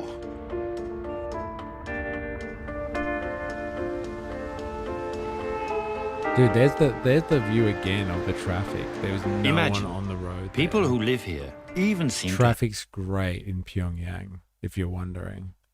I grow pumpkins every season. I still have one. The frost will help harden them, and yes, they want all the sun. Cool. Have loads of free time.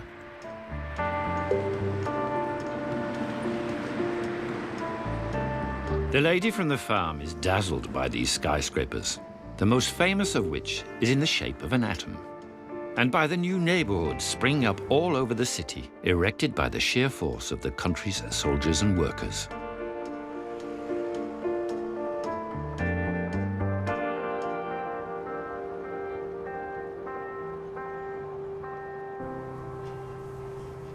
There is little chance that she will ever set foot in one of these flats, reserved for the worthiest citizens,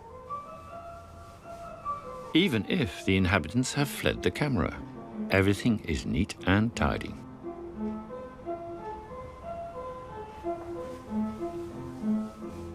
Dude, look at that old school sewing machine. That's mental. Foot operated. Just how nature intended. Completely sustainable technology. Sustained by human labor. God damn. I am a novice gardener, but I have planted a few fruit trees. My tomatoes are a foot tall now. Gotta start somewhere. In the shape of an atom? Damn, I want my building to be 99.9% non-matter. Savage. From the balcony, the horizon opens, revealing the real estate boom in the capital. Note the colors which contrast with the gray that prevailed 20 years ago. The lady may never understand the semi-legal real estate market that has developed in the big cities in the past few years. Semi-legal? When the state gives its faithful followers a new flat, they hurry to sell off the right to inhabit their old one. The prices can reach over $100,000 for the best locations, with the state pocketing a mere fraction in tax. Marx might have called that the primitive accumulation of capital. Really? Is that what he would have called that? That's interesting. Anyone fancy themselves a Marxist? Just catch that. Bit of dialogue there. Primitive accumulation. It's where you sell your property or your land rights in something because you've just been given a new piece of accommodation by the state, and so you have to change houses. So you pocket the money. So beautiful. Okay, one person always has to be here, otherwise our home won't exist, guys. Her trip will end with a visit to an amusement park or a water park. Playgrounds for the people are one of Kim Jong-un's priorities.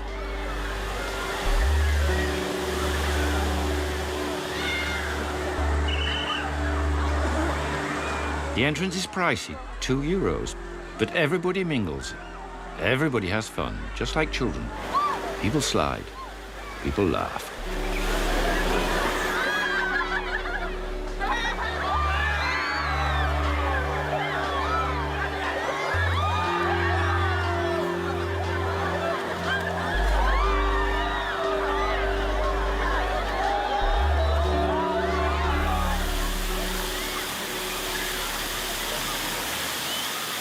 Quantum building. It should be less in taxes and energy since it only exists as a potential. Guy behind camera holds a sign. Cue laugh. Yeah, that's what I was just thinking. Were they paying everybody to laugh at the right time and look like they're having fun? €2. What's that? A month's wages on a ticket? You know what I'm noticing? A lot of very fit people in North Korea. And a lot of very fit people here. Very healthy. I came with my group. I lost my colleagues in the pool. How careless. I'm a miner at a large complex an hour away from Pyongyang. I can come often because of my work. I'm making the most of my visit. Wait. I'm making the most of my visit to the Great Leaders Mausoleum. I come to Pyongyang to relax. After having fun like this, we work better.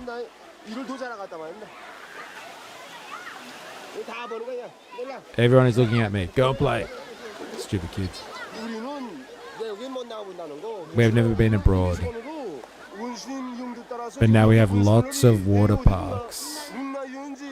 Even at home. In our county, in our province, north of Pyongyang, we will become the best in the world because of our own strength.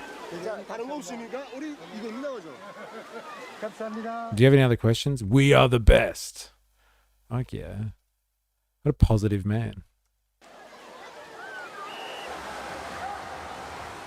The provincials sometimes seem a little lost in the crowd.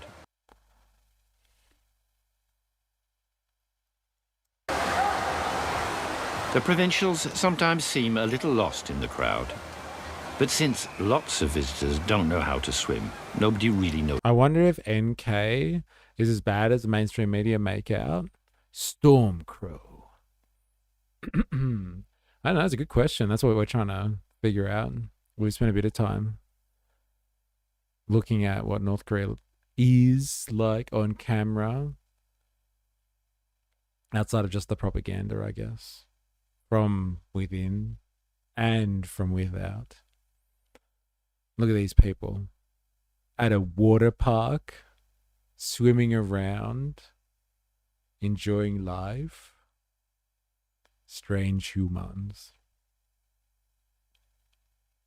We're still not across it yet. But like we have seen a lot of stuff today from 2026, like footage from this year. And it shows like hyper modern Pyongyang. I think this footage is like potentially 10 years old now. Is not real. It's just propaganda.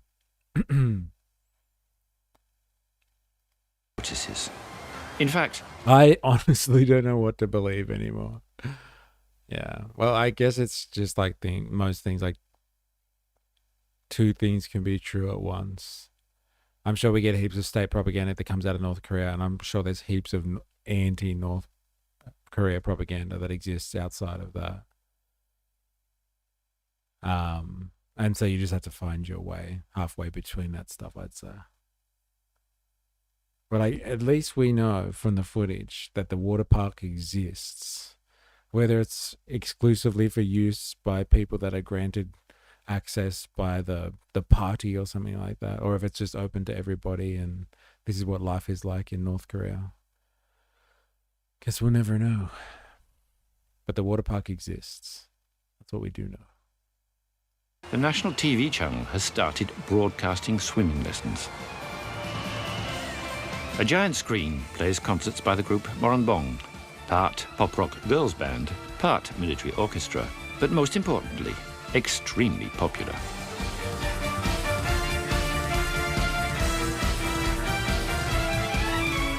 I don't know, to be honest. Like, what has North Korea ever done for them to be considered so terrifying? I asked that before, and no one answered my question. I was just like, why is it more terrifying that North Korea have a nuclear weapon than anyone else? Like, everybody with a nuclear weapon is terrifying. And like anyone with a crazed leader currently at the helm that has the ability to decide whether to launch nukes, they all sound pretty fucking scary to me. If any country should be fenced off and condemned, it should be the USA. Uh-oh, here it comes. Oh no, where's Saint Chi when you need him? Actually, I think Saint Chi's gone now. I think he's been banned. Stormcrow, what country are you from? Here's a little view of exactly where North Korea's wealth is centralized. Skyscrapers in Pyongyang are not even electricity anywhere else. How old is this image? I've seen this image heaps before. Like, look at even the border with China and stuff like that. Doesn't even look that crazy. Like, look at Seoul, though. I wonder how old this is. I'm from New Zealand. Ooh. Oh, well, whoa. Welcome. I'm going to try to say this, but I'll butcher it. Kia ora. I'm trying to culturify myself, but Hiroshima alone is enough to condemn the USA. Well, it's enough to think like they're the scary ones with nuclear weapons, right? Because they use them. But everybody else who just has them as a deterrence, why are they any more scary? For what? Winning a war? Yeah, take that. There is starvation and inequality everywhere. Governments just wear different suits of the same cloth. Interesting.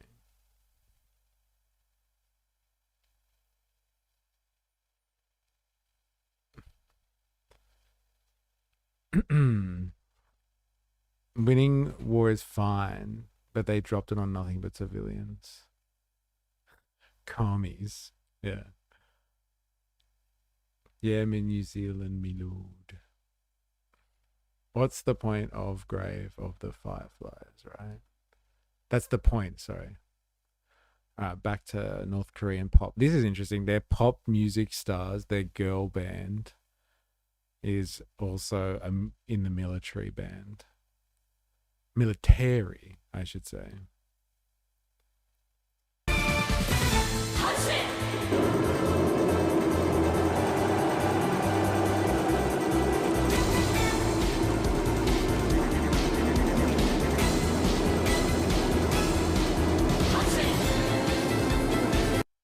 It's from 2026. Sorry, 2016.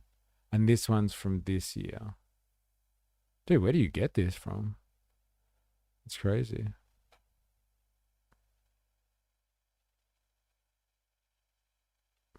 Wow.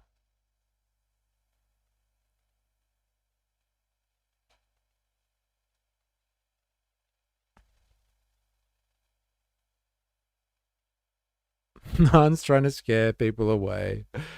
Bad Han. You'll have to speak to your New Zealand brethren then. Reassure them. Military. Get fucked. I'm so conscious of that word now, you have no idea.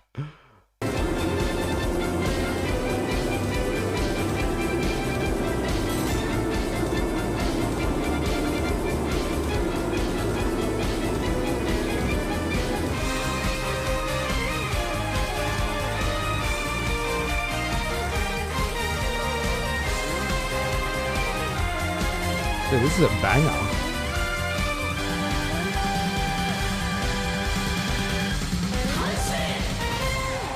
Bro, did the world just blow up then? It's weird because I got the missiles and stuff, or the rockets on the side, and did the world just blow up? Oh, America blew up. Oh, that's crazy. Look at that. Take that, America. Jesus Christ, check it out. Wow. Sunset is the moment for the last stop. The Central Amusement Park behind the Arc of Triumph. Like everywhere. New meaning to the term banger. Yeah, I spoke too soon apparently. Fucking hell. Whoopsie. In Korea, filming soldiers is banned, but difficult to avoid. They are everywhere.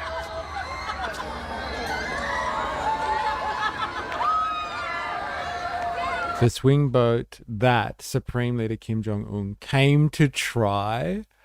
Yeah, that's crazy, isn't it? That's mental. Banger, hardly know her. Am I right? That's mental.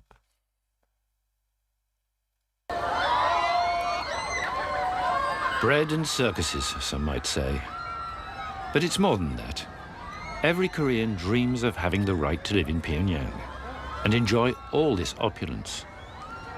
Every inhabitant of the capital has one fear: being expelled for some grave error or stupid mistake, leading to them and their family being exiled by the authorities for years or their whole life to a place where they will have less of everything.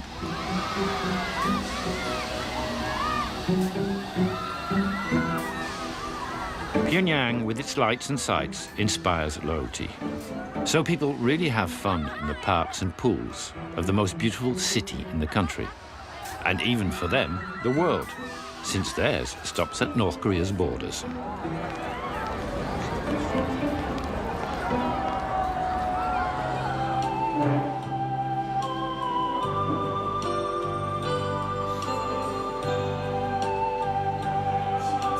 What was the thing that we saw last week with someone was criticizing Cuba and their evil socialized healthcare system? Then they just showed pictures of like hot nurses looking after babies. Look at that evil communism with healthcare and hot nurses. They're doing it again.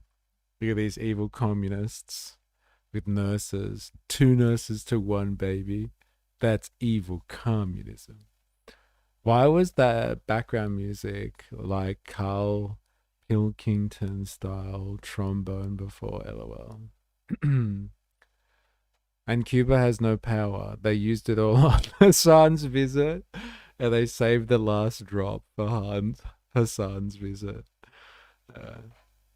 Let's not talk about why they don't have power. Let's just talk about what they used the last of it on. Okay? Let's not get into that. It's not funny when you think about it. Huge hats.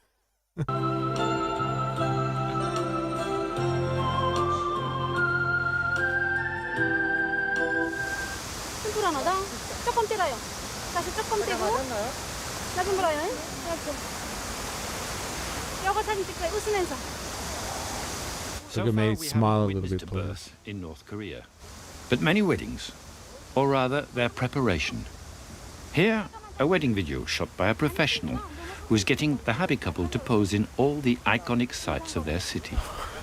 It's monster. He needed to use the collar despite being out of the country. One country is not allowed to trade with Cuba. The rest of the world is free to trade with them. Too bad they're too poor to buy any fuel. Dude, that is so not the case at all. You know that. Mexico was giving them fuel, and they were told that they wouldn't, or they'd meet the aggression of American tariffs. And so they cut the oil to them. You know that. But I guess you can just play ignorant. Or just go silent like you usually do. Monsoon season, 38 degrees Celsius and extremely humid. 실령 씨들은 먼저 이렇게 새 가정을 이룰 때면 우리 실령님과 장군님 우리 동상을 먼저 찾습니다. All right. I should read this out to you lurkers out there, I guess. The bride and groom first went to the statues of the great leaders. Then they went to the flower park that you can see near the water fountains. Military people usually like to pose in front of military monuments, like monuments to the Victoria's Fatherland Liberation War. The tour always starts with the leaders' statues, even if they're shrouded in fog. After that, it's a la carte, art studio, Juche Tower, the mausoleum, local viewpoints.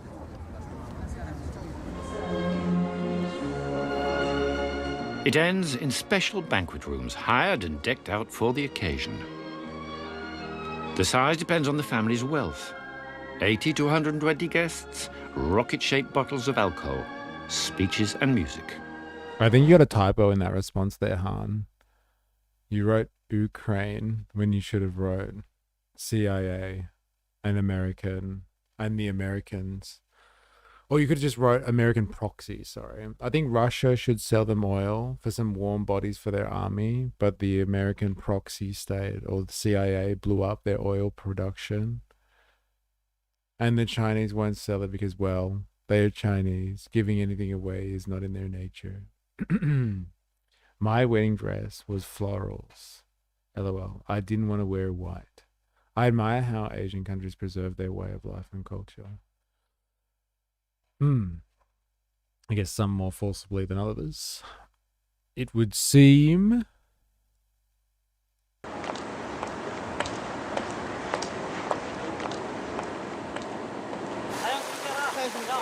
But what the video doesn't show are all the other people who made this happy event possible.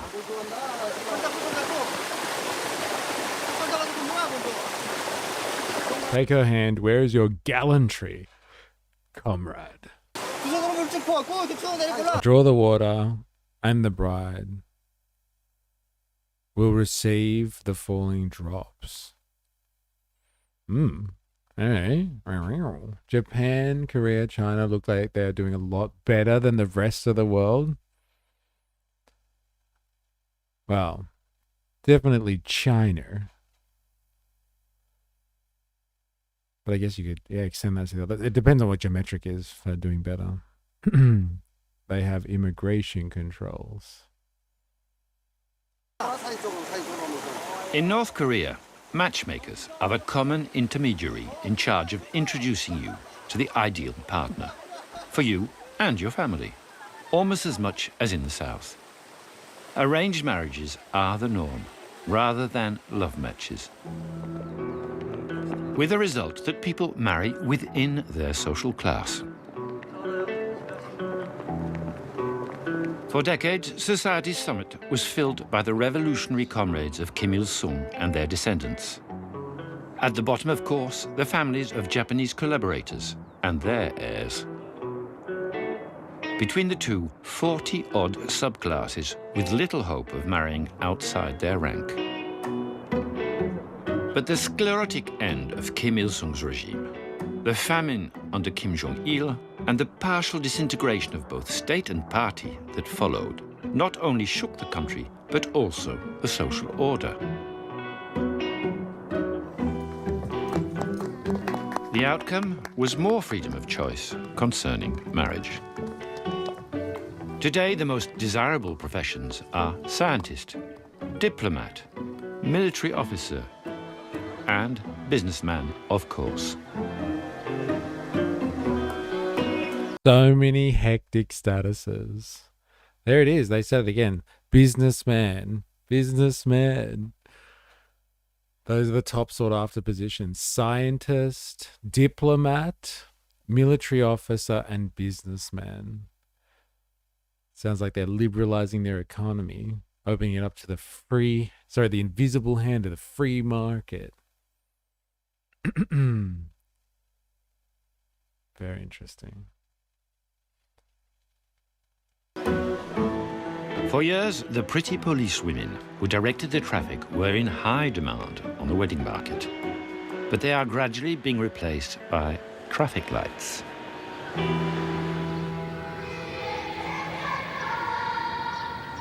Our couple will then have children. Statues. I read that wrong. Talking about the art statues. Got it. But yeah, that too. You're not an influencer? What? Out of all the things you could possibly want to do with your life, an influencer is not up there. They want to be scientists. What a backwards society that is, where people aspire to be a scientist. Outrageous. The 195s for sure. That's going to be code now. Hey, bro. You 195? Oh, yeah. The election in New Zealand is going to fire this year. Oh, man. Get my popcorn ready. Dude, I want to cover the New Zealand election. I'm going to get lessons of my New Zealand correspondent so I can get across it. Education will be taken care of by the state from an early age on. The country is 100% literate, a success attributed with pride to the revolution. The main subjects are maths, physics, music, singing, Korean, and the lives of the great leaders. The strict selection process starts from kindergarten. The best pupils spend their holidays doing sports in the pioneer camps, which have always been a typical perk in all socialist countries.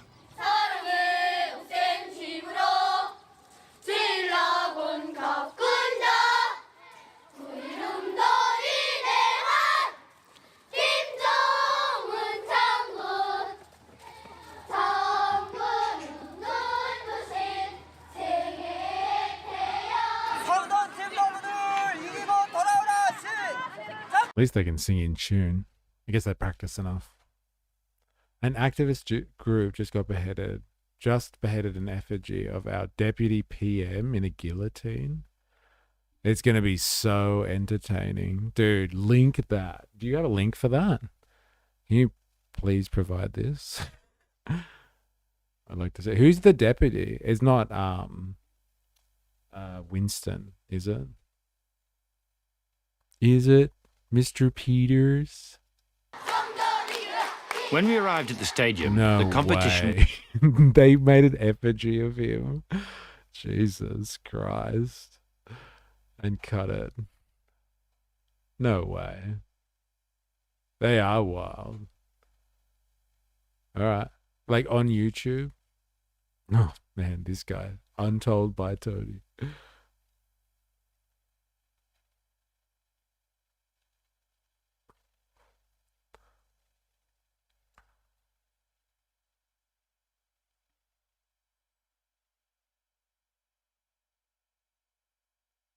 Oh, yeah, this is the one. Oh, my God. No way. The group that staged a mock execution of Winston Peters with a puppet and a guillotine say it was meant to be satire and they have no regrets. The New Zealand First Leader says they should be arrested for Saturday's stunt, which was organised by the Migrant Workers Association. The police have yet to receive any formal... which was organised by the Migrant Workers Association. The Migrant Workers Association. Uh-oh. Migrants and workers? Watch out. The police have yet to receive any formal complaints. Adam Hollingworth reports. 2, 1, chop! It makes for graphic viewing, but the New Zealanders, bro. Oh, that is hilarious.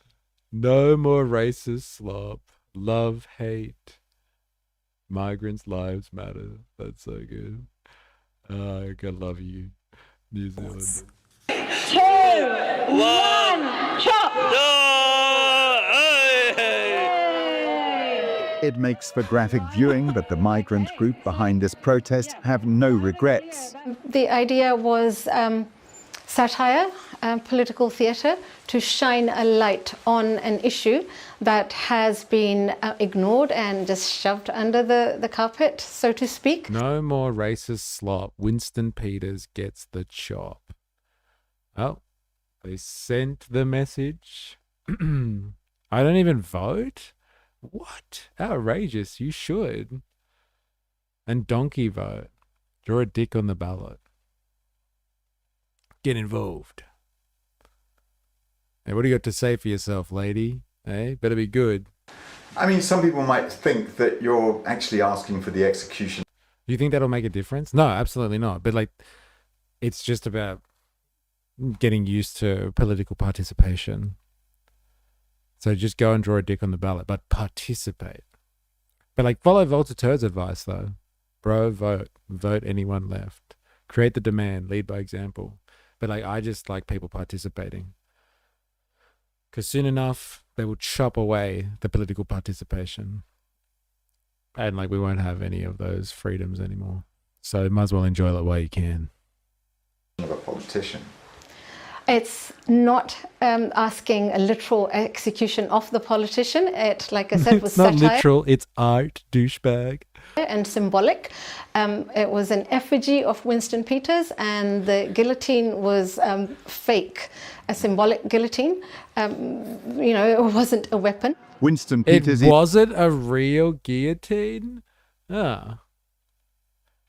Ah. That's a bit of a letdown, that is. The refusal to participate in my duty as an anarchist. But the refusal is going up and drawing a dick on the ballot paper. Saying, no, I will not vote for these puppets, but I will exercise my rights for political participation. These right-wing parties are writing laws at scale, and they're planning to do more to settle New Zealand out. Nice to be able to have always had the right to vote. Yeah, it's getting wild, the things they're trying to pass.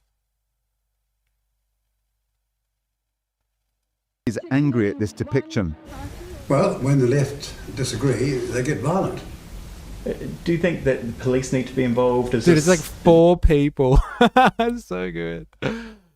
I am a migrant. Smash fascism. Refugees not welcome here. Yeah, look at that. A thirsty leftist mob. So violent. Really. If I was to walk out there, they may yell at me. Do you think this is effectively criminal? It is criminal, and the police should be involved now. Have you reported it? Do you know? Have they been in touch? I haven't, but a whole lot of people, including the media, have brought it to my attention. Perhaps they should have reported to them. Peter's staff told us. Yeah, somebody better do it. So much for the tolerant left. It's so good. I love that line. So good. Oh, man. So much for the tolerant left. Fucking hell. Was in full swing. Each side supporting its team. This actually made the news. Come on. Note the absence of great leaders' badges. It's the holidays and under 16s are not obliged to wear them.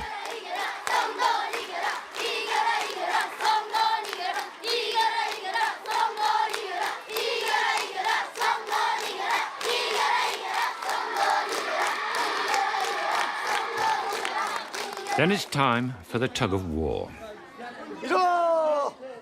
The evil American soldier in the middle is tough. He's made it through several tournaments.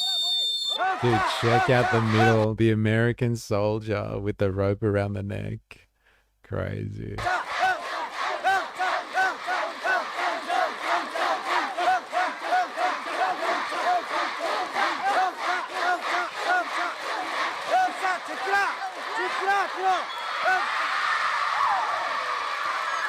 밧줄 당기기 경기에서는 금강산팀이 승리했습니다.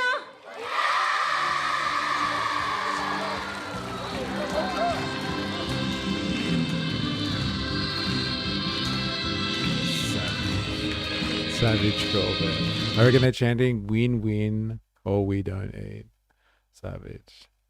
Can't just be a nice tug of war with the kids. Got to be tearing the American soldier to pieces.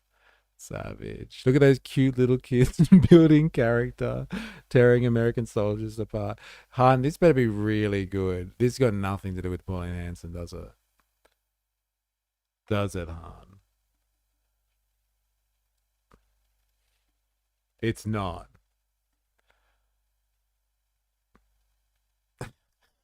What the fuck? What is this?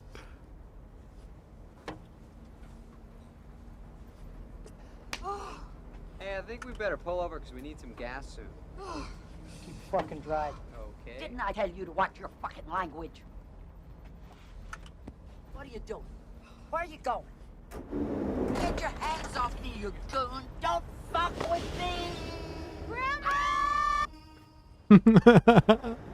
Actual footage of Pauline Hanson's demise. Dude, what the hell is this? What movie is this? 8 heads in a duffel bag? Okay. Radio. Thanks, Han. As always.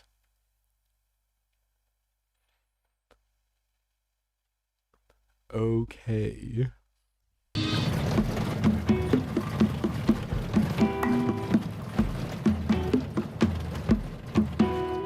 Some pupils, students and young couples will be given the chance to climb Mount Pektu. A few years ago, we were able to go there by bus. This extinct volcano is up in the north on the Chinese border. It is a sacred site. Dangun, the mythical first Korean, is said to have been born here from the union between a god and a bear turned into a woman. Kim Jong-il is said to have been born here too, although he was actually born in Khabarovsk in the Soviet Union. In short, it's still a site of pilgrimage. Many youngsters walk several days to reach the summit. How's it looking in Oz? Who's looking likely to take it out? If we're talking about like what, politics, it's still like at the federal level, we're still a couple of years away. There's heaps of excitement around Pauline Hanson and One Nation at the moment. Dominates political discourse. Oh my God. That's how the platypus was made. Night, kids. So good. The gods and a bear came together to make the first woman. Very interesting mythology that is.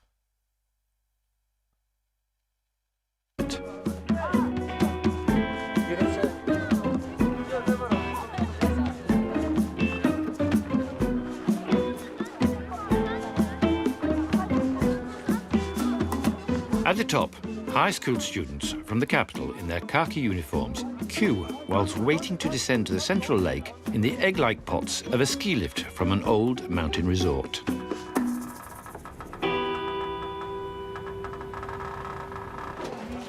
Dude, would you get in the ski lift? Would ya? Would ya? Asking for a friend. Pots of a ski lift from an old mountain resort.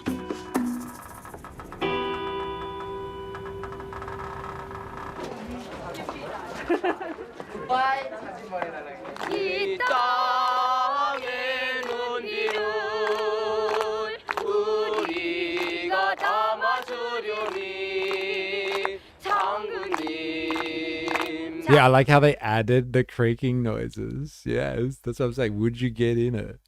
Would you? The lift in Rotorua looks better. Good. But doesn't take you to this, the cradle of civilization, the cradle of Korea, where the first woman was forged with a bear and the gods. Benaberry? Yeah, let's go with that. Hey, what's going on? Hey! We're watching North Korea. We're learning about North Korea. Does it exist? Is it as a figment of our imagination? Is North Korea even real? That's the question of the day. Go One Nation. Hey. That's so good. Hilarious. What did you think about One Nation's candidate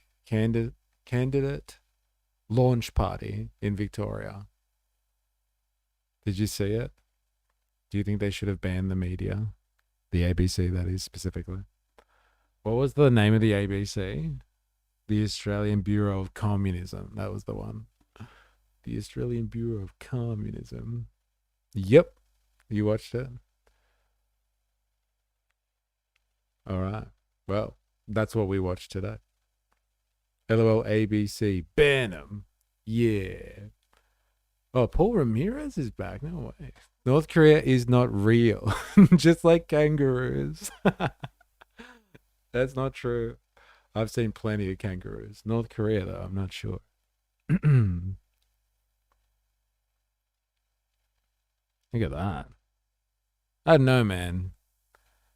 I don't think that's much better than the North Korean one. Seems like New Zealand propaganda to me. The 7-branch sword. What's this? Can repel 100 enemy soldiers, according to myth. Avi? Yeah, enough said. Avi was allowed to be there, but not the ABC. I don't know how I feel about that. Give me the ABC any day.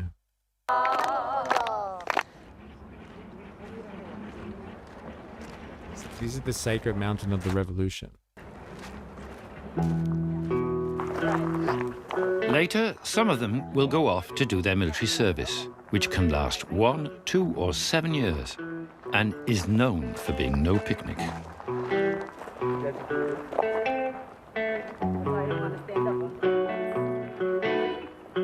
Young and tall foreign language-speaking officers will be sent to guard Panmunjom, the armistice village so often seen on TV. Caps or fur hats signal that the tensions between the North and the South are at their normal level. Latent war. Kevlar helmets signal a maximum state of alert, which is not that rare.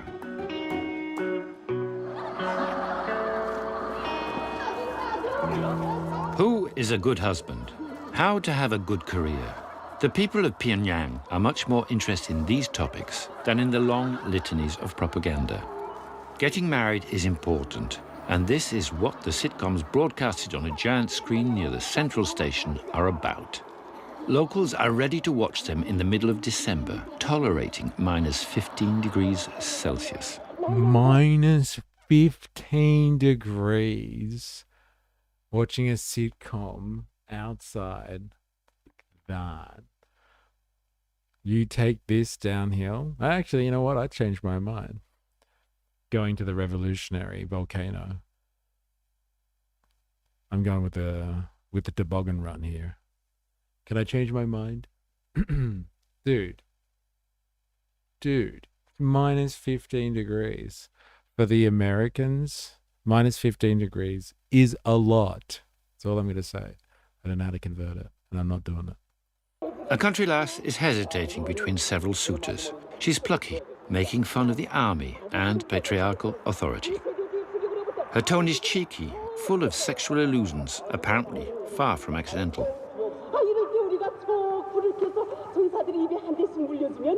Is Kim Jong God? Kind of. Kim, like the original, Sung, is supposedly like a godlike figure. Yes. So like, yeah. And so like they all emanate from this figure. It's like a state religion, let's say.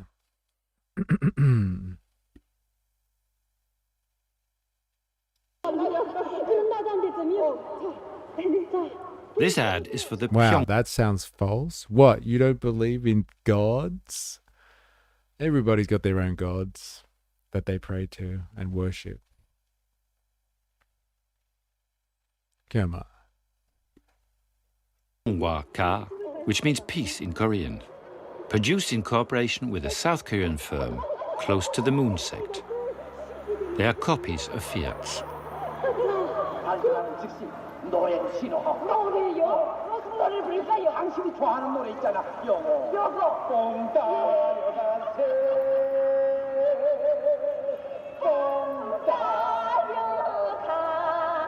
The sitcoms portray a politically correct world. My God, had blackjack and hookers. You know what?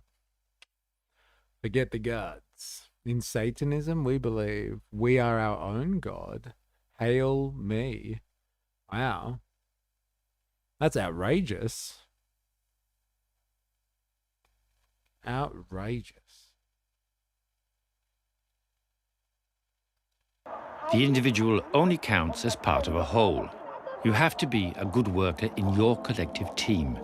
And in winter, every single person is responsible for cleaning a stretch of road that has to be shoveled and swept day and night, regardless of the amount of snowfall. Hence these images of female employees in high heels, busy scraping ice off their patch of road before heading to the office in the biting cold.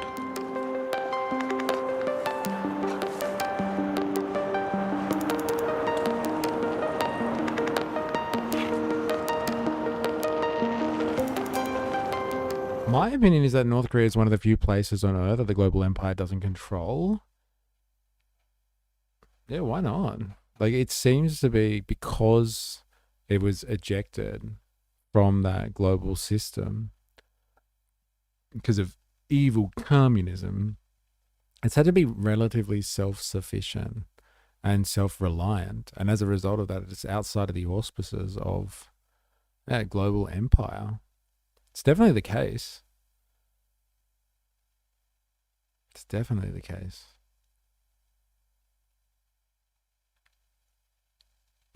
Peace talks are going great with US/Iran. Iran just struck another tanker. Great progress, guys. Yeah, and people were calling what Trump was saying BS. Poor Trump.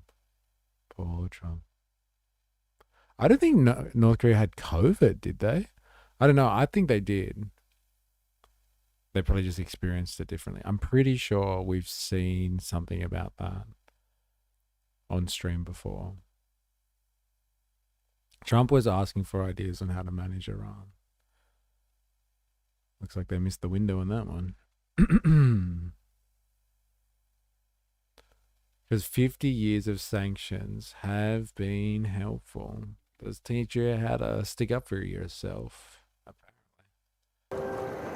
And how to do your own, like get everyone to collectively look after the roads in winter.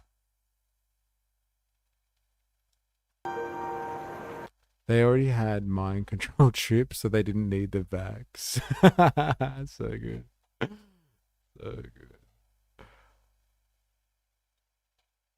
The dear leader cured COVID. I'm pretty sure they said they were making... We saw propaganda from them about COVID, and they were implying that it was... They were able to actually handle COVID better because they're collectivists, and they were like kind of pointing to Western society who was shutting itself down and scrambling around, not being able to handle the situation very well because they're all kind of, I guess, yeah, individualistic and consumerist. But like they were able to effectively shut down the negative effects of COVID on their population. And they were talking themselves up about their COVID response because they are collectivists. As opposed to all those freedom-loving countries with their political uncertainty and their culture wars. Trump causes a problem that expects people to praise him for barely even fixing it, if at all. Oh, man. Just block the strait, then have Iran to cap the oil. NK already has full control of their people, so no need for mandates. The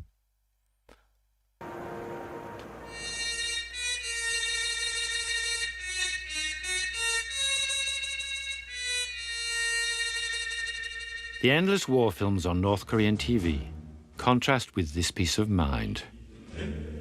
The Korean resistance against the Japanese colonizers, starring one of the many Kim Il-sung lookalikes.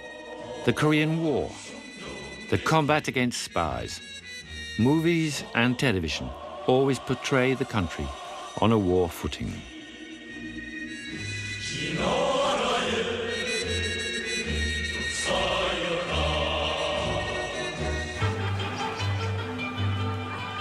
For some unknown reason, we had to wait for years before our guides allowed us to film in parks.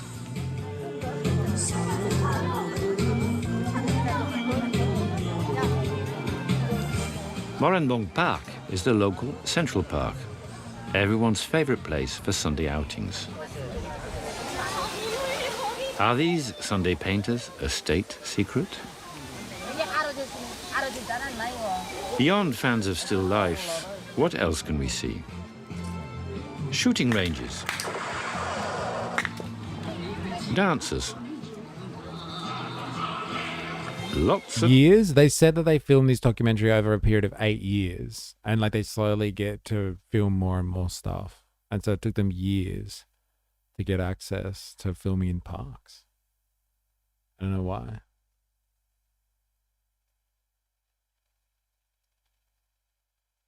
picnics. On bank holidays, the state sometimes hands out meat and beer.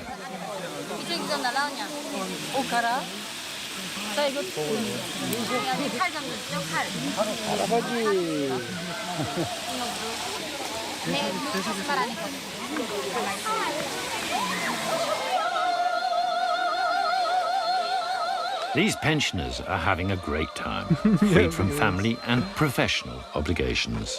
They're not allowed to have fun. They're outrageous. They should be depressed and sitting in front of a television somewhere.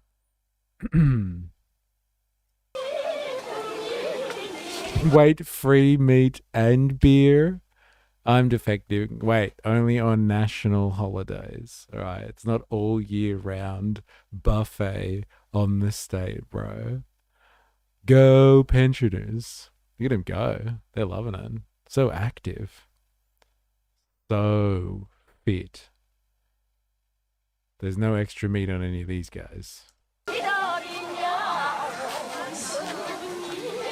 Yeah, still more than we get. Where's my free meat and beer from the state? Eh? Eh? Everyone dances in a style rather hard to define. Bizarre, almost shamanic.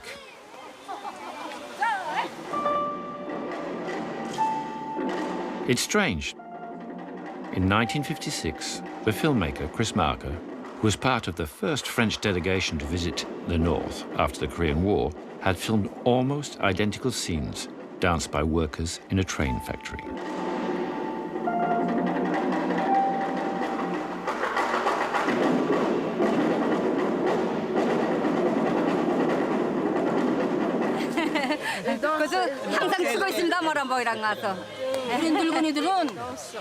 Cult-like, you might say? Yeah, wow. People doing the same dance that they used to do when they were kids. Absolute cult-like behavior. Who would have thought, eh? Oldies dancing the way they used to in the 50s. God, what a horrible, horrible place. The North Koreans had to build a nuke because they seen what happened in Libya. Yes, and Syria, and Iraq, and Afghanistan, and Vietnam. Actually, they saw what happened in Korea, actually. Let's be honest.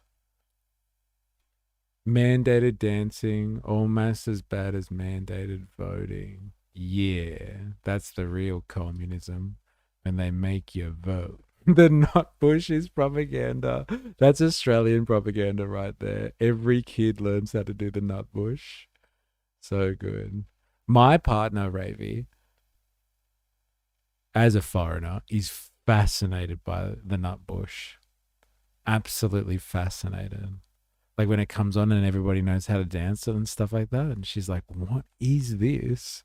Like, you wouldn't understand. You're not Australian. We learned this in primary school. And like when it goes on at a wedding or something like that and everybody starts dancing, she's like, wow, this is fucking incredible. She's fascinated by the nutbush.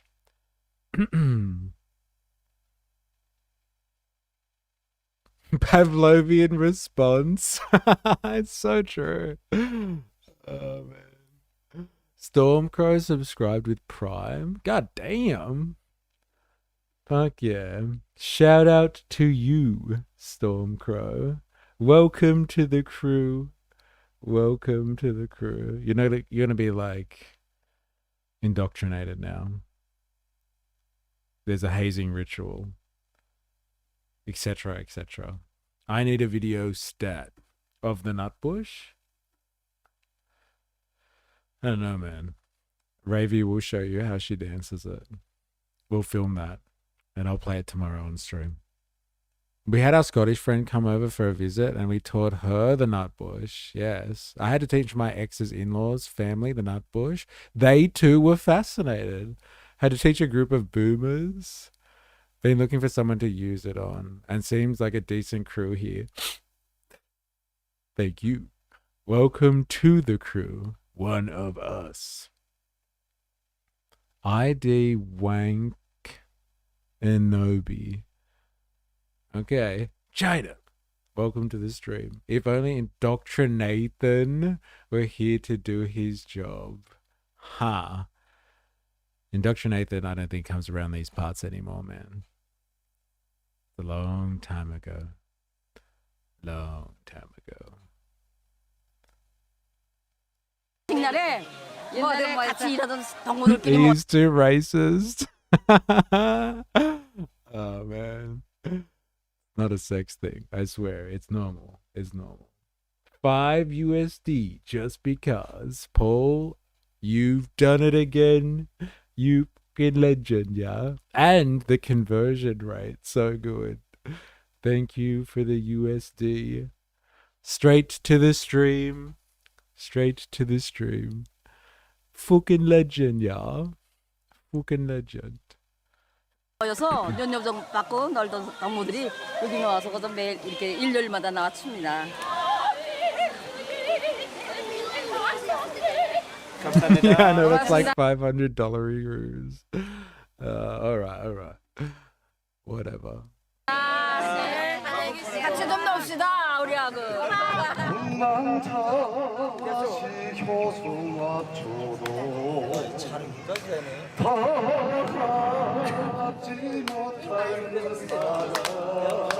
A spontaneous singing competition has sparked amongst these strollers. Do you reckon they're doing it for the camera, or it's an actual spontaneous singing competition? A spontaneous singing competition? You'd never see that in a park where I'm from. No fucking way. It's none of this collectivism. Collective singing competitions with people clapping along. Nope. Hell no. My freaking ears. As a greenie, I know organic when I see it. And is it? Or is this staged for the camera?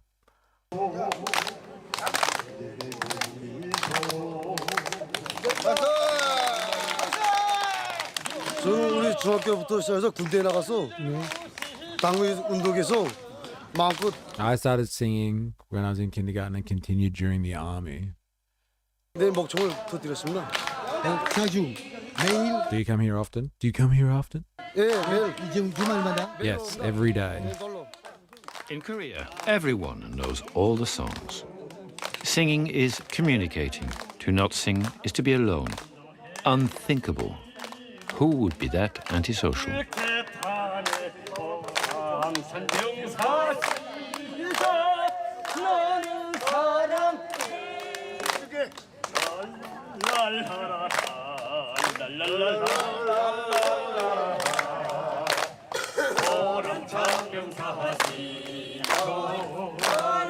Everyone knows all the songs is wild. Yeah, but like there are certain songs that are like we were just talking about the Nutbush. Gonna say, just saying. But like yes, I hear you.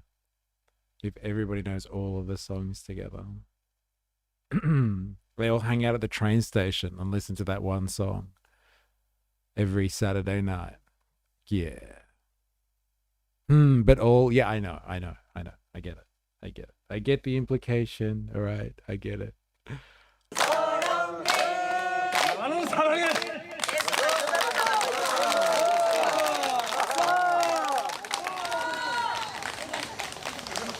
That's the way it's gotta be. Everybody must learn all the songs, all of the 5 songs in North Korea. Just in case you ever come along a singing competition in a public park, you can integrate. All right? It's important. It's very important. The neighborhood next to the park is nicknamed Dubai. At first sight, it looks like a dormitory town. Think again. So many things can be found behind these tinted windows. Electronic stores, chemists, banqueting rooms, supermarkets, and a huge selection of bars and restaurants.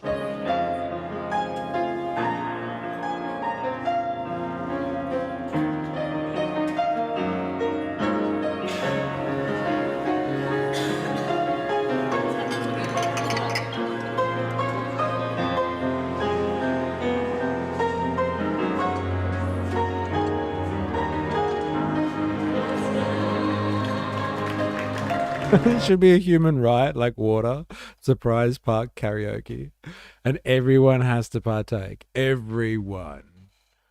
Or else what exactly?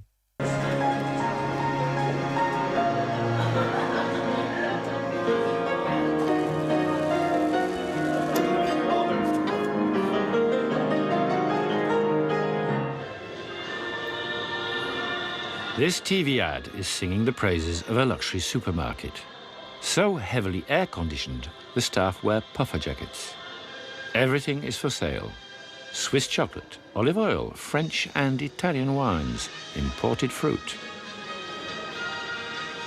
The restaurants upstairs target the dongju, the money masters, as the nouveau riches are called here. Serving up sushi cappuccino, a $20 steak. North Korea is no longer an anti-consumerist state. Quite the opposite, for those who can afford it. Fake. We saw what the other guy said. This stuff doesn't exist. It's just state propaganda. Fake. Calling bullshit on that one.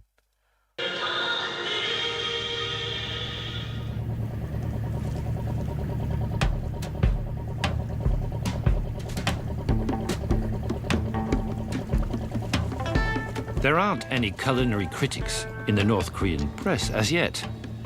But given the number of restaurants, barbecue joints and snack bars around the country, it shouldn't take long. Is it because everyone has an all too vivid memory of the arduous march? The famine that caused 500,000 to 1 million deaths and ravaged the country from 1994 to 2000.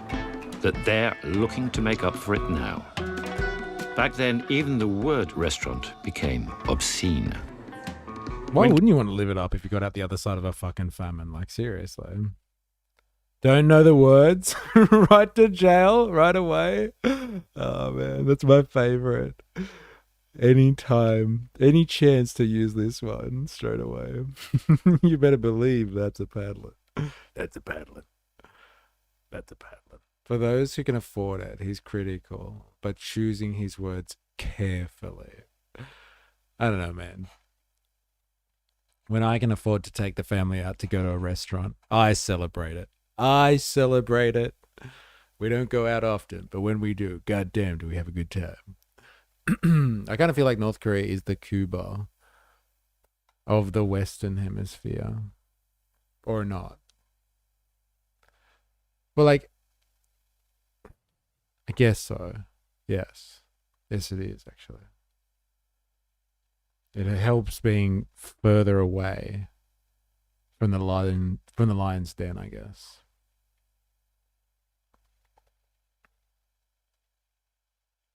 Mystery karaoke session when?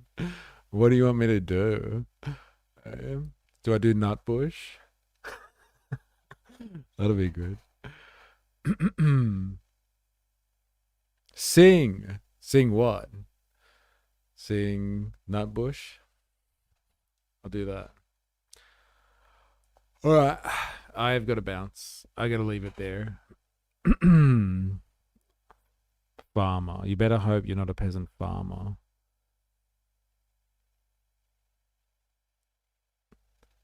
But yeah, we've done a lot of North Korea glazing today. This one, interesting, actually shows a bit of a difference between city and the country, which we didn't get from the other ones. But like, so far, all we can establish is, yes, Pyongyang has advanced much greater than like this idea that North Korea is trapped in, I don't know, the 60s or something like that. And it hasn't advanced since that point, or past the 1980s. Completely thrashed. That propaganda and that stereotypical version of North Korea is thrown out the window. But like, it only seems to be in Pyongyang, and everywhere else is living an existence that doesn't match that expectation or that level or standard at all. Bouncy, bouncy. Such a good time. But yeah, okay. North Korea is modernizing. North Korea is sending troops to assist Russia in the war in Ukraine. Their economy is on the up, let's just say. Whether that's state propaganda or not, it seems to be evident in the footage that we've seen. Without the commentary, without the sound design, it's evident in the footage. And it doesn't seem to be AI generated either. It seems to be legitimate footage. It's not trapped in the 60s or the 80s anymore. It has come into the 21st century. And is it potentially only up from here? We will find out after this next couple of decades, I guess. They developed enough to have disposable citizens. Yes. Yes. The true leisure class that gets to sit around and just be good consumers, as opposed to everyone directing their force and energy towards production. Interesting. Very interesting. And they're into crypto and hacking. Fascinating journey today. Thanks, everyone. Spandog, thank you very much. Voltateur, Heidi the Sausage. Ravy Baby. Han, hanging out a lot today. Must like the North Koreans. Paul Ramirez, thank you very much. Thanks for the super chat, by the way. You fucking legend. Yeah. Who else we got here? Have some randoms coming in out today. Quite a bit, actually. Quite a few. Ben was one of them. Who else do we have here? 4S was in the house earlier. Woozle was in the house earlier too. Banzo Bandit coming in and out today. Hobo Joe hanging out. I said Voltaire already, I'm sure. Stormcrow, thanks for the prime. You legend. You fucking legend. Who else we got here? Who else we got? Ah, damn, I can't go back that far. Oh, well. You know who you are. If you've been interacting today, I do appreciate it. Clarice was in earlier. Oh, yeah. Dilemmas. Blaz was in earlier too. Thank you, everyone. If you haven't already and you're on YouTube, make sure you activate the like button on the way out. Mr. Abbott was in here too. Lap Jeff, always lurking. Still lurking, Woozle. Good. Thank you. You're awesome. You're very talented. Appreciate it. And somebody even said today that I need to stop talking and relax a little bit. Someone from Texas, I think. They're like, shut up. Stop talking so much. Give yourself a break. But yes, thank you everyone for hanging out today and interacting. If you're watching this after the fact or you've been lurking, do appreciate it. It's been fun. And we're going to be back tomorrow with some more. It's fucking, yeah, put your brain in calm. Made my day. Stormcrow. See you later. But yeah, tomorrow is hump day. We've hit Wednesday tomorrow. Can't believe it already. and we're going to be doing like Worker Wednesday. We'll do something in the afternoon to celebrate Worker Wednesday, and then we're like, it's in and it's off onto a downward trajectory towards the weekend, ladies and gentlemen. So yeah, come join us for Hump Day tomorrow, same time, same place. If you're new here, make sure you subscribe or follow on Twitch. If you're on YouTube, activate the like button, etc., etc. I will see you all on the morrow. Until then, please remember, I am, you are, we are a mystery.